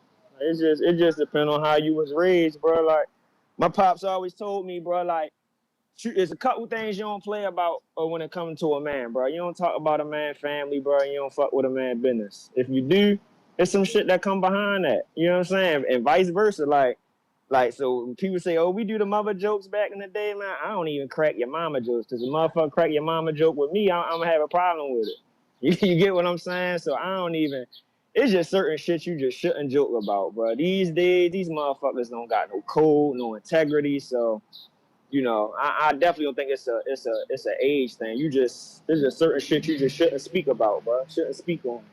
But other than that though, I mean the situation kind of remind me of like the 50 Cent and T.I. situation. Like I remember like I thought 50 was corny for bringing in T.I. wife in that situation. Like, and I fuck with 50, but that's corny, bro. You don't bring in a nigga wife in a situation. Then when the kids start talking about his dead mother, it's like yeah, that's distasteful, but it's like you opened the door for that dumbass shit. Like you should have just never did it. So I mean, just don't speak on people's family, period, bro. And there won't be no discrepancy of what you can talk about. It's just you shouldn't do that shit, period, man. But to speak on the shit, man, y'all talking about Ortiz and Charlo, bro. Like, man, what should be talking about is boots and negotiation. We talking about Hrgovic Hrgovic too, though. It's fight week. We talking about Hrgovic and Itauma, the heavyweight fight. Itauma. Yeah. I heard about that fight. I mean, Itauma should win. But yeah, though, bro, like Boots in negotiation for his third belt, bro. Ain't nobody worried about what the fuck Vergil doing. Vergil fighting another dude coming off a 2-3 year layoff and shit like that. I mean, it's nasty, man. It's just nasty, bro. This what he do. This is what the fuck he do. I just don't get it. I just don't understand. And I just saw something on Twitter. So Zepeda running his mouth talking about, oh, I don't think Mason could take all 12 rounds of my output. I don't think he'll last 12 with me. Oh, well, send a contract then, pussy. Send a contract then. I don't want to hear nothing about, oh, Oscar, oh, y'all want to fight somebody else and all this. Send a contract to Mason. I bet he knock your ass out. I bet he puts a pay on them back pockets. I'm telling you, he talking all this shit because he think he beat Lamont Roach. Look, man, Roach ain't on Mason level, bro. Roach ain't on he ain't even on Mason level. So it's funny. I want to see how he gonna move now that he got that belt. I want to see he gonna send Mason a contract. I mean, you talking a big game. Stand on that shit. And I ain't gonna lie, bro. I heard y'all talking about like the security shit. Motherfuckers should be having armed security. I mean, I guess it depends on who you is, you know, because the FNH is not a fraud. Call that bitch a bodyguard. You know what Jeezy say?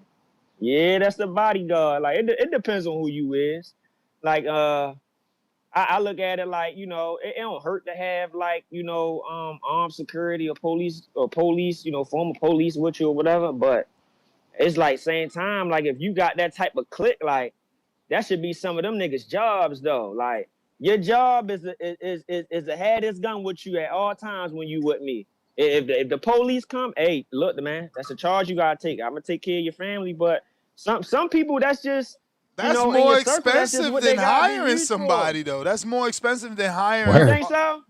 Yeah, it's more expensive than hiring a licensed bodyguard, bro. Like if you licensed, you ain't got to take no charge, and you go home at night, and yeah, I don't got to take care of your family just because you took a gun charge, and now you got to do, let's say, you know, 3 to 5. I mean, yeah, but it depends though. You gotta have a bond with a nigga though. Like some people you paying for, they don't mean they gonna take that bullet for you. They don't mean they gonna put a motherfucker down for you. Yeah, they getting paid, but they getting paid because they just really want to just do easy work. Me personally, I'm not just trusting anybody with my life, bro. It gotta be somebody that I know that's close to me, that I know, like, yeah, they've been with me since day one. Like, bro may not got no other role in the organization what we doing, but this is role right I mean, here, bro. I hear Have that. that bitch with you. I hear that, but you gotta understand, in that world, you not just hiring anybody, bro. That's people. You getting recommendations of people that, Who? yeah, you know, people that are licensed security guards that, you know. I mean, at Yeah. least I would. I mean, why would I just hire a dude that I Googled? Like, I need to know that this dude has done his job for Fats, and you could be like, you vouch for him, Right. like, nah, this he the truth, and that's, you know, I was in a jam, Yeah. or I never been in a jam, but he be on point. I be like something. I need something, you know. I can't just hire you, and like you said, now I'm giving you. You know, I'm putting my life in your hands, and I don't really know what you about. So I need references, at least is what I'm trying to say. No, I get you. That's why I said it just depend on who it is for real, man. It depends on who it is. You know, it just depend on your preference for real. But Two-Tone, what you were saying, bro, before I get up out of here, bro? What you talking about, bro? Nah, man. Yeah, man. I remember you was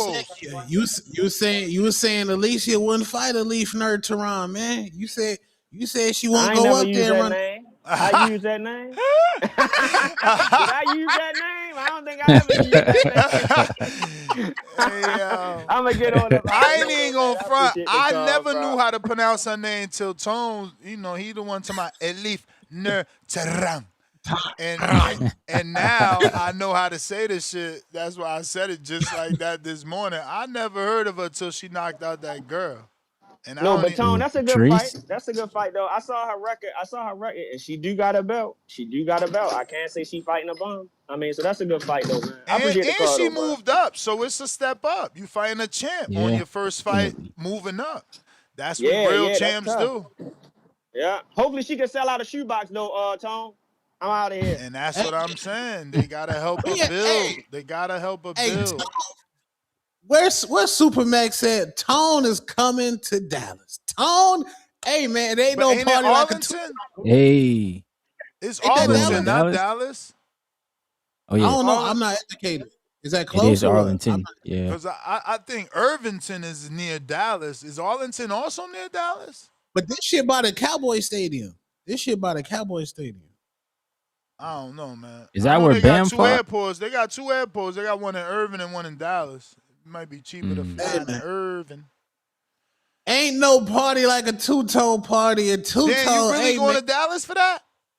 Yeah, I'm out there all week. Ain't no party like a two-tone party. You all in for real. Man, chain breaker. He all in. We outside. What's good, Ness? Bro, I can't go see Devin fight Bottle in Oakland. I mean, nah, that's not fair. Bottle's more known than Narif Tehran.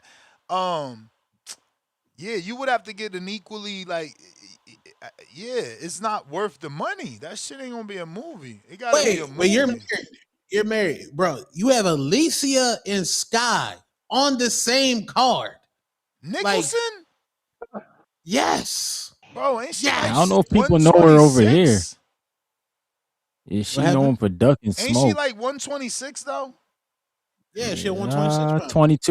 22. She went down. She don't got the she don't have the meat for a Latino, man. What up, champ? What up? Thin. She too hey, thin. the last caller, he said something about Mason putting Zepeda on his pockets. Yeah. And I disagree with him. Uh-oh. I feel like if Mason gets gas the way he got gas for Albert Bell, it's gonna be a long night for him. And that straight left and that right hook and pivot got a point. was messing Mason up in the beginning in those early rounds. That's a good point. Zepeda Wait, didn't Abdullah stop Bell late? Zepeda don't stop throwing them hands. You got a good point. If he get tired. But that's an if though. Yeah. That's an if. You gotta get there. Though. Mason's a long You said dude. something about you was talking about Devin. I think Top Rank and the Zone dropped the ball, and Bill know they dropped the ball. That's why he's still going around talking about Shakur and Keyshawn, because he knows if he fights Catterall or Paro, Devin he really gonna have to, set himself apart. Devin can fight Shakur and Keyshawn safe. Stay on the outside, jab, you know what I mean? And also if Keyshawn clip Devin, it's acceptable. You know what I mean? Keyshawn punching. If Catterall or Paro clip Devin, it's gonna bring down Devin's stock. You know what I'm saying? It's gonna bring his whole stock down. And his contract with the DAZN, it might not be worth the money that they getting if those fights don't look, if Devin don't look dominating.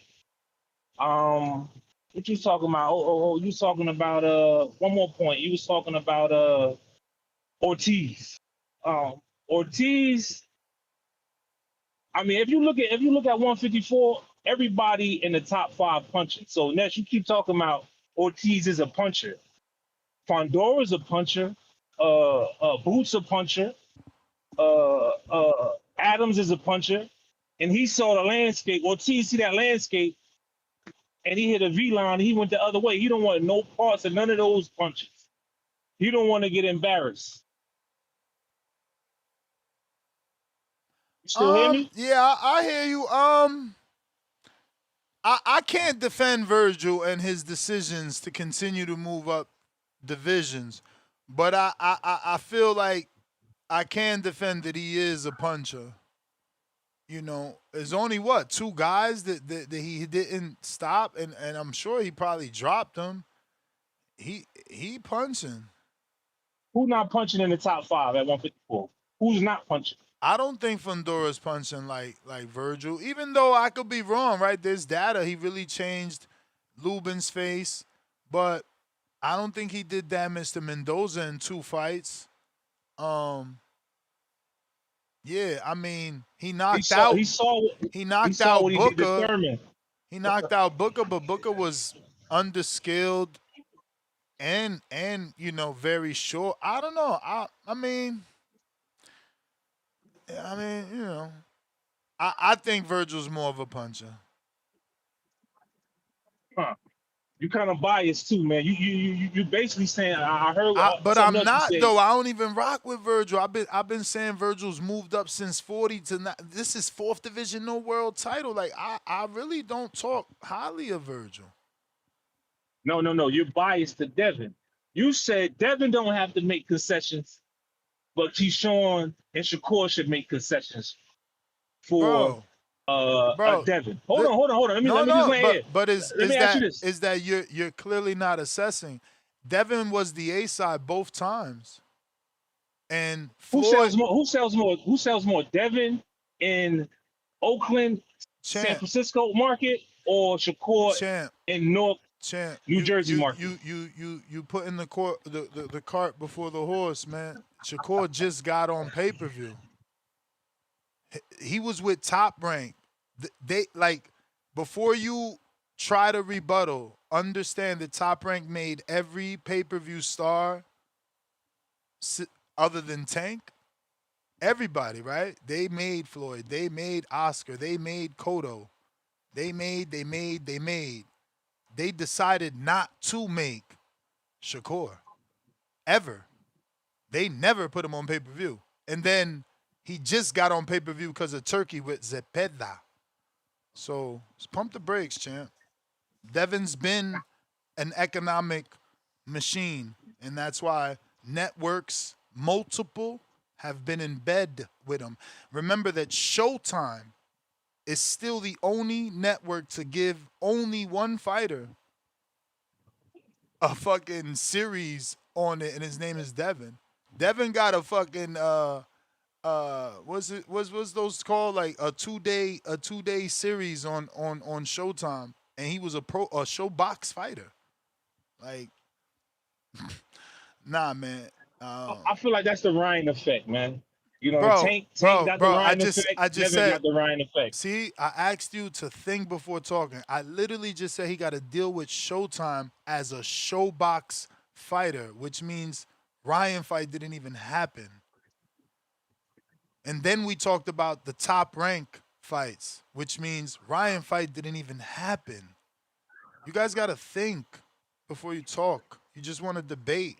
I'm not even trying to win. I'm trying to educate you. Shakur could have took the 25% like Floyd took 30 versus Oscar. And no, Devin is not Oscar. But Devin had momentum. He had sold 40,000 twice with Cambosis, came back to America, sold 14 or 16,000 with Loma. Shakur wanted the fight. Bro, take the fight. Take the fight. Take the less like Devin. You saying, oh, I want everybody to make concessions except Devin. Are you forgetting? That's what I'm saying. You guys just talk. You wait in line to debate with me instead of wait in line Googling. Because you didn't Google. Devin took short money. He had a 24-hour contract with a 24-hour gag order.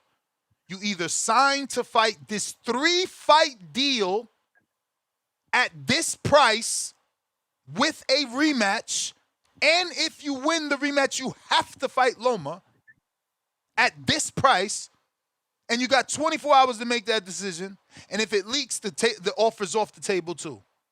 Come on, bro. Like, what do you mean make concessions? The kid did it already. You guys are mad. It's like I went down this analogy.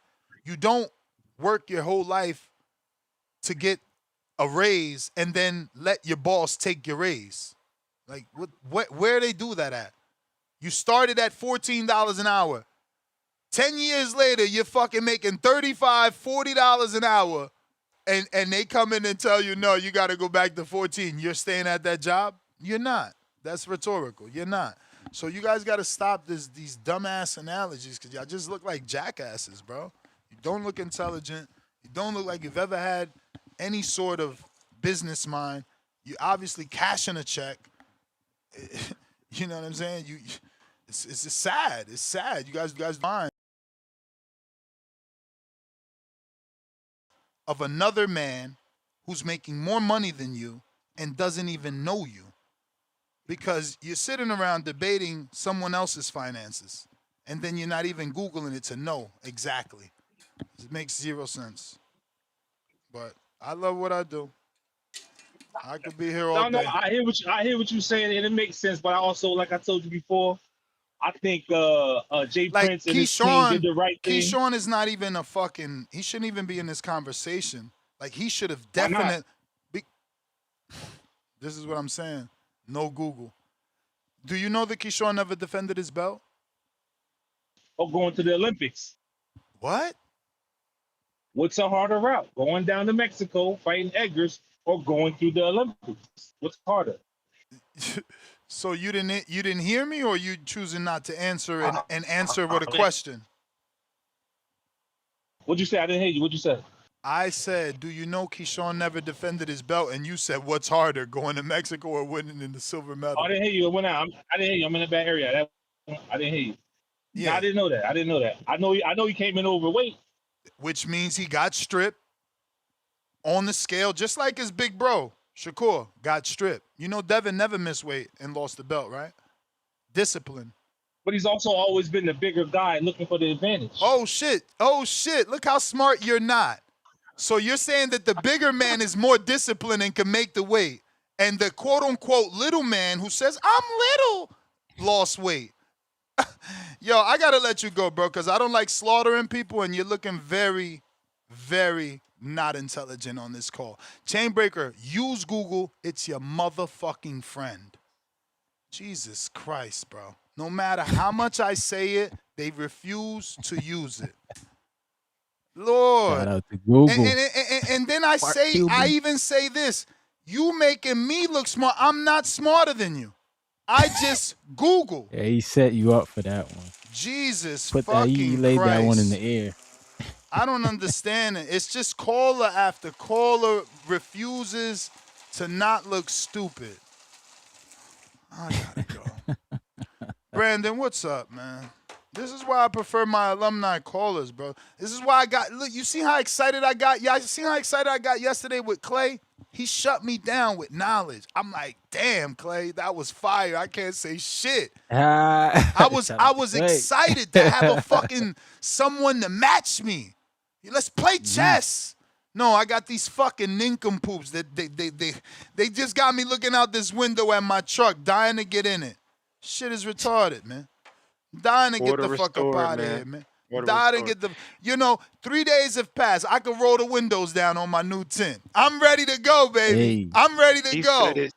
He set himself up for failure with that last statement he made. Oh, He Devin's did. always looking for the weight advantage. Oh, really? The guy that's killing himself to make the weight, to get the weight advantage, can make the weight, but the smaller guys are coming I in tell you, they don't think. overweight, losing titles. Yeah. They don't That was think, an bro. alley-oop, They man. don't think. They don't think. They just That was talk. that was a body bag. That was a body bag, It's brother. not But even salute fair to to you. call it that. That's not. I don't want credit. That's like Devin fighting or Shakur. He's so great. That's like Shakur fighting Josh Padley, right? Like we know the outcome. That's not. You don't get credit for that. Like I don't want credit for that.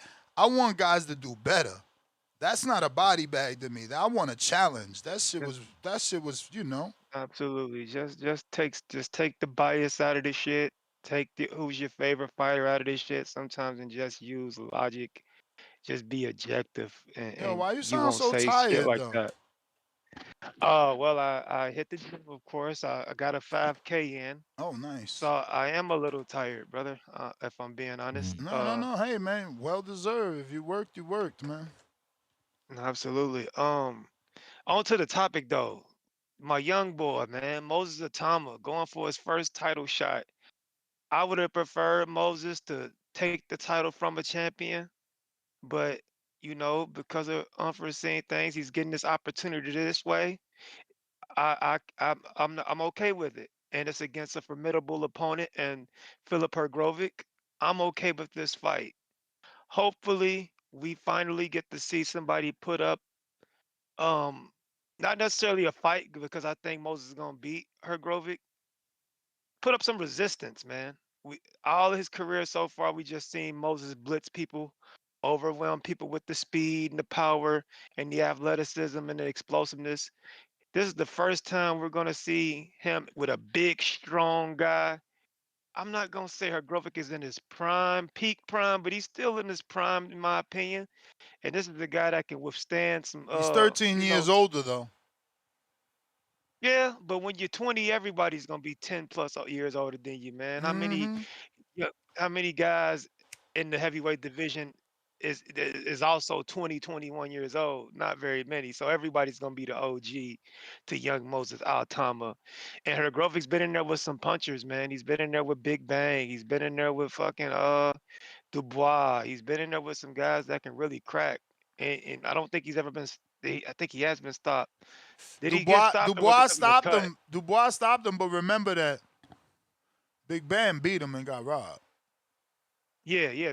I thought Zhang beat him too. So, but he is a durable guy. I think Dubois stopped him late and a good fight at that. So this is the first fight I think we're gonna see him, Moses Itauma make it past maybe 6 rounds and go into that later second half of the That's fight, and funny. then I we'll get think to I see think what I'm with happens. that last caller, man. I think it's getting stopped 6-7, maybe 8. But Hrgovic to me, he gasses, bro. And Moses is gonna push that pace from the opening bell. And a If he southpaw can, takes away that jab. You got to be an elite level motherfucking orthodox fighter to jab with a southpaw. absolutely, you're absolutely right about that. But that But if right he could beat hand, this guy, if he could beat this guy Grovic inside of 6, he's making a real statement, man. He's really putting his name in the game and letting people know he's mhm, arrived. And I want to see him against the Daniel Dubois. I want to see him against the what's the Cuban guy name that just beat the shit out of the 70s porn Frank star looking Sanchez, dude, Frank Sanchez. I want to see him against my German buddy. Damn, why am I having a brain freeze? I really am tired. What's the German Caballero. guy that be Ajit Caviel. I want to see him in there with those guys because when I think about it, that's probably your best heavyweights right now. Your Caviels, your Dubois, your Thomas, your Sanchez's. Those are probably your big four now that Usyk's on his victory tour, and Fury and AJ are doing their thing, and then Wilder and Andy Ruiz and guys like that are trying to work their way back up. So I want him to get in the mix with those names I just mentioned. A fight with him and Caballero would be absolutely insane. Minus Usyk, I think those are the two best guys in the division, and Moses Itauma and Ajit Caballero. Dream fight. Hopefully they can make that soon. Um, but Then when it comes to Vergil Ortiz, I'm not as hard on Vergil as some of you guys. It is what it is in the boot situation. He missed this opportunity. If you can't get a title shot, this is probably the next best thing outside of a title shot, which is fighting a former undisputed champion in Jermell Charlo, albeit a inactive Jermell Charlo. But shit, Vergil ain't very active his damn self. So if he can't get the title shot with Boots, because it looks like Boots is about to get his unification with Josh Kelly. Salute to Eddie Hearn for, convincing Josh Kelly to sacrifice himself and sell off his belt. I wish Liam Paro's handlers would be able to do that with him, but it looks like Liam Paro would rather get a fucking I guess a defense of his title against Cambosis instead of sacrificing himself as soon as he gets the belt. I'm okay with the Vergil and Jermell Charlo. Both guys from Texas. I think Vergil's from the Dallas area. Charlo's from the Houston area. It's a solid scrap. I got Vergil beating the shit out of him, of course. But like I said, without him being able to get a title opportunity, it's the next best thing in my opinion. And I still like Vergil Ortiz. I think he fucked up and totally mishandled the situation with Boots, but I think you live and you learn, and hopefully they can revisit that in the future. Salute to Boots and Josh Kelly for not bullshitting and getting that one underway. And Boots is gonna batter that motherfucker and be unified. And other than that, brother, I think those are all the topics, right? I Yeah. don't think you guys will talk about anything else. I'll let you get to some other callers, man. TVB protects your mental health at all times. I'm out. All right. Salute. Cincinnati. Nasty natty. Shout out to my brother, man. Joshua Frazier fighting on Thursday, man. Thursday night. Not sure where it's going to be at just yet. But yeah, man, going for win number 16. Shout out to Red Owl, man. They reached out to him, so that might be an option next. Man, I hope so. He getting old, man. I gotta be fair, man. Your brother's like 33 now. He gotta step on that gas, man. Yeah, he almost 33, right? You made me count my years. Tech, what up?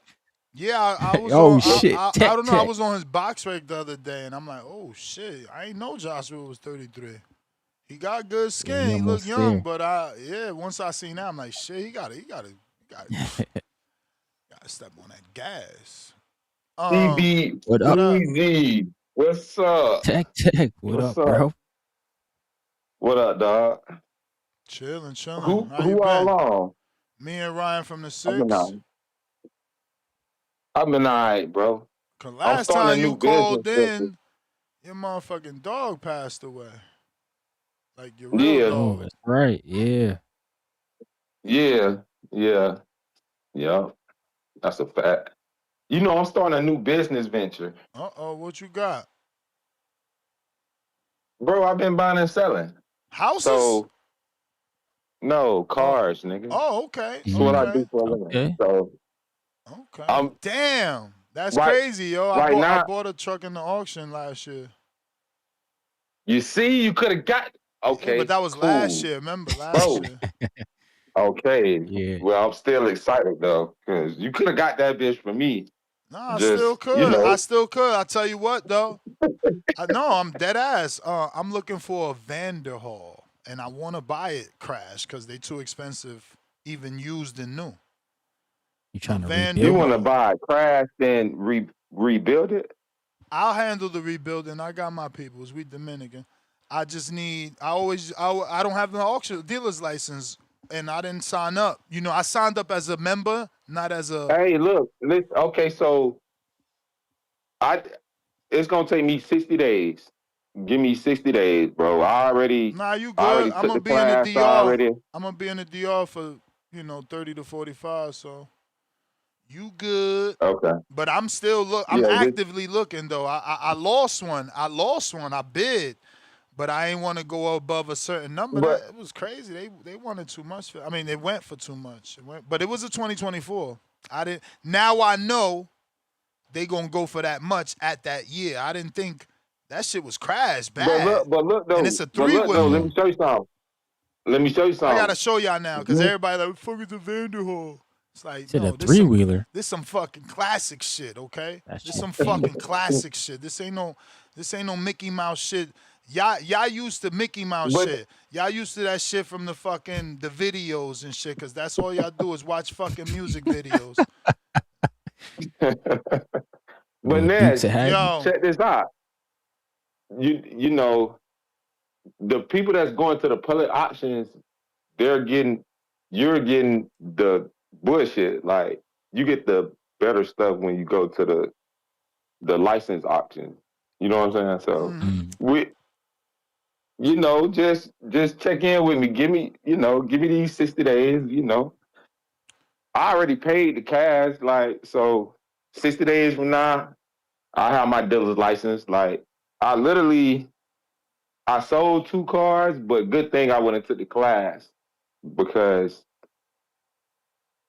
had I did more, I would have been illegal. And Uncle Sam, they want theirs. So you know what I'm saying? But facts. Why that boy say he'll hire his homeboy to be his security? You gonna hire your Yeah. dog?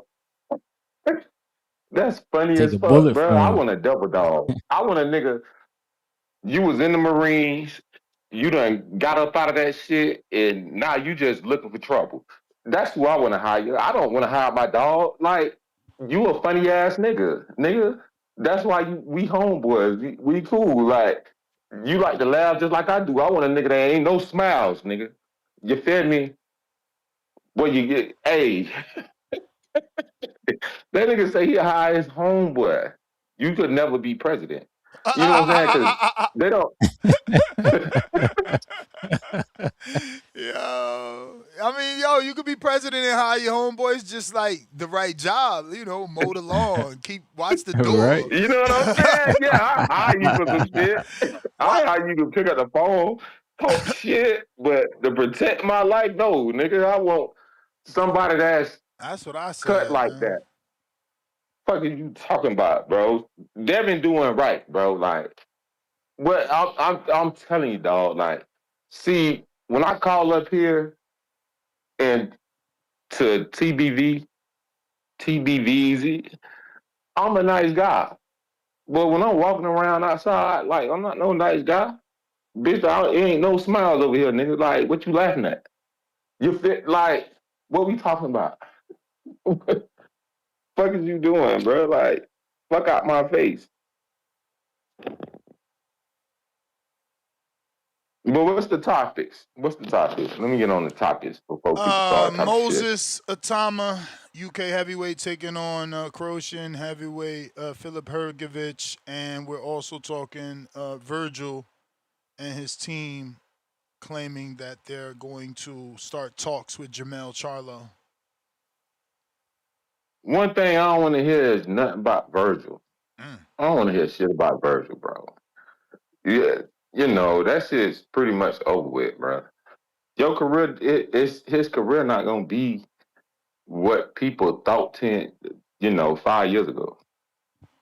You done passed up too many fights. Just some pushback. Remember, we used to say that about Ryan, and this motherfucker did become a champ, and now he's doing better than he was.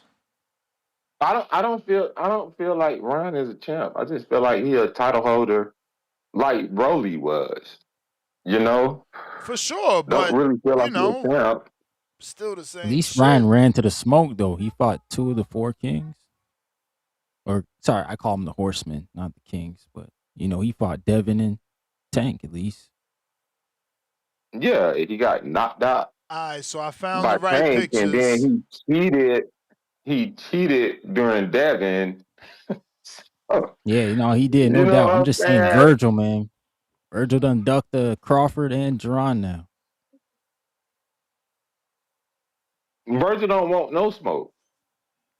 He don't want no smoke. And then he ain't gonna do nothing but walk away from boxing. He gonna come back and say, "Oh, I was having medical issues and shit like that." He did this twice already. So it's kind of like, your career just ain't gonna be what people thought.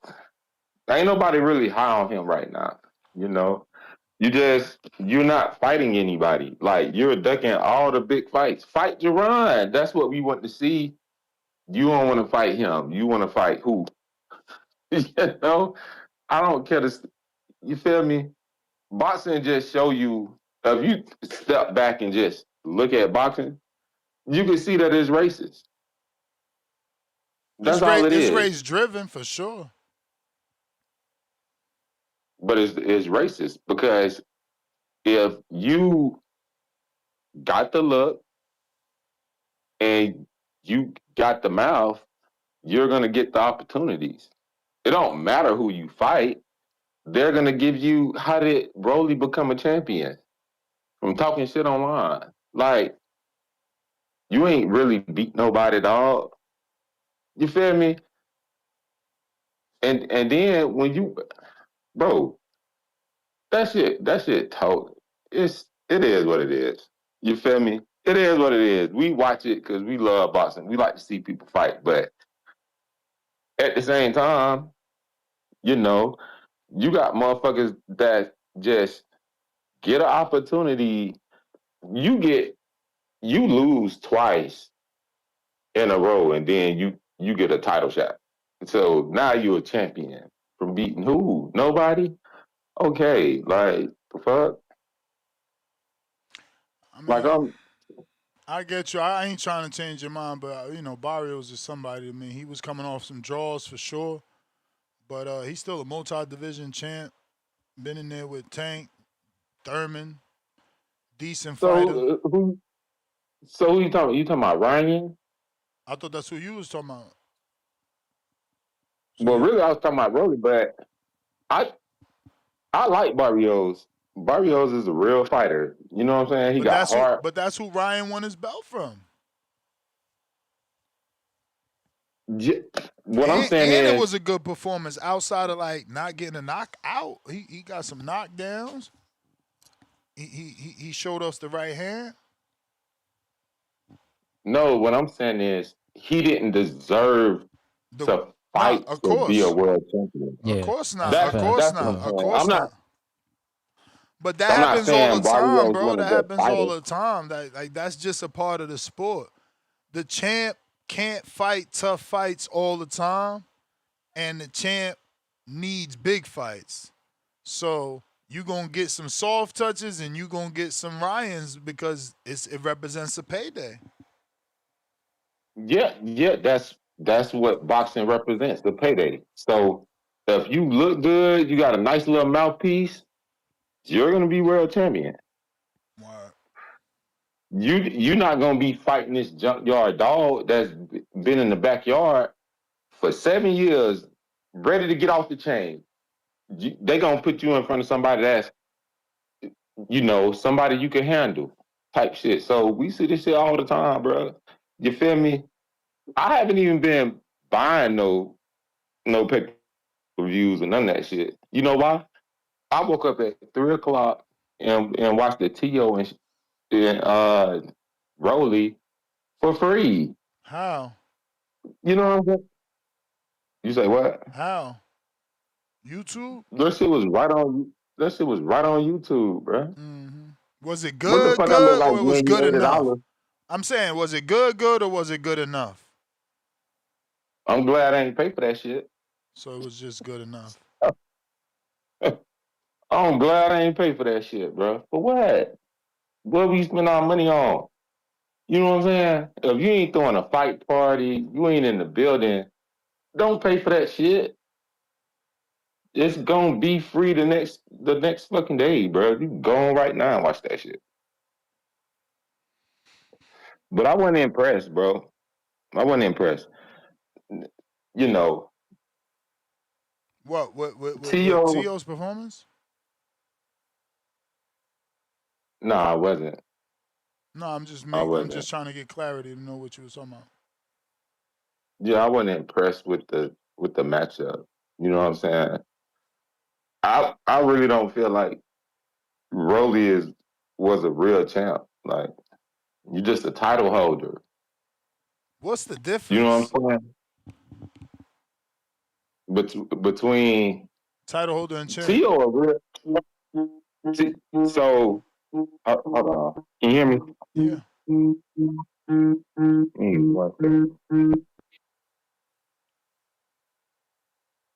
Call that customer right back. I'm gonna hit you right back, champ. I don't feel like Roby. You say what's the difference between being a champion and a title holder? Mm-hmm. Come on, Ness. You know the difference between that. You know what I'm saying? Uh-uh. You ended up okay. Well, you ended up getting a belt. You feel me? Now, did you earn that belt? No, you got a belt because you're popular and you make money. You generate money. Like you got fans, so you end up with a belt. You feel me? Because they want to put you in the building. That's how boxing goes. Like for all intents and purposes, like Rolly been knocked out how many times? Twice, right? Or am I Yeah. tripping? Yeah, by Tank and by Isak, but those are punchers, champ. Yeah, those are punchers. That's cool. But how then? Like, who did you beat to deserve a title shot? Well, it was a voluntary on Ryan. Ryan gave him a shot. Just because he chose to, right? That's the this. So No. Remember, they fought for the WBA, and Rolly was ranked, and he was the champ below. So Ryan got the title shot for being Ryan and placed in a vacant, but Rolly was ranked. He's always been a WBA champ. That's why he wears the WBA chain. He's been 3 divisions now for the WBA. if we looked at all these boxers like it was football, right, or like it was NBA, how many of these motherfuckers would be on the world level? Not many. You know what I'm saying? Because I you get to disagree. pick and choose. I disagree. The issue is that you only consume the top names. But if you look at a card like this Friday with Corey Marksman, who's a good fighter, but just hasn't been able to get on that big stage and may never, because is he talented enough? We'll see. But everybody on that undercard, nobody knows them. Let me I got it pulled up. We don't know none of these names. I'm about to just spit names out, and we don't know none of these guys. So these guys are your F, D, even C's, right? Like Isak can't be a C because you gonna pick him to beat Corey Marksman. You gonna pick him to beat Christian Barrerito and Alex Bray, Haven Brady. These guys are not Capos Gallegas. They can't beat Isak. So Isak is not a C, and neither is Rolly. Y'all just don't be Well, hold assessing on. people. Y'all don't respect the fighter, especially on Hold that on. high level. Because these guys right here, Well, let me just finish. I got 1, 2, 3, 4, 5, 6, 7, 8 fights. So that's fucking double fighters. 16 fighters that are not on a C level. They want to prove they on a C level. Ness, how long I've been rocking with TBV? Years. Forever and a day, right? Mm-hmm. How many times do I call in on Sunday and gotta eat crow? So you can't say who I'm gonna pick in a fight. You know what I'm saying? Mm-hmm. Because I go back and look at the fighters before they fight, before I make my pick. So you can't say I would pick Isak to beat whoever you name it, because I don't know who the fighter is. I mean, I would pick them, though. But That's you what I'm don't. saying. It's like these guys they not on that level yet. They not on that level yet. That's all I'm saying. So we can't call world champs and former world champs C fighters when it's, bro, Alex Martin hasn't become a champ. So who's the C? Is it Isak or is it Alex Martin? So you don't agree. You don't agree What? So you don't agree that it's the difference between a champion and a title holder? Because to Of me, course, to a Devin degree, like you want a Devin is a vacant champion. He's not for a title sure, holder. He's a for sure. champion. But once upon a time, he was Brody considered. is a title holder. Slow down. Once upon a time, Devin was considered a title holder. That's what you're not getting. You earn that respect. You defend that belt is how you move. Like, bro, people that win vacants, they get called fake champs until they defend. That's just how it goes, bro. That's just how it goes. Devin is a champion because of everything he's done. Hold Remember, that I champ. feel like Hold on. Remember that they was clowning Devin as an email champion. So they wasn't respecting his belt. You don't supposed to get no respect for that. You got emailed the belt. Like, so that's my point. Champion. If you get an email belt, you're a title holder. You're not a champion. He had to earn the right to be called champion by what he did in the ring. You get what I'm saying? Right. That's what I'm saying. So it's a difference. That's all I was saying. So Rolly earned that right. He beat Ryan. Ryan, it don't matter that he's not a champ. He's still a good fighter. And that's where I go back to the C, B, A.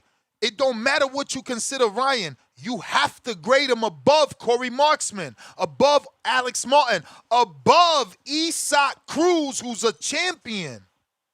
Like, it's just... For what? Get knocked out? What are you talking about? For what? Being popular? For being popular. We're going to grade him above. I got to put you on the bell, champ. You popular. tripping. I got to put you on the bell because... You're not understanding. Put me on the bell. You're not understanding what we're talking bro. about here, bro. It's skill. It's skill. What Ryan does in the ring. You talking about followers, bro. Like, come on. I got to piss. Go take a piss. I can't just leave. I can't just walk away. I got to take a break. I got to put the song on or go or end the call and put the song on. You know what I'm saying? I can't just leave you. It ain't going to reach. I only got 50 feet. Ain't your boy still there? Nah, he did. From the 6? He did. Oh, he did. Mm-hmm. Put the song on, bro. I sent $20. What you want? 20 more? No. I just want us to be able to have a logical conversation. You feel me? You was about to say something negative about that fighter when it's like, yo, no, look at what he did. Like he, you can't. Ryan could beat Isak. He'll be the favorite, and it'll be Isak's job to upset Ryan. But Ryan, no matter what you think, he obviously can fight, bro. You can't one punch world champions like Javier Fortuna and be a bum or just be here because of followers, bro. You can't do what he did to Barrios. I know Barrios I know Barrios' father. Like, I've been doing this shit forever. I know Barrios from San Antonio. Like, Barrios went up 4-3 divisions. Barrios got tutelage from Vergil Hunter for years and sparred Berto and Khan and numerous fighters. Like, he ain't no fucking bum. And Ryan had that motherfucker scooping off the floor. Was a bum, bro. I didn't never say you did, but you're not valuing the win, and that's what I'm trying to make y'all motherfuckers open your eyes. Ryan had him rolling around the floor. You know who didn't? One-time Thurman. A motherfucker that built his name up on power, and he ain't had no fucking power in that fight. But Ryan did. Y'all just don't know how to respect. It's weird. It's like my eyes work, bro. My eyes work. I see. You sure? I gotta go, champ. I'll be back. Let me take this piss real quick. And if we still got calls, we got callers. Make sure you get your orders in. I'm going to the post office again for everybody that is doing their thing this fine morning and afternoon. But remember, today, tomorrow are the last days for deliveries. The more you spend, the more you get free. So take advantage because, that's why I'm giving it away for free. Because You may feel I like don't it's want your you time, going anywhere else. You feel but me? it's not your So time. we gonna leave you right. We ain't gotta do no buy one get one free. We just gonna give you a whole bunch of $100 worth of free shit if you spend with us. But I'll be right back after this song. I'm gonna hit this restroom and warm up these eggs. But I don't need to. I mean, I can warm up the eggs with my headphones. I just gotta hit that restroom. It's a little further. What up, what up, what up, what up? What's going on, ladies and gentlemen? Welcome back to another edition of the Boxing Voice. Yes, GTO. Two-tone the superstar. Shout out to the motherfuckers. It's easy to kill a fish. You just gotta pour poison in the water. Two-tone said he need another hit. Hold on, Ness, you know Mozzie with the I'm gon' stick you with this jab and it's gon' hit just like a brick. Tone on commentary like you can't believe this. Can't believe this. What up, Star? You know she promote the health. You know we promote the squabbles. We don't wanna hear no talking if you ain't gon' run the squabble. Know that hook gon' leave him drunk, have him loopy like he Charlo. When I hear that bell ring, he smoke just like a blunt. I hit up Nessie, got the link. I left him pesos with the run. I need that goal like Michael Spinks. Need that cover of the ring. Beat him bad like Billie Jean, like OC did round one. I put that paper up on this fight and it's gon' end in round one. Come on, Tone, you know the fight. After this, let's roll one. And we got yams pulling up like it was Turkey Day or something. We got yams pulling up like it was Turkey Day or something. There's something. Border wars, border wars, border wars, border wars. Trees came with the drink, don't trip, bro.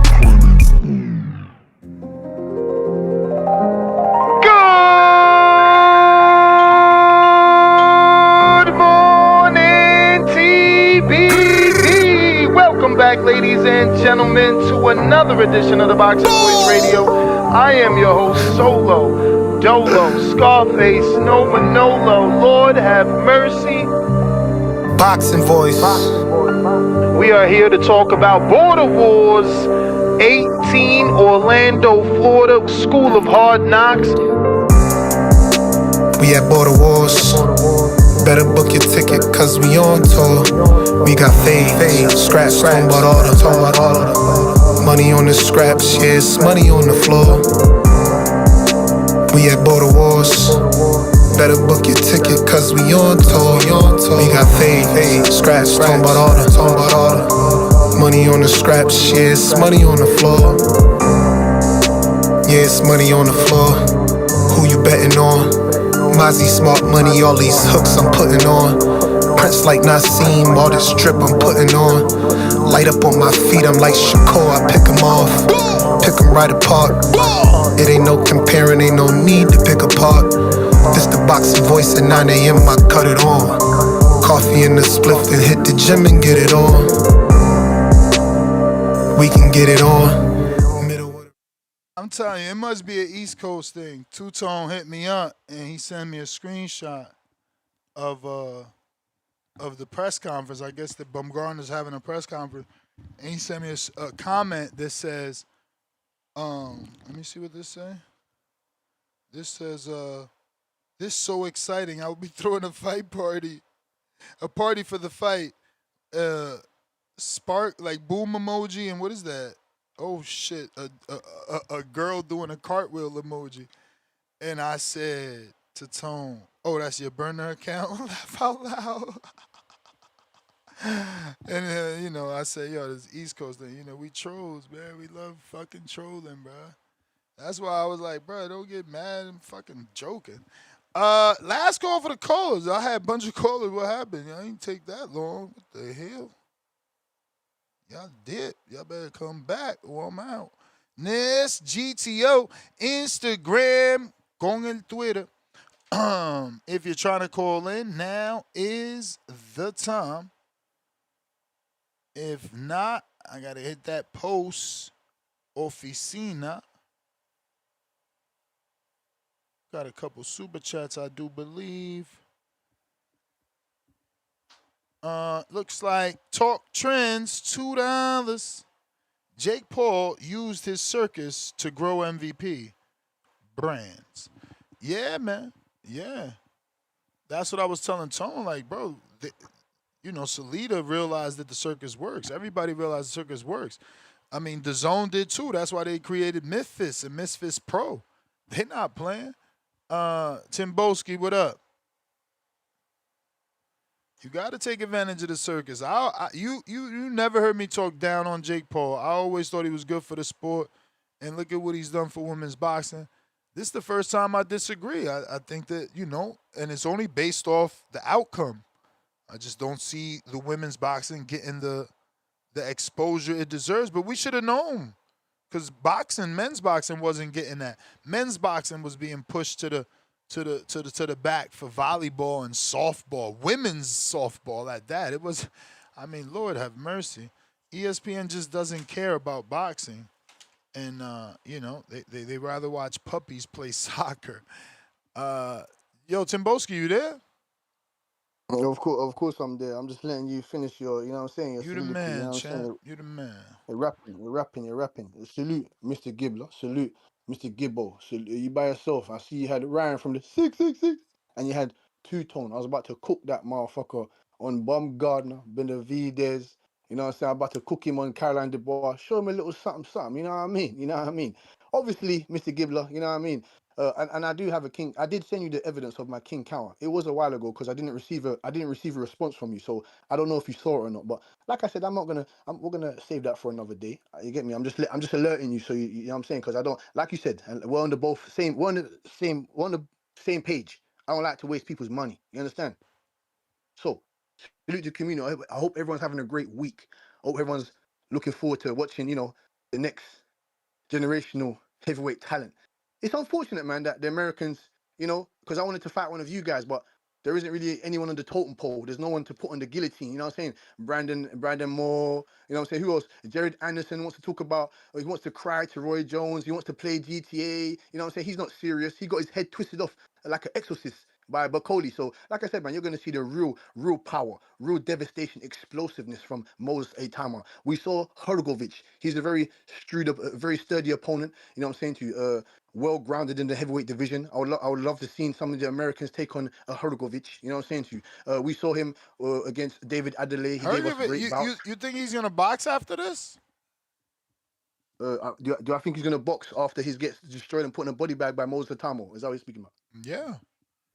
I do believe so, because... And I mean it just like that. I think he's going to lose, and he's already 34, I do listen. Made decent money. No, Mr. Gibbler. And think about it. This is what, his third promoter. He's not gonna get another title shot. I mean, he might like the way Otto did when Otto fought. Yes, AJ. See, Mr. Gibbler, you got guys like Otto Willing still about. If Otto No. But when Otto fought AJ, did AJ still have a belt? No, he did not. See, I don't know. It'd be tough, man. It's gonna be tough to get a title shot. It is, Mr. Gibbler. But like I said, what credits Hrgovic in this aspect is heavyweights. I don't know that he. I think Frank cuts him after this. I mean, he's no. See, that's another thing as well. If he pushes Moses, because we're looking for Hrgovic to push Moses to places he's never been before. People think Moses is just gonna go in there and run him over. He could do two things. Could be true. Nah, he's gonna lose by the 6th to 7th round. If he goes 8. I did say 6, 7, 8, but I think he's lucky to make it 8. What round did he get Franklin out? Franklin, he got him out. What's round did Franklin out? What round did he get him out of there? I think it was round 5, if I'm not mistaken. Round 4 to round 5. And Franklin's younger. Franklin's younger. Now Hrgovic got more power. Exactly, Mr. Gibbler. Hrgovic got more power, but. Listen, Mr. Gibbler, follow me, Mr. Gibbler. Follow me to the water cooler.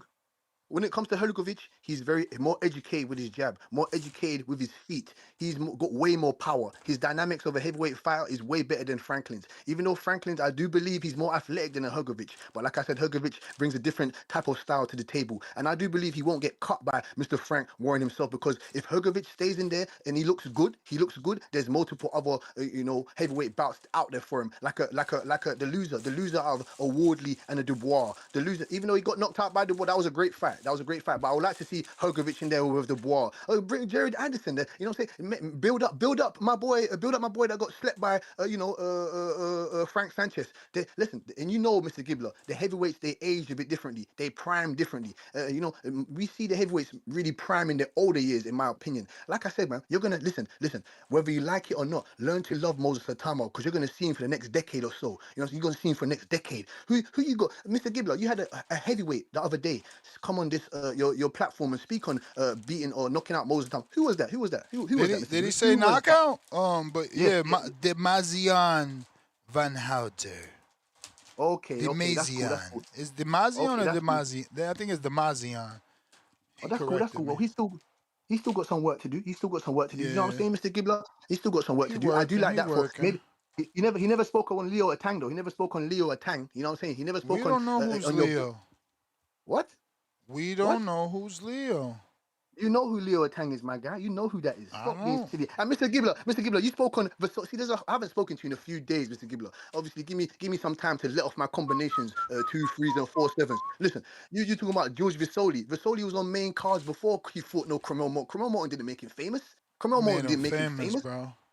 No, he did not. He was on main event. He was main eventing. Bro. He was main eventing. Tyler Denny, all these guys are underneath his card. You know what I'm saying to you? He's the real deal. He's famous, bro. Nah, he's the real deal. And Mr. Gibbler, let me ask you this. You've been watching Fightland. For all my Fightland fans out there. Yo, I haven't found the time to watch that on Stars, bro. I swear.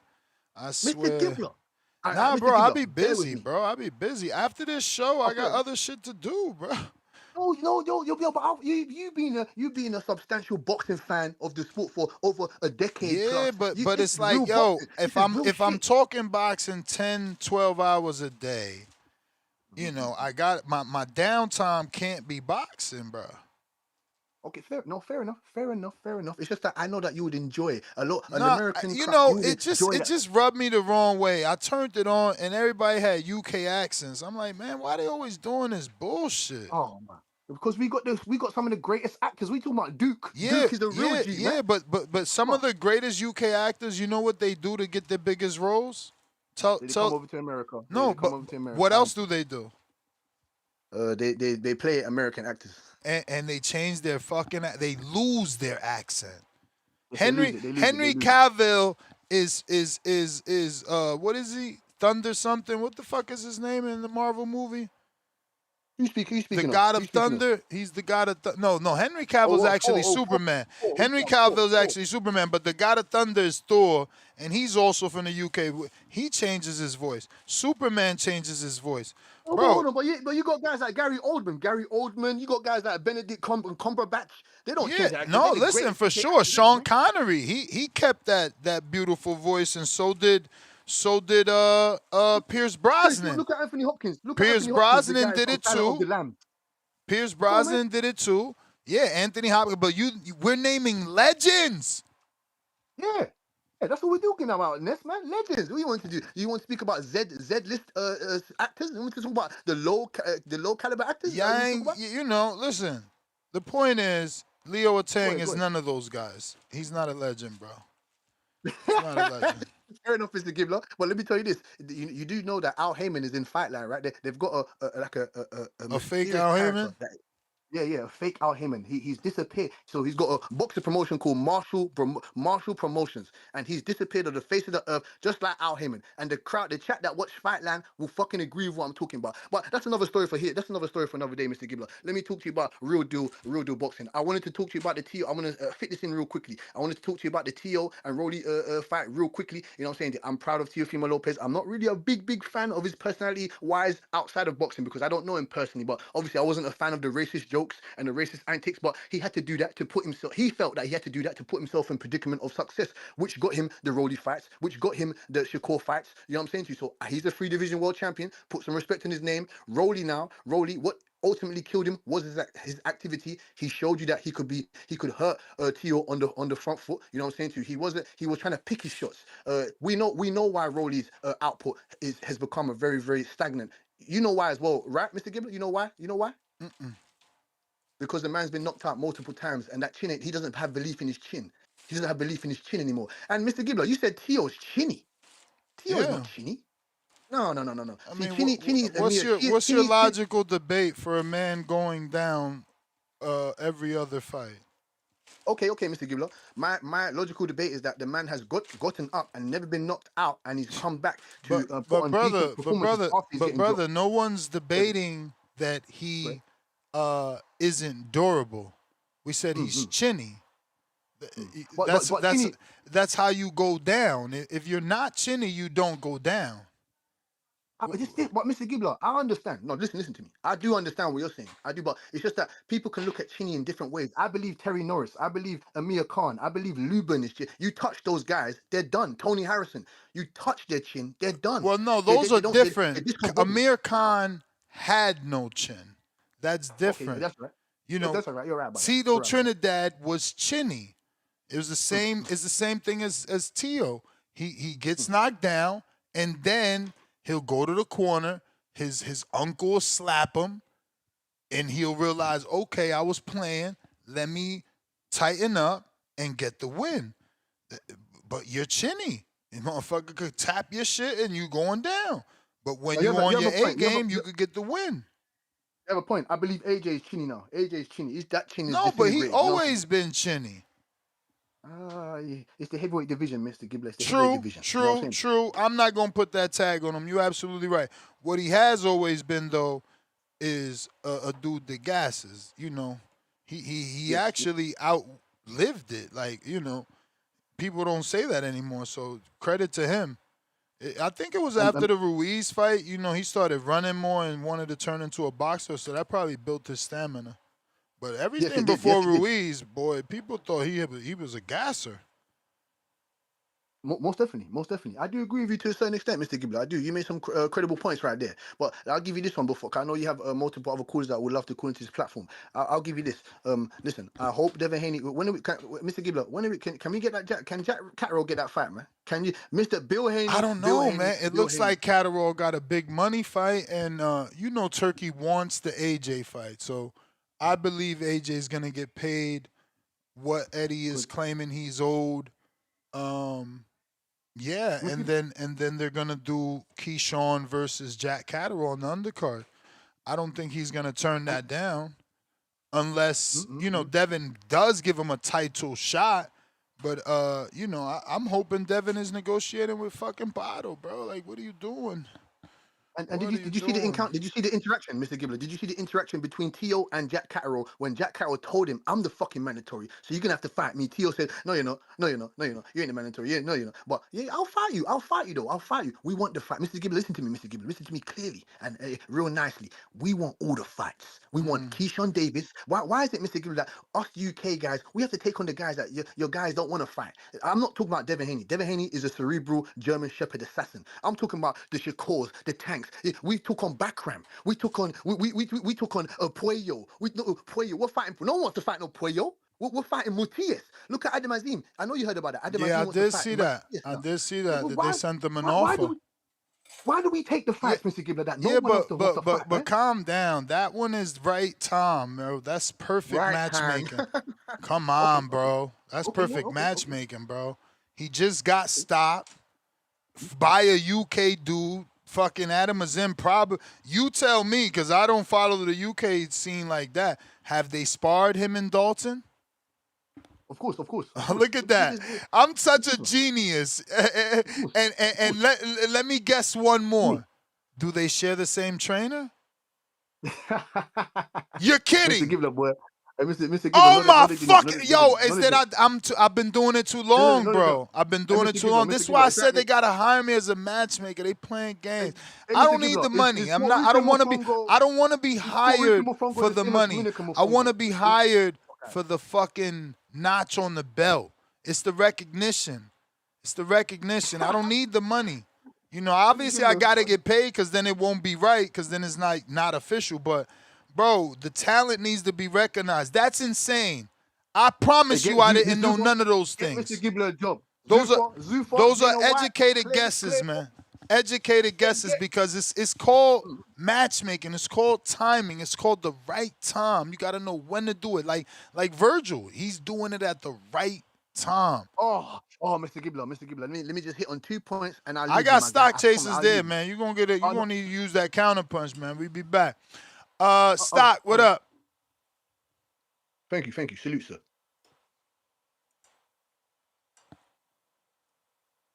Discord available. X Spaces available. Yer. What up? Yo, Ness, what's good? What's good, man? Chilling. Hey, real quick, man. Listen, man.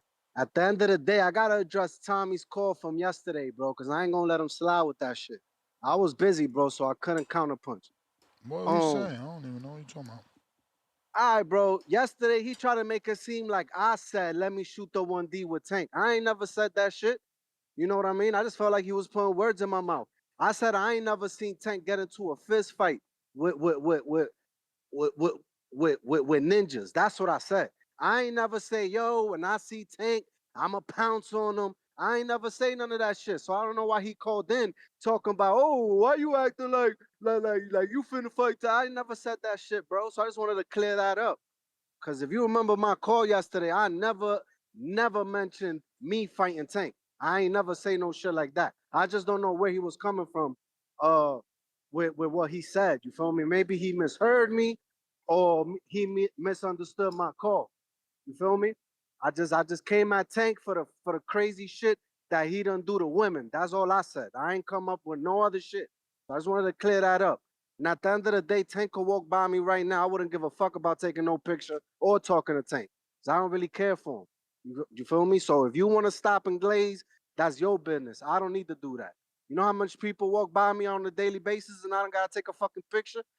Feel me? I ain't like that, bro. So at the end of the day, listen, check this out, right?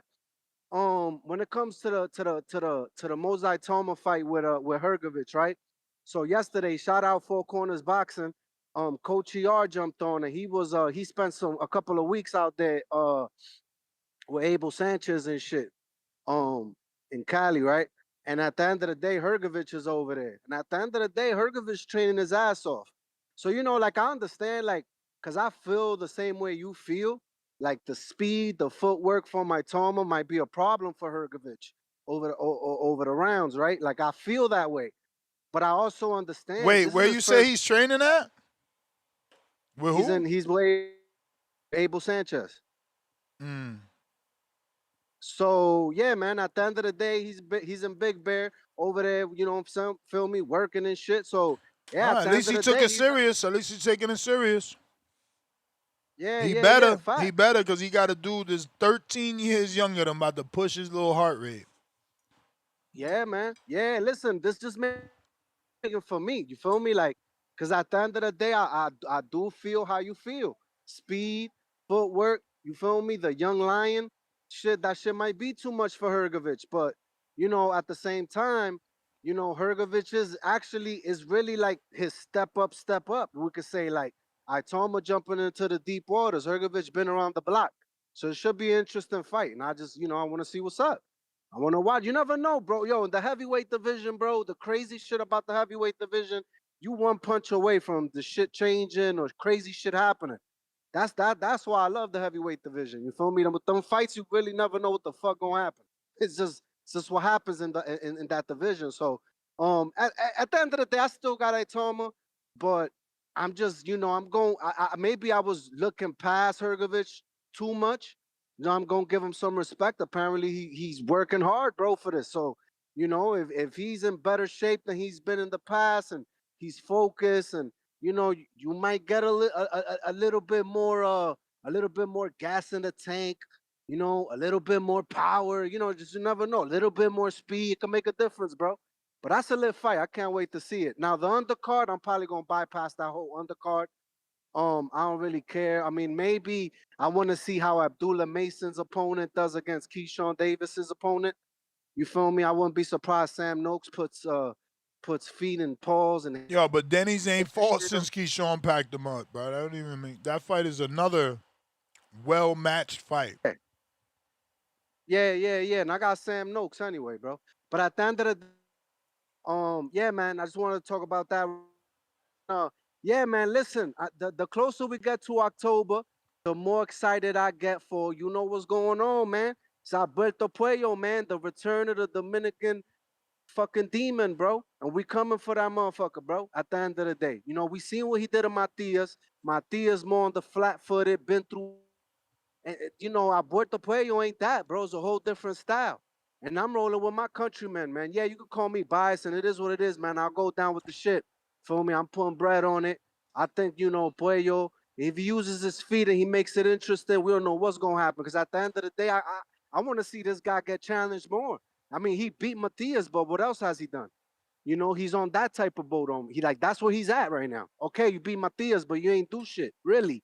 You beat Matias, yeah, that counts, but this is a whole different style, bro. You're gonna have to fuck with the southpaw slickness of Alberto Puello, bro. So that's gonna be a hell of a fight, man. Yo, and real quick, man, listen, with the Conor Ben and Ryan Garcia, is another fight I'm looking forward to. I really, man, listen, I don't really like care who wins. I honestly like, but at the end of the day, like, this is the type of fight when you be like, I gotta wait for the weigh-ins. I gotta wait for the weigh-ins, bro. I gotta see how the fuck Conor Ben's gonna look making this weight. And man, if Conor Ben is able to make this weight and you know be able to do it without fucking draining himself and looking crazy, then you know we might have a better fight. But if he's struggling to get them last couple of pounds off, man, and he, you know, looking like Skeletor and shit, I'm not gonna be able to put bread on Conor Ben. You know, because it's a good money upset, bro. I think it's like plus 300. You feel me? And I just feel like Conor Ben is a dog. I've been saying this shit, and it's gonna be an interesting fight because I feel like this ain't something that Ryan Garcia really been against. You feel me? Like this dude's just gonna come forward lunging punches. Yeah, you could get knocked out, but if he's able to rehydrate and take those punches, like we don't know, bro. We seen Ryan Garcia knock motherfuckers out. We seen Ryan Garcia fail to hurt anybody. We've seen both sides of the spectrum. So yeah, it's gonna be an interesting fight. But yeah, man, yo, Ness, man, you be easy, man. Thanks for having me, bro. Salute. Boski. Yes, Mr. Gibbler. Yes, salute to you, sir. A very interesting call from Stock Chasers. You know what I'm saying to you?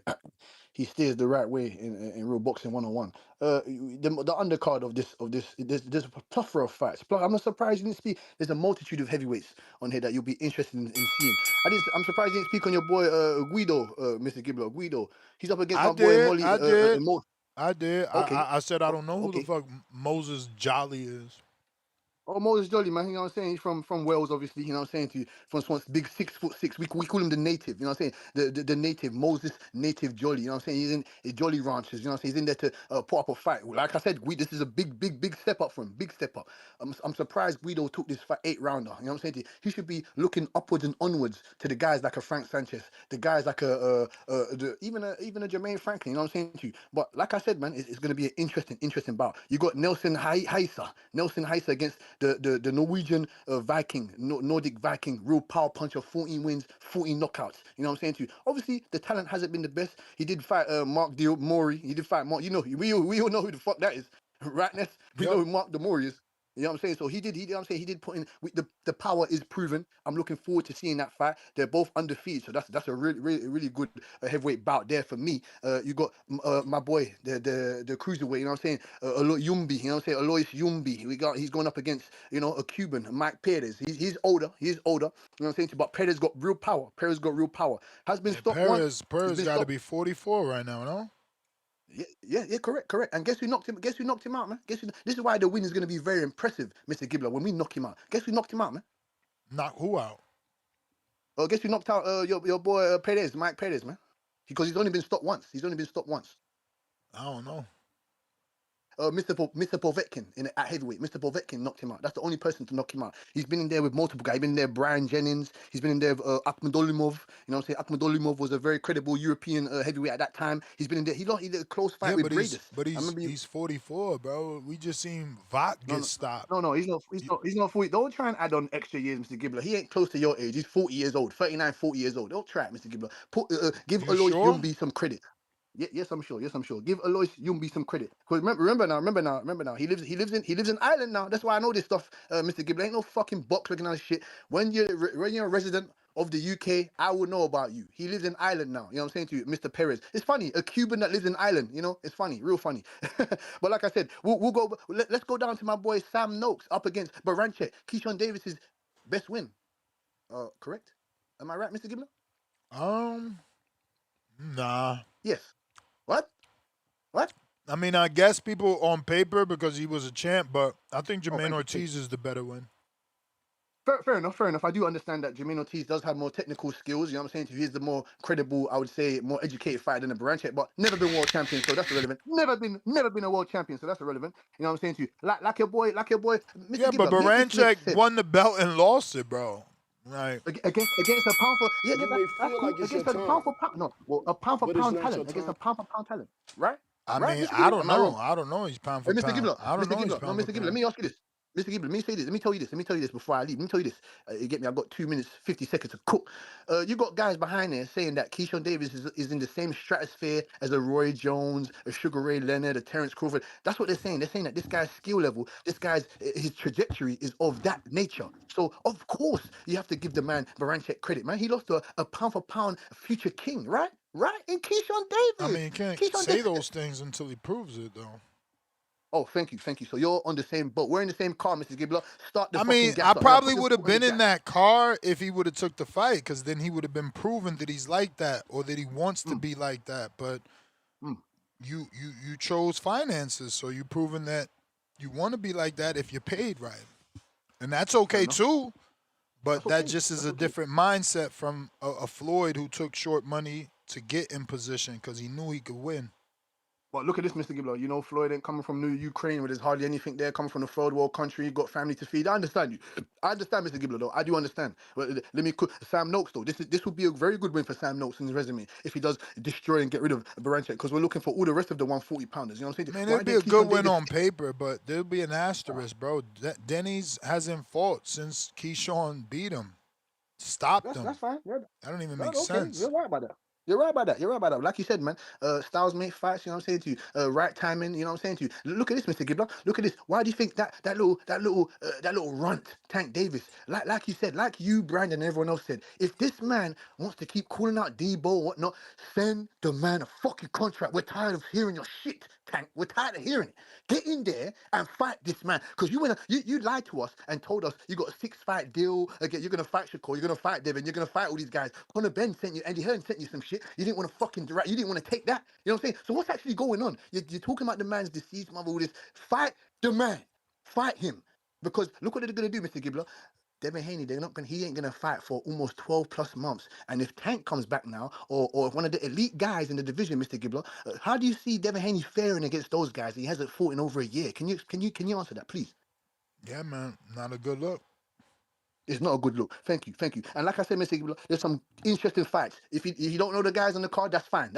You can go do your research. Like Mr. Gibbler says, Google's your best friend. You can go do some Google search, go do some watch some fight highlights of the guys that are going to be on the card tomorrow. You know what I'm saying? You got a couple European guys. You got majority of them. You got a Cuban guy, and you got a couple of UK guys. You know what I'm saying? It's going to be a great fight card in my opinion. You got the women fighting. You got incredible fighters like Clarissa Shields that just had a fight. Baumgartner. I'm impressed with all the women that are putting on for boxing at this stage. And that was a nasty work from Serrano. That was nasty work. And Mr. Gibbler again, there was a guy, Israel Mercado. I want to shout out to Israel Mercado. He got fucking robbed. Mr. Gibbler. Do you agree with that? He got fucking robbed. Yep. Do you agree with that? Yep. Yes, thank you.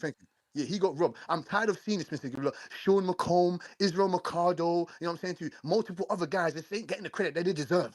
Ain't getting the credit they deserve. We need real judges in this shit, Mr. Gibbler. We need real judges. And what I'm gonna keep advocating for is that I would love for the ref. We need to advocate for the refs to start getting interviewed. I'm sorry. We need to hear at least from one ref to get their outlook on the fight. Like just question, or let them write down some answers. You know what I'm saying? Something. We need to hear something because it's not making any sense. And like I said, Mr. Gibbler, make sure you enjoy the rest of your day. You know what I'm saying to you? Make sure the community enjoys the rest of the day. And if you don't like my accent, you don't like my takes, then that's fine, man. Keep boosting my rocket ship so it can fly into the fucking air. You know what I'm saying to you? It's the way it's flying to space and take off. You know what I mean? Salute to you, Mr. Gibbler. Salute to the community. Hope everyone's having a great week. And let's make some profit. Let's make some money this weekend, as always. You know what I mean? Salute. Thank you, man. Thank you, man. And shout out to Chino, man, that gave me that King Cow, man. We don't forget you. We don't forget real boxing fans, man.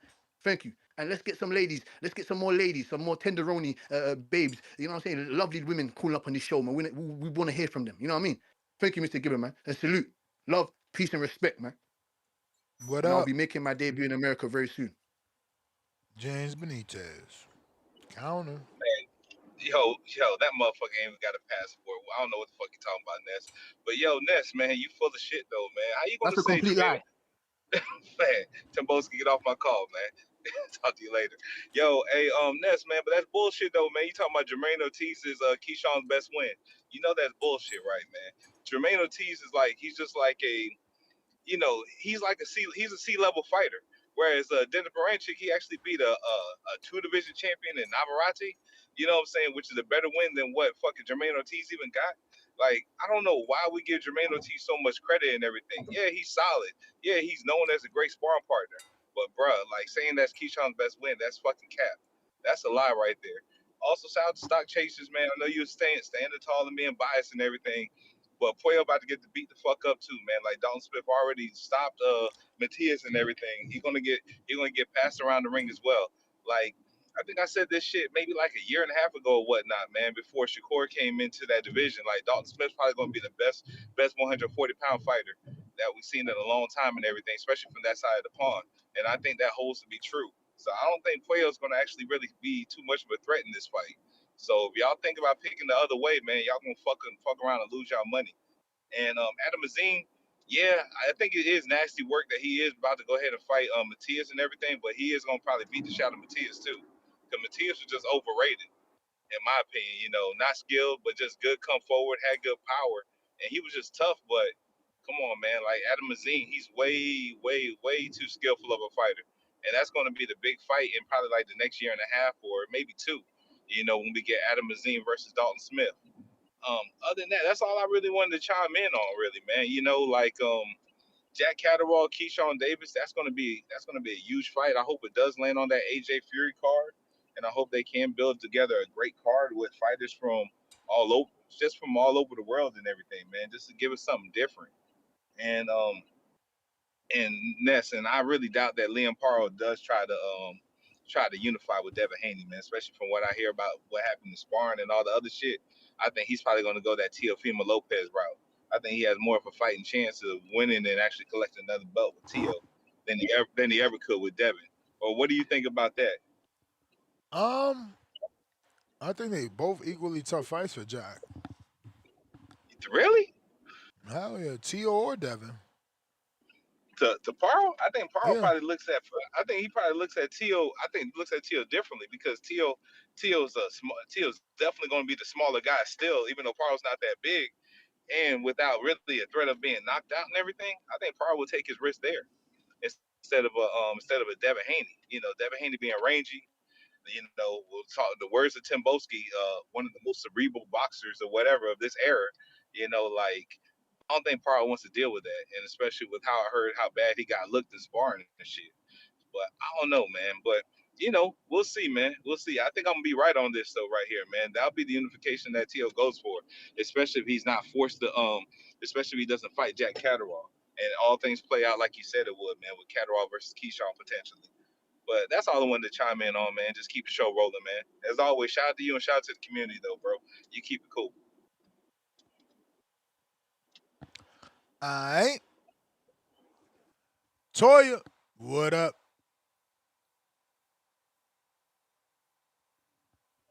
Hey, long time no see. Word. What's going on, man? How you feeling? Can't complain about yourself. I'm doing good.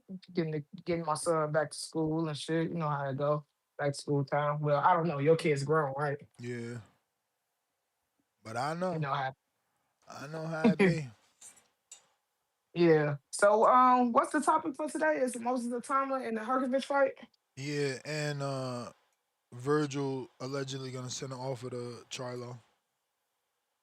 If that fight happens, the Vergil and Charlo, I can't wait to see it. I want to see that fight. I think it's a great fight. I want to see what Charlo can do. You know what I'm saying? He back on the scene, making noise, trying to, snap his way. He's still that nigga in that division. regardless of the fact. You know what I'm saying? So I can't wait to see that if that fight happens. And I think Well, it'll be at 160 is what they're reporting. oh 160. Okay, Hmm. okay, cool. That's still gonna be a good fight. I don't know how you gonna look at 160. He fought at 160 before, right? This the one who fought Canelo, right? This is Lil Charlo or Big Charlo? Big Lil Charlo. He fought at 68 versus Canelo. Right, for sure. Still gonna be a good fight. The Moses Itauma and Hrgovic fight. I think Moses Itauma finna stop Hrgovic. I think Moses Itauma finna be too sharp, too fast, too strong, too young, vibrant, agility. You know, reflexes gonna be on point. Hrgovic a little bit too slow for him. I think he finna like counter the shit out of him, and I say he probably stop him 1 through 6. I think I got to go on 1 through 6 for the stoppage. Yeah, can't wait to see that this weekend. There's some more fights happening this weekend too. I've been going off the scene for a minute because you know what I'm saying. A lot of shit been going on. You know what I'm saying. Motherfuckers running from Devin and shit. And I hear niggas over here talking about if Tank want to fight him, send the offer. Didn't the nigga just send them an offer not too long ago? I could have sworn Devin said Tank team reached out to him. What happened to that fight? We don't know. But I could have sworn that was what was reported. Devin out his own mouth said that shit on the internet that Tank reached out to him. So y'all can stop all that. If he want to fight him, send him the offer, all this bullshit. My man's trying to get a fight. Yeah, I'm back on the Tank train. My man's trying to get a fight. Don't nobody want to fuck with him. We gonna see what's gonna happen. I don't believe he's done out the sport. And as far as like they, what they got going on and talking about each other's mamas and shit, y'all need to stop dick riding fucking Devin because Bill been talking shit about Tank and his whole family for years. So y'all can get out there. All this fair when in this boxing shit. This the hurt game. So whatever words come out of niggas' mouths, it is what it is. Motherfuckers gonna stand on it. Feel me? All we gotta do now is just see the fight. They all this talking back and forth, this and that, internet. Y'all niggas so sad. Some of y'all finna rap for Haney and all this shit. Y'all niggas stop it, man. Y'all niggas too grown for that shit. These two boxers going at it, they have real history of bad intentions with each other. So this is really the real grudge fight that the sport needs to make. It's Tank and fucking and Devin. And let's just say Tank come back after a layoff and jump right into the fire with Devin.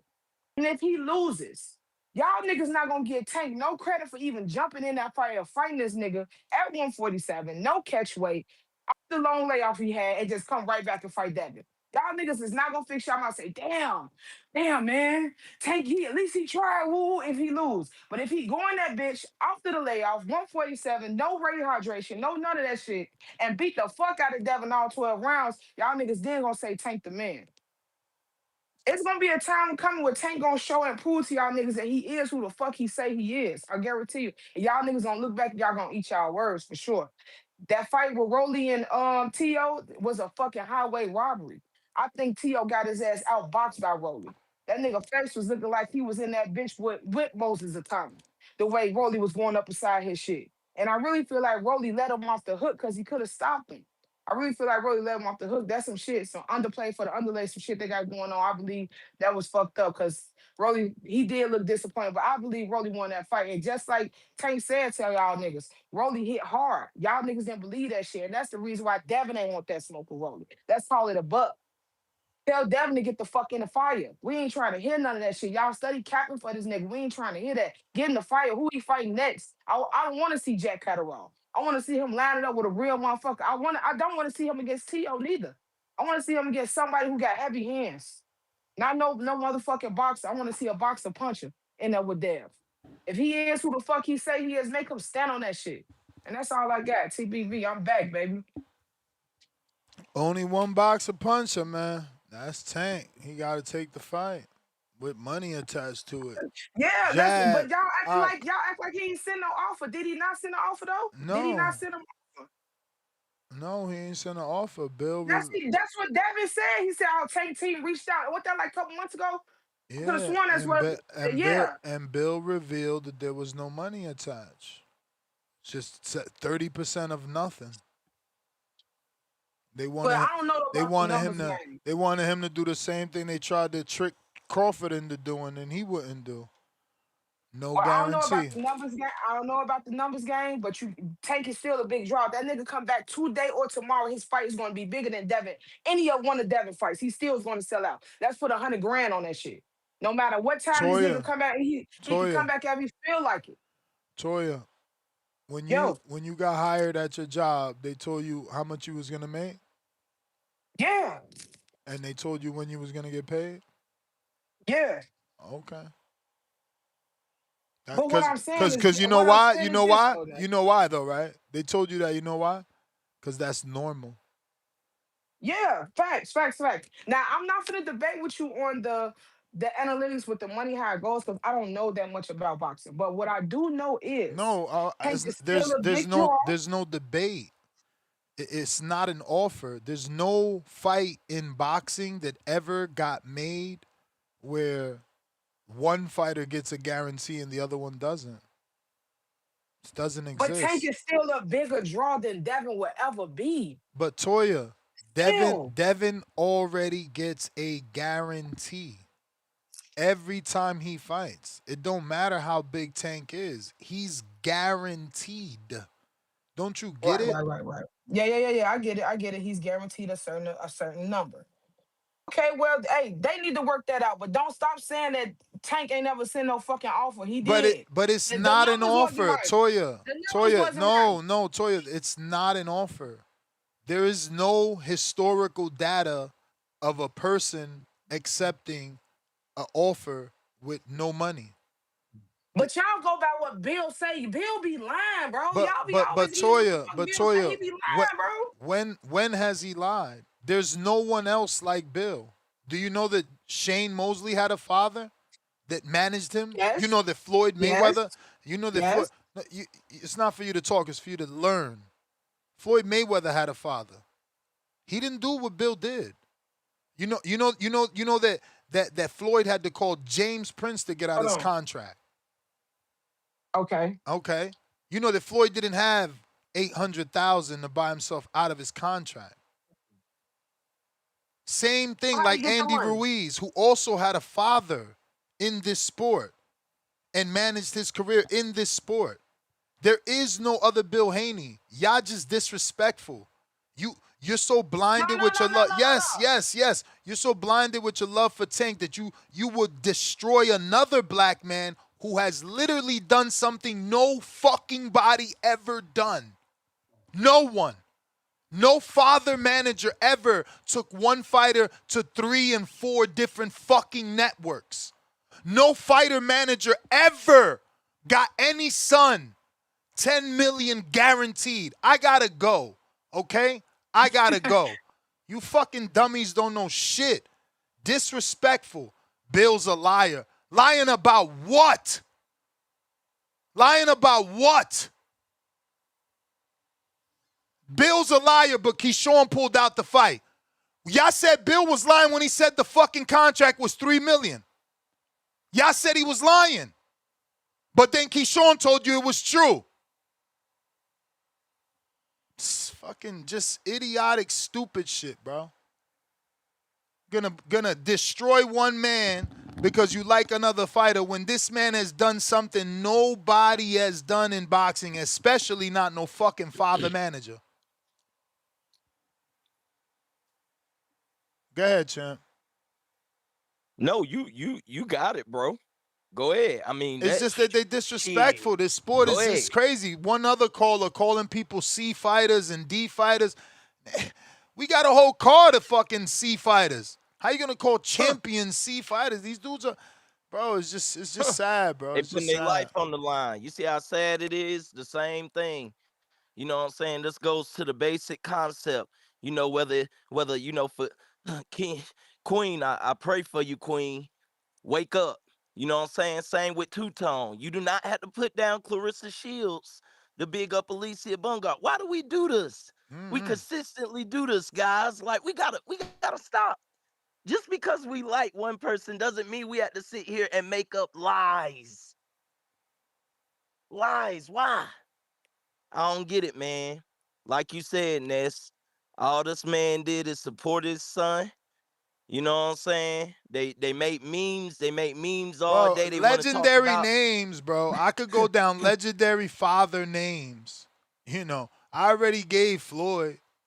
It's just it's utter disrespect, bro. It's utter disrespect. The dude, it don't matter what is, and that's what I'm saying. Maybe I'm passionate because I got my own past, and people love to bring up his fucking past. It's like he hasn't removed himself from that. He hasn't made him and his family millionaires 10 times over. No, he's still a pimp to some stupid nigga named Bobby Cutts. You ain't getting on the show because I know what you about to do. So you might as well just hang the fuck up. You see how crazy it is, and once again, this is where I come from. This when I talk about we need more of this. We need more of the unbiased, the truth. You see what I'm saying? The same way that they throw the bullshit out in the media, the same way they throw the bullshit out in the social media. Like we gotta wake up, y'all. We gotta think. We got a brain on our heads. Use the shit. The same way Ness said, I've never fucking got hired at a job and they didn't tell me, hey, D, you gonna be making this much. Hey, D, your salary's gonna be this. It doesn't fucking work like that. But then when it comes to Devin, now it's all he's ducking. Now we just forgot about Keyshawn. Shakur, what the fuck is up with Shakur, man? Who is Shakur fighting? But I ain't gonna get started. Like I say, all Bill did is show greatness. Devin is a warrior. You know what I'm saying? He got a chin. And he gonna continue to be great. One of the best jabs in boxing, the best manager in boxing. I repeat, he got the best manager in boxing. All right. To continue to school these people, bruh. God bless. Hey, y'all wake up, man. Use y'all fucking heads, man. Use your fucking brains. That's all I got, Ness. They ain't gonna use it, bro. You still got people saying so he ain't lie about the $100 million deal. Meanwhile, T.O. is reporting that he making what he making. Shakur telling you he making what he making. Shakur also told you, which I said Bill was lying about. Bill said Zuffa wanted Shakur Devin. Shakur signed a contract first and tells you Zuffa wants Shakur Devin, and now we believe it. Bill tells you there's a $100 million deal. There's enough money that Devin could fight whoever he want. Y'all don't believe it. Shakur signs the contract and says, let's do the fight at 44. This was Zuffa want. The people want it. You know they want it. And now y'all believe him. I don't get it. I don't get it. So wait a minute. There's no $100 million deal, but there is a deal to fight Shakur that is from Zuffa, so there is a deal that's real. Okay. At least we know that, right? There is a deal that's real. And we do know that deal is being leveraged to get the deal with the zone. Okay. Just wondering, But hey, 100,000, 100 million, 100 million. All right. Last call for them callers, man. Last call for them callers. If you're looking to call in, now is the time. Discord available. X Space is also available.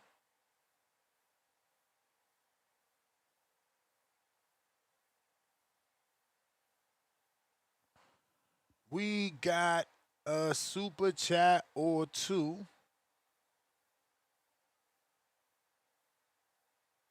Slick Nick, $2. Can't spell business without Ness. Oh shit, that's fire. White Kentrell, 28 months on that champ level. Of course the crowd was pro Rolly. Rolly got great personality. Don't have a reputation of calling black dot people emoji? Monkeys. He's funny as fuck. You gotta hit him up, bro. That an iconic moment. We love Rolly. RX Goon. No, this caller is actually stupid. James Benitez counterpunch. We got to. And drop that that bomb for James, even though you can get a refund if you want, because we didn't cut Allen the base call.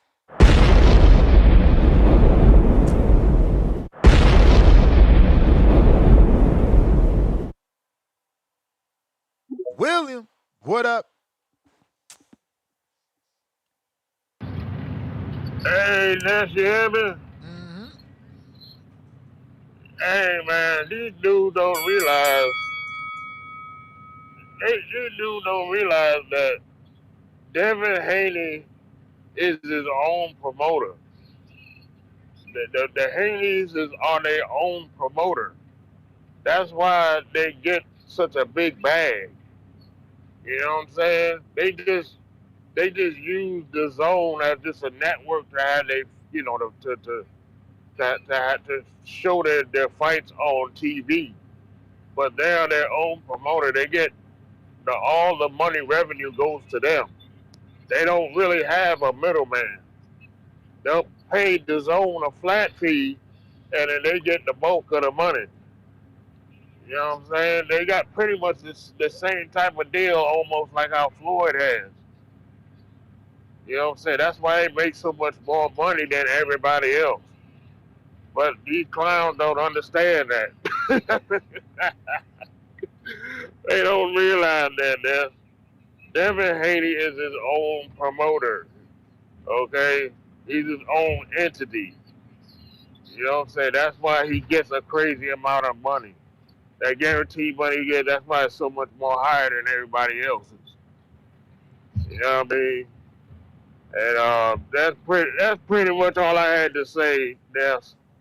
You know what I mean? Y'all have a good day. Hey, William. Yeah. T.O. just signed, right? Yeah. Oh yeah. T.O. Yeah. T.O.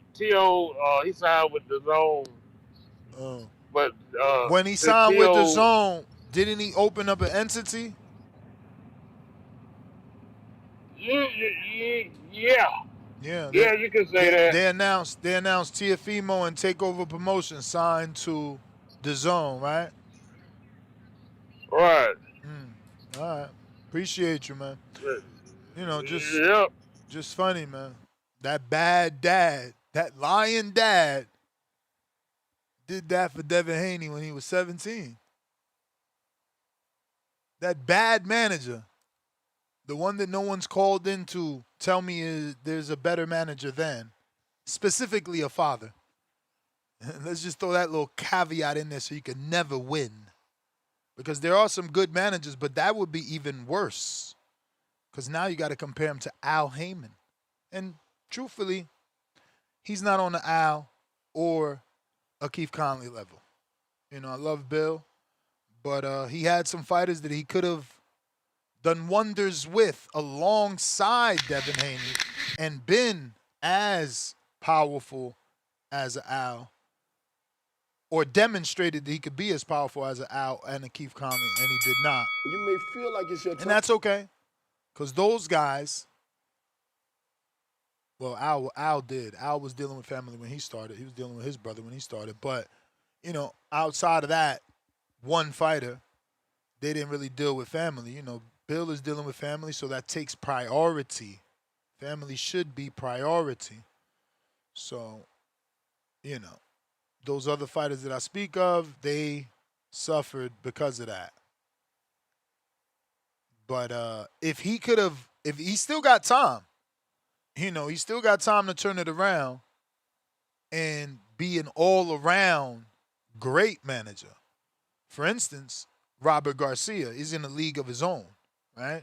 Not only is a great manager, but he's one of the few manager trainers. Bomac is in that category as well. But then you got to look at Robert and say he's greater than probably everybody that is a manager trainer because his resume reads champion after champion after champion. Not that he brought in, that he built from scratch. So his resume is deep, you know, and then managerial deep. He going back to Margarito days and Brandon Rio days, you know, and he's only gotten better since then.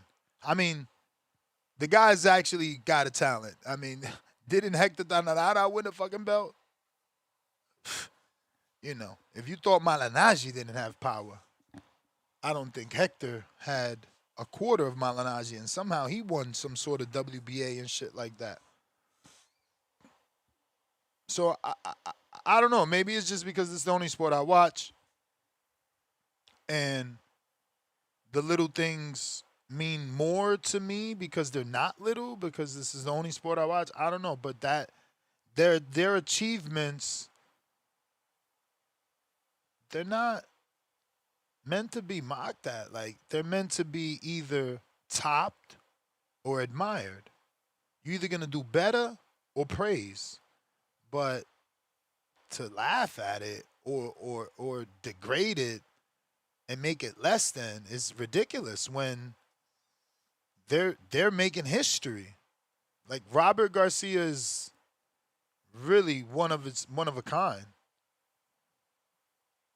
There's not a lot of successful manager trainers. Just don't exist. You know, shout out to everybody that's doing it. For instance, Trinidad Garcia, right? Ain't that his name? Or am I fucking it up? Because I always call him Trinidad James. I bet you he fucking hopes he could get to the level of Robert. You know? And he's a trainer manager. He got Olivia Curry and other fighters. Rick Ramos, is that his name? The one with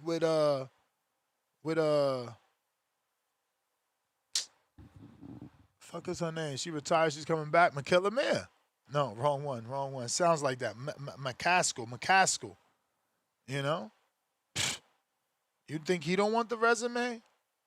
You don't think he want the bank account of Robert? Robert is the only fighter, the only trainer I know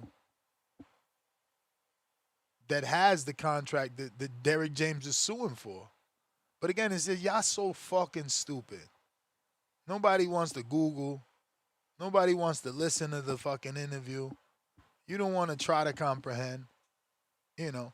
But Robert told the world when Derrick was suing Earl, he got that shit negotiated in his contract. If you make pay-per-view money, he get a cut. He ain't nobody's fool. Derrick trying to fucking go to court to get something that he think he's owed. It wasn't negotiated beforehand.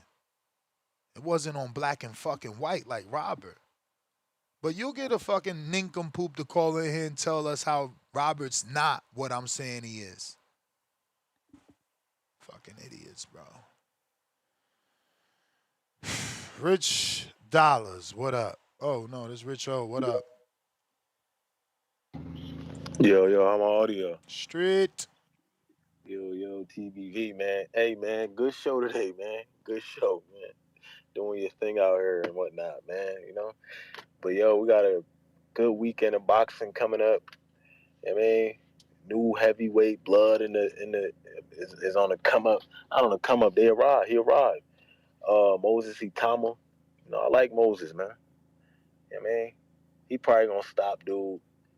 But I'll say it's a 60-40 fight. I mean, you gotta get a boy Hrgovic some respect. You feel me? But Charlo and Vergil Ortiz, huh? Vergil not fucking with no champion at 160, man. He not fucking with Carlos Adames. He not fucking with Laura. Not fucking with none of them dudes, man. He not even fucking with the dude Yo-Yo. That's crazy, right? He not fucking with none of them dudes. He better stay away from none of them. He better stay away from all them dudes, man. But yo, man, I need a good laugh, man. You gotta let Bobby Cuts on, man. gotta let the clown off. Bro, nobody got time for him, bro. All he want to do is just say anything to try to troll. He don't want to talk boxing. He does. I ain't gonna lie, that shit be funny as hell sometimes. Some days it be like, all right, get the fuck off. And then some days I'll be like, I'll be needing a good laugh sometimes, man. We don't need an Bobby, echo. call in, Bobby. I fuck with Let Bobby Richo. on, man. Richo fought in border wars, so we gonna let you get on. Real nigga, man. And any other hater, like, we don't need an echo chamber in here. And that's we need some back and forth and sometimes Right. I fuck with Haney, but sometimes it's like it get too glazed. Like, all right, we doing too much. Haney just lost his mom, so I get the passion from you, but we need some back and forth. But that's my call, though, man. Don't forget Wednesday Border Wars, man. Don't forget that. We need that. Need Mm-hmm. that. Richo versus Forbes is going down, but that's my call, man. Appreciate Yeah, you, and man. we got another fight that we gonna sign. Hopefully, it's official by Wednesday.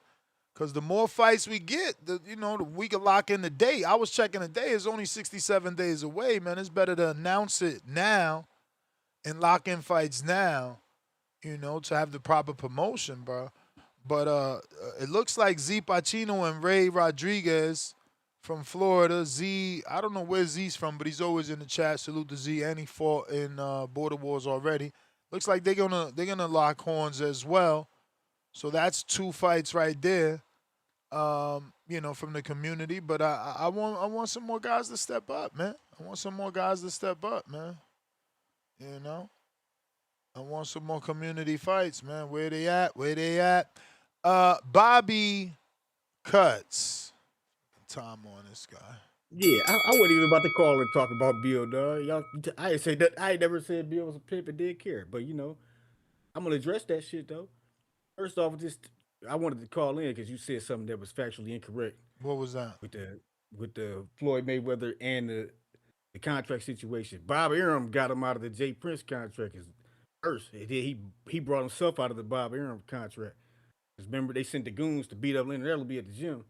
And he told Bob Arum, Jay Prince don't take no checks. I just wanted to clean that one up.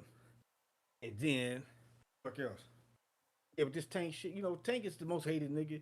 He didn't never say nothing bad about Devin Mama. All he did was like, why don't you you gonna post my mama, post your mama. You ain't even honoring your mama memory, posting her, but you gonna but you posted my mama. That's all the nigga was saying.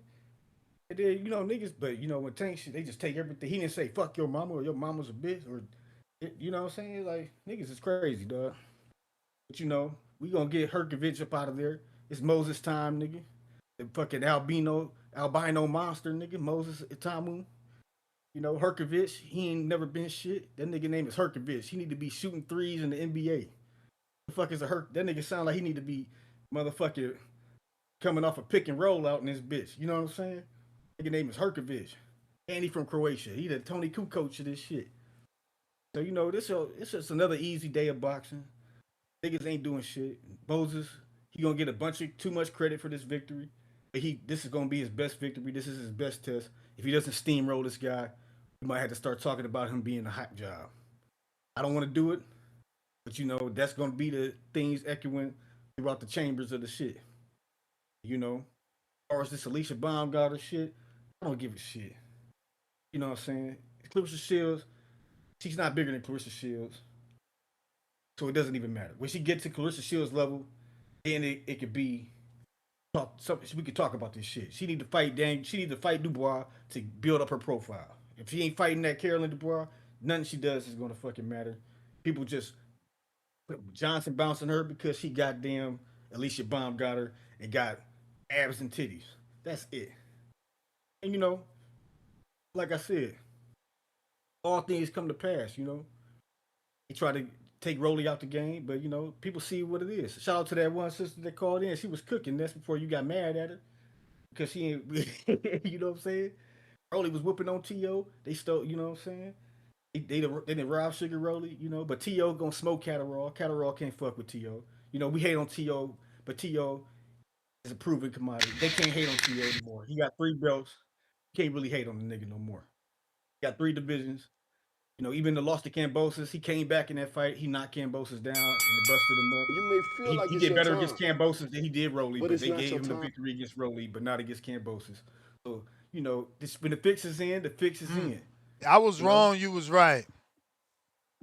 I'm glad you I admit that, Ness. I can respect you, Ness. I respect you, I Ness, because you admit twisted that. that all up. It No, it happens says, from time to time. That's why I respectively corrected you, nigga. I wasn't y'all niggas be thinking I'm hating all the time, nigga. I hate but certain times. I hate it a lot, nigga. reveals I ain't that gonna lie. 20%. That shit is no longer 20 though. They saying that shit at 25, 30 now. But in 1999, through 99 to 2003, Prince managed Floyd and was reportedly had 20% of Floyd. And then contemporary reporting confirms Prince was Floyd's manager while Bob Arum remained his promoter. In 2003, Floyd wanted to separate from Prince, according to Arum, and this is the incident about the gym that Arum is on video talking about the Prince, attacked members of Floyd gym at the Top Rank gym, and I was wrong with the number 2 and the buyout. It was Arum that paid Prince $600,000, and I was off on Floyd's contract with the $800,000. It was $750,000, so I was off by $50,000. Floyd did buy himself out. I thought Prince paid for that, so I remembered it wrong. My bad. My bad. Too late now. People ain't gonna care that I said my bad. They motherfucking let's lie on Floyd. I didn't say you lied. I just said you was just No. you I get said you not get. you, Oh, not you. I'm just all saying right. in general. In general, they ain't gonna listen that far and realize I corrected myself after realizing I was wrong. But let me get to Jonathan Sims Chainbreaker. Didn't you call in already? You need that blessed counterpunch. What up, Ness? What up? Tim Boski tells Lewis Crocker to run it back with Patty Donovan, the toughest man in all of Ireland. Stop ducking All this right, nigga. all right, Bobby. The bell will ring. You hitting below after the bell. Word. Um, what's good, people? Very good show today, Ness, for sure. You definitely kept us entertained. We all the way to 2 o'clock, man. You know, good, bad, or indifferent. We always appreciate the work you put in for the community. Shout out to the callers. There's some good callers today. Um, and shout out to those in the chat. It's a community. All these things help the boxing voice move forward. So everybody must do their part. Verse of the day coming out of Psalms. This is from the Bible app. This is their verse of the day that I just give to the people because we know we have the citing police out there. And if we don't cite our sources, they will condemn you, even if you're taking it from the Bible. So Psalms 100, verse 5, New King James Version. For the Lord is good and his mercy endureth forever, and his truth endureth to all generations. And that is part of the scope of my call. You know, I sat back and listened to our call the other day, and foundationally, I could see that you were right. Now, though you tried to add some extra stuff to it, like I would tell my son to take the deal, this, that, and the third, and I get it. It's part of the next stick. Your baseline fundamental principles are correct. What is Jonathan talking about? So Tate, aka PBC, offered Devin 30%, zero guarantee, meaning his purse was not guaranteed. Upside, yes, but Devin bears the meaningful event performance risk, meaning Devin won't. The eat what you kill is it cost us 40 million to put on the fight. After we get the 40 million, then Devin and Tate will get paid in a sense, right? And Bill is saying, F no to that. Let's do 30 million. Each fighter gets 15 million in a 45-55 split, plus additional upside. Both fighters have a substantial floor. And then on top of that, you say, well, what network? We all know DAZN was going to back that. If DAZN is giving Devin 12 plus million per fight, we know that they will give Devin and Tank 15 million apiece, plus upside once they recruit what they make off the fight. So Devin has a potential to double triple, quadruple if him and Tate does the numbers they're supposed to. Plus, it's a floor, a baseline that Devin and Tate get, aka the 15 million, that satisfies both fighters in case safety net the fight doesn't do as well as expected. Ness is completely right about that. That is a deal I would have tried to propose if I was in that position, and I would not tell my son to take eat what you kill if I have an opportunity to work with the network like DAZN and provide something substantially better. If I don't have the network back in me, then it may be conducive for me to take the eat what you kill and try to negotiate maybe 2 to 3 million baseline purse. But when you have a network, a conglomerate, Turkey backing you like that, absolutely, you have the right to counter and offer what Bill offered. So in that sense, Ness, I'm totally in agreement with you. And that's a deal I would have my son take, and we would not take that Tank fight at 30% with no guarantee. So I'm with you there. And I think we could have got to that I'm waiting if for the all the right but. I'm waiting for the but. There's no way there's no but. but I'm not fat like Price tried to say I was. There's your but. Only thing I guess I can go back and question or add a suggestion, a comment to is not the 144 offer, not the zone wants to fight now that I'm signed to them Shakur offer. The only thing I guess I would throw out there as a comment is looking back at it, I think it would have been better for Bill when they were at 135 offering undisputed plus 25% is to have a network attached to that deal. So then Shakur couldn't say 25% of what? Because even you said, look at Bill's track history record. We know that he would have procured the network. We know he's a good businessman, so he would have got that taken care of. I just think it would have behooved him to have that up front, so then Shakur knows exactly who the No, network for is. sure. But it's business, Jonathan. So you think, first of all, let's keep it in houses. We both bought them. Okay, stop telling people that, man. You bought a house. I ain't got nothing. We can't put in an offer without a pre-approval or an actual loan, right? Or proof of Yeah, funds. exactly. I was about to say, or okay, thank you. Yeah, I'll be because if you're quiet. gonna Go do a ahead. cash offer, you gotta have proof of Yeah, funds to prove it. I And know. if you're gonna do an Exactly. offer, you gotta have your bank to prove it. So that's Exactly. all. That's the That's only all thing I I'm was gonna saying. add. That's all I'm Mhm. saying. So I get you. Shakur needed that, but guess what? I need in order to get that. You and I, Your verbal, you I need a written consent. Maybe to term exactly, agreement to the exactly. You term and I offer. can't get nothing from the bank to prove that we credible financially to sustain a mortgage for them to give us the pre-approval to give to our agent to successfully make an offer without going through the process. Shakur didn't want to go through the process. I need your name. Bill can't legally go to any network and say, I got a Shakur Devin fight. It's like y'all don't understand No, business. yeah, agree in principle. I get what you're saying, but I also think Bill has enough built up enough credibility that they said that he could have worked out a handshake agreement that if No. Shakur No, look at cannot, what we dealing with. Look at what we dealing with. Literally, but literally. No, listen, no, no, no, no, no, no, no. even Let's if go. they No, say no, no, no, yes, no, no, no, no, no. Let's go even if down. they No, say no, yes, no, no, no, no, if no, no, Shakur no, don't take no, the no, no, fight, no, no, no, DAZN no, loses no, no. nothing. We gotta go down the timeline so you see what we dealing with. We got Okay, to. talk We to me. got to go down the Go timeline. ahead, go ahead. Uh, we talking about a guy that said he wanted to fight and didn't take the offer. Cool. We talking about a guy that said he wanted to fight and then sent his little brother to fight him. Then we talking about a guy that said again he wanted to fight, but it had to be at 44. Then we talking about a guy again that said he wanted to fight,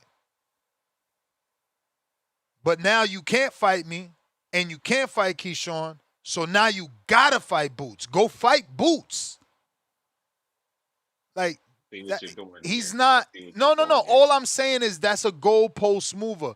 You can't It, you can't go to any network and say, yeah, I got a Devin Shakur. They're not gonna believe you. You need that in writing. There's yeah, no and relationship. I agree There's with you no there. It's my relationship there that you can you know, yeah, you just can't believe that. Shakur's his own man. But Ness, let's be fair though. That 144 and all that antics was after the 135 offer and after they moved up in Yeah, for that. sure, for sure. Okay, But it's so I think still only one person putting roadblocks. guardrails in place. Yeah, No, he's putting guardrails in place. roadblocks.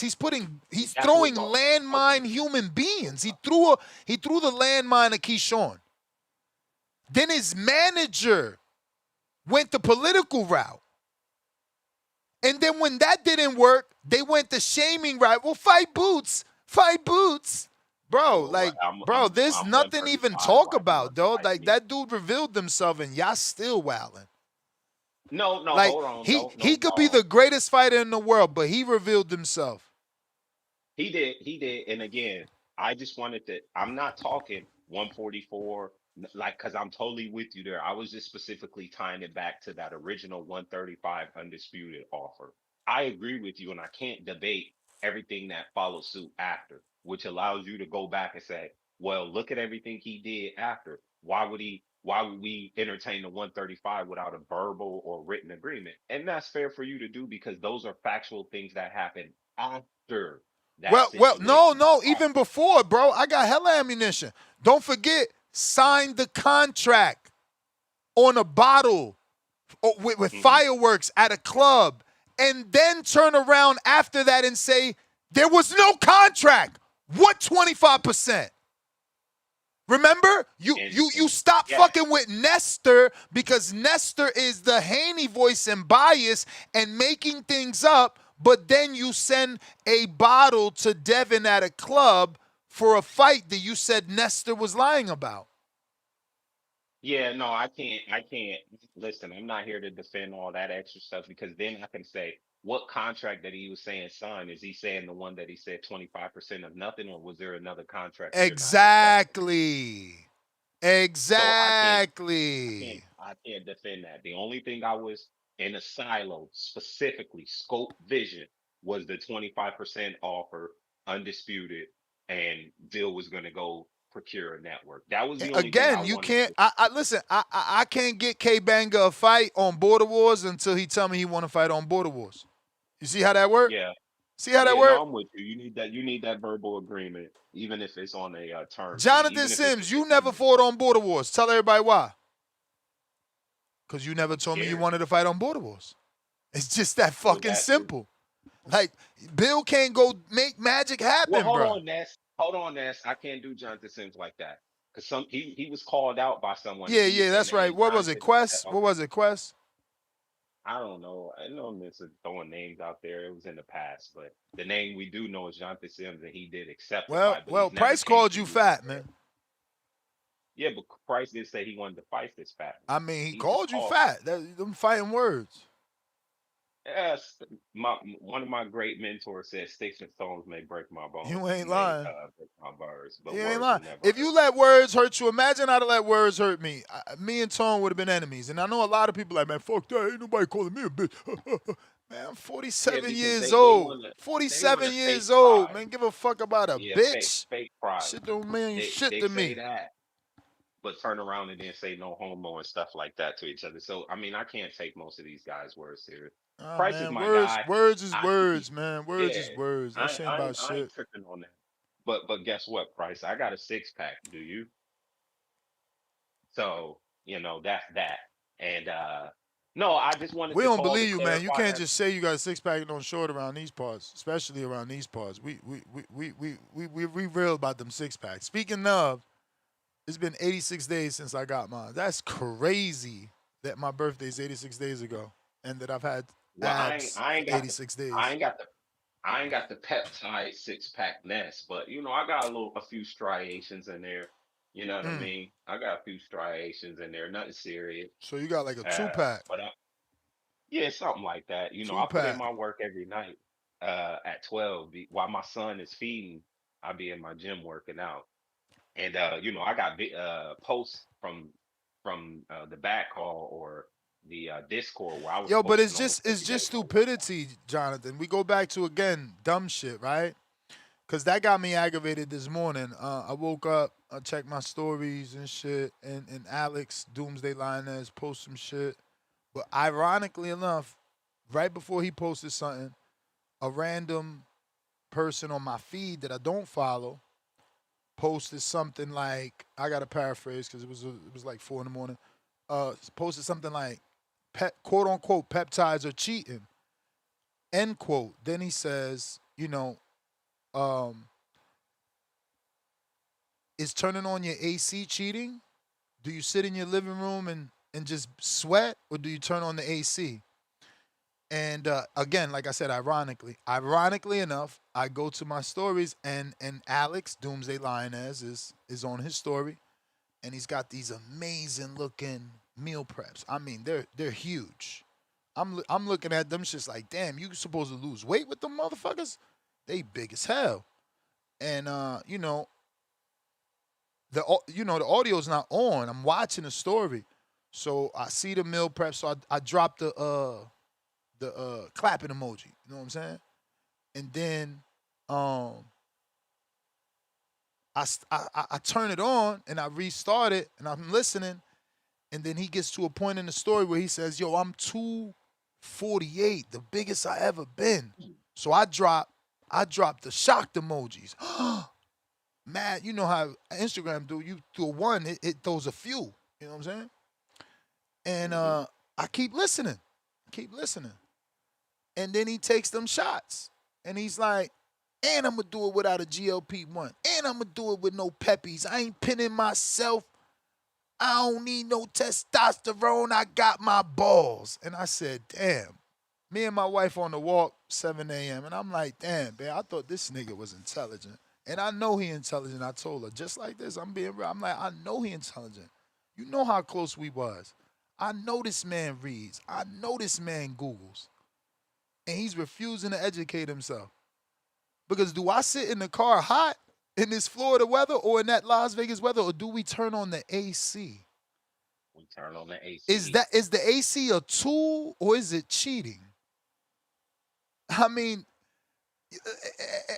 and look, not to get personal because it's not about him, but it's just everyone has this wrong way of thinking for some reason. If you've been wanting something all your life, say what? They fear change. No, that's fine. That's fine. That's fine. But if you've been wanting something all your life and you haven't been able to attain it, hypothetically, Jonathan, hypothetically, I met you. Let's give our relationship a hypothetical number of 20 years. But when I met you 20 years ago, you wanted to be 175. So we start working towards that goal.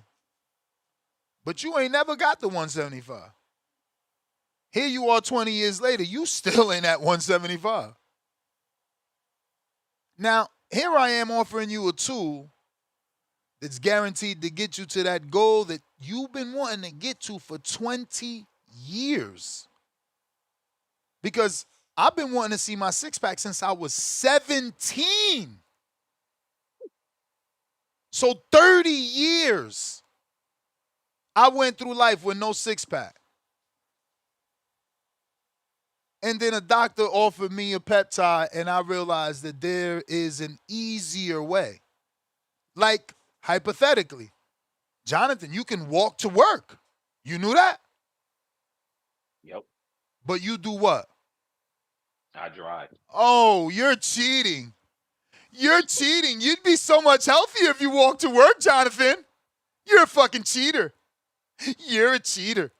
Fucking idiots, bro. We live in a society filled with morons. Morons. There's data. There's trials. There's human beings with data showing you that their A1C, which means they were pre-diabetic, it's reversing diabetes. No, I don't want that.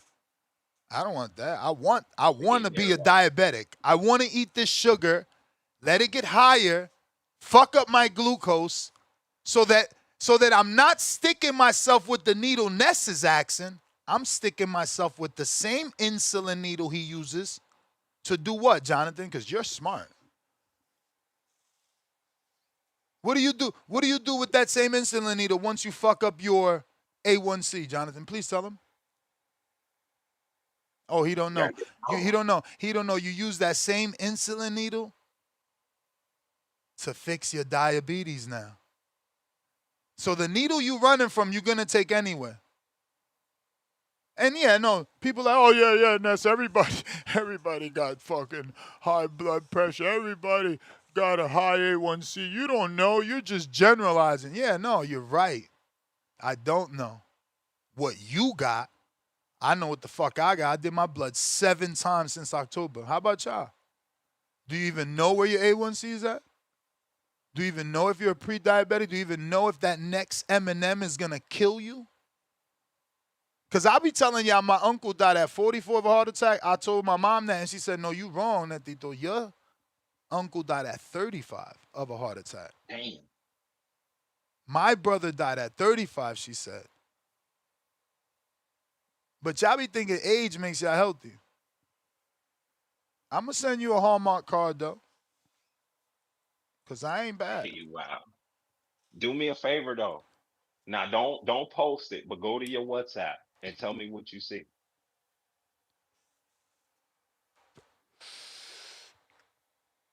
I see remnants. Not even remnants. Not even remnants. I see potential. You see a fat boy. I see potential. With a stomach.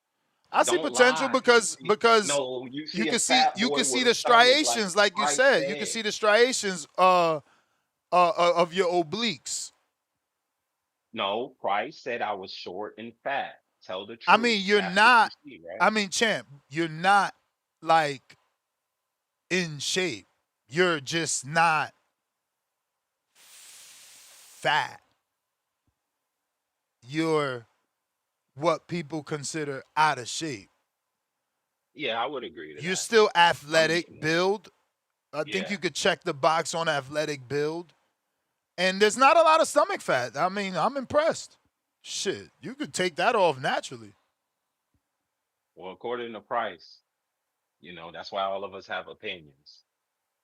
But I will agree that I mean, maybe, but honestly, I'm gonna be real. This doesn't look like you in Atlanta. You did look heavy in Atlanta. Why are you in denial? I didn't. No, I'm not saying. I didn't even mention. I bet you tell us you was heavy in Atlanta too. Did you weigh yourself then and now? Yeah. I was definitely heavier. Yeah. So Price ain't lying. He's going off the last time he seen you. Well, for one, he said he just saw me in Atlanta. Two, I don't know. I carry weight pretty well, I guess. So I'm not too much off from where I was in Atlanta. I feel like your stomach was bigger in Atlanta. Whether it was or it wasn't, I think you had a cardigan, right? So that could also add, the cardigan buckles at the bottom. Didn't you have a sweater? No cardigan. You ain't have a sweater? No. Oh, shit. So then you is fat. It was hot in Atlanta. Fat. It was hot. It was hot in Atlanta. All right, so then you fat, champ. Because I thought I seen a stomach, man. But hey, man, I could be wrong. I thought you had a cardigan. Maybe you ain't had no stomach. Maybe Price influential, man. Maybe Price saying that shit got us all believing that shit. I don't know. Yeah, I mean, it's Price. He's a showstopper. So, and this, all respect to Price. That's my guy. I think he's funny. So hold on. Let me address this. New York Bullet says athletic build and out of shape. I don't know how that works. So he got traps and shoulders. And he don't got man boobs, and he doesn't have a stomach, but he's not, you feel me? Tight. Right. He's not tight. He not lean. He's not lean. You know what I'm saying? And I would agree to that. He's not fat though. He's definitely not fat. He's overweight. Athletic build. For sure. So there you have it. And because I Cause, rock with cause if you're not athletic, then you're gonna be sloppy, and that's not sloppy. No disrespect to my man's in them. Supermax is in that sloppy category. here we go. Hey, Supermax, I have nothing to do with that comment. That is the representation of the host and not of the listener or caller. It's the representation of the shape of the body, bro. I just posted my Hey, pic. I had a fucked up body too. You know what I'm saying? That shit. That's yeah, the way no, it I'm with be. you. No, I'm with you. No, but I definitely have lost weight since then. To Price's credit, I definitely lost weight since then. But fat, I couldn't get jiggy with that one. Mm. Yeah, man. Just use them So I did. tools, man. Use them tools, man. Use them tools, man. That's all. That's all. I'm so happy for Hector Bermudez.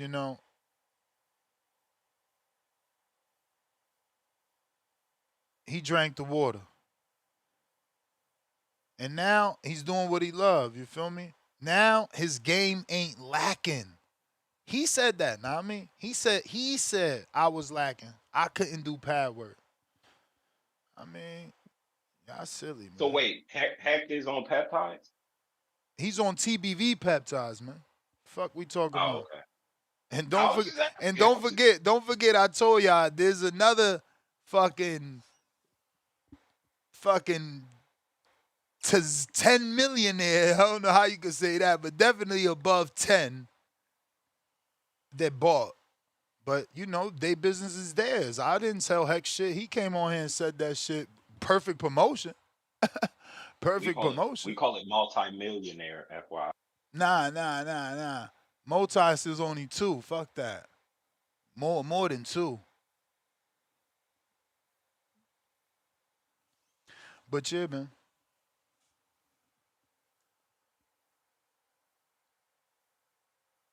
Get right. Get right. Let me see what we got.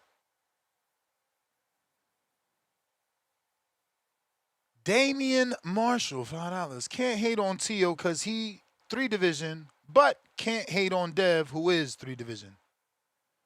Hey, man, you know how it go, bruh. You know how it go. What the hell is Happy Poop for 10 jewels? Stock Tasters, DM me. DM me and I'll send you the link. I don't be just putting it in YouTube because, that's how my other shit got crazy, I guess. I don't know. Gotta be careful. They don't and that's the thing. Exactly, Keenan, that they watching. That's the thing. They don't want you to get that help. They want you stuck on that Tylenol, buying Tylenol every day. And all that other shit that you become dependent on. I don't even use Wolverine no more. Yeah, when the last time you heard me complain about my knees? I'm telling you, but listen, all I could keep repeating is, can't make the horse drink water, man. Cannot make the horse drink water. You can only bring him to the river. That's all you can do. Looks like it is a wrap. I gotta hit that post office for the intelligent ones. Nest GTO, Instagram and Twitter. And Telegram if you're trying to get optimized. And use the tools.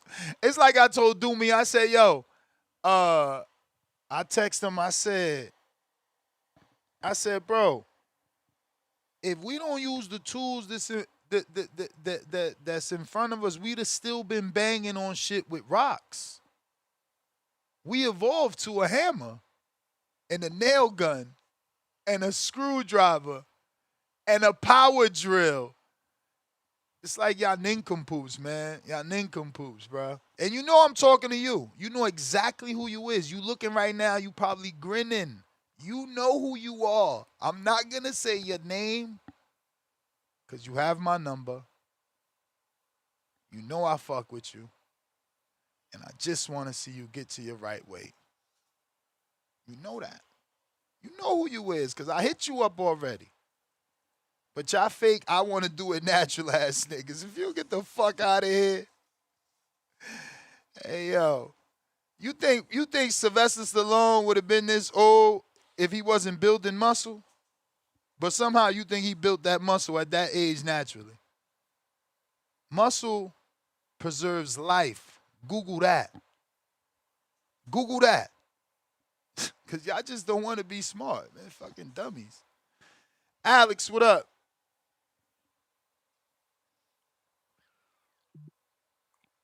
What's up, Ness? Can you hear me? You know it. Appreciate it. Just just getting back to the show. I haven't fully listened to all of it, so I apologize if I said something that's already been said, but this is a good fight. I'm looking forward to it. I agree with your monologue. It definitely shouldn't be pay-per-view, right? Like, I don't know why we're paying for a step up. You know, I don't think any of these guys have a title. Maybe Hrgovic has got an interim, but again, I don't think it's pay-per-view. But a great step up for Itauma with Hrgovic. He's been in there with some of the names. So looking forward to it. I do see a stoppage as well, but I think he'll get some rounds, which will be great for Itauma. Undercard is underwhelming, but I guess we'll see how good Noakes is, right? He was in a good war with Abdullah. He impressed me there.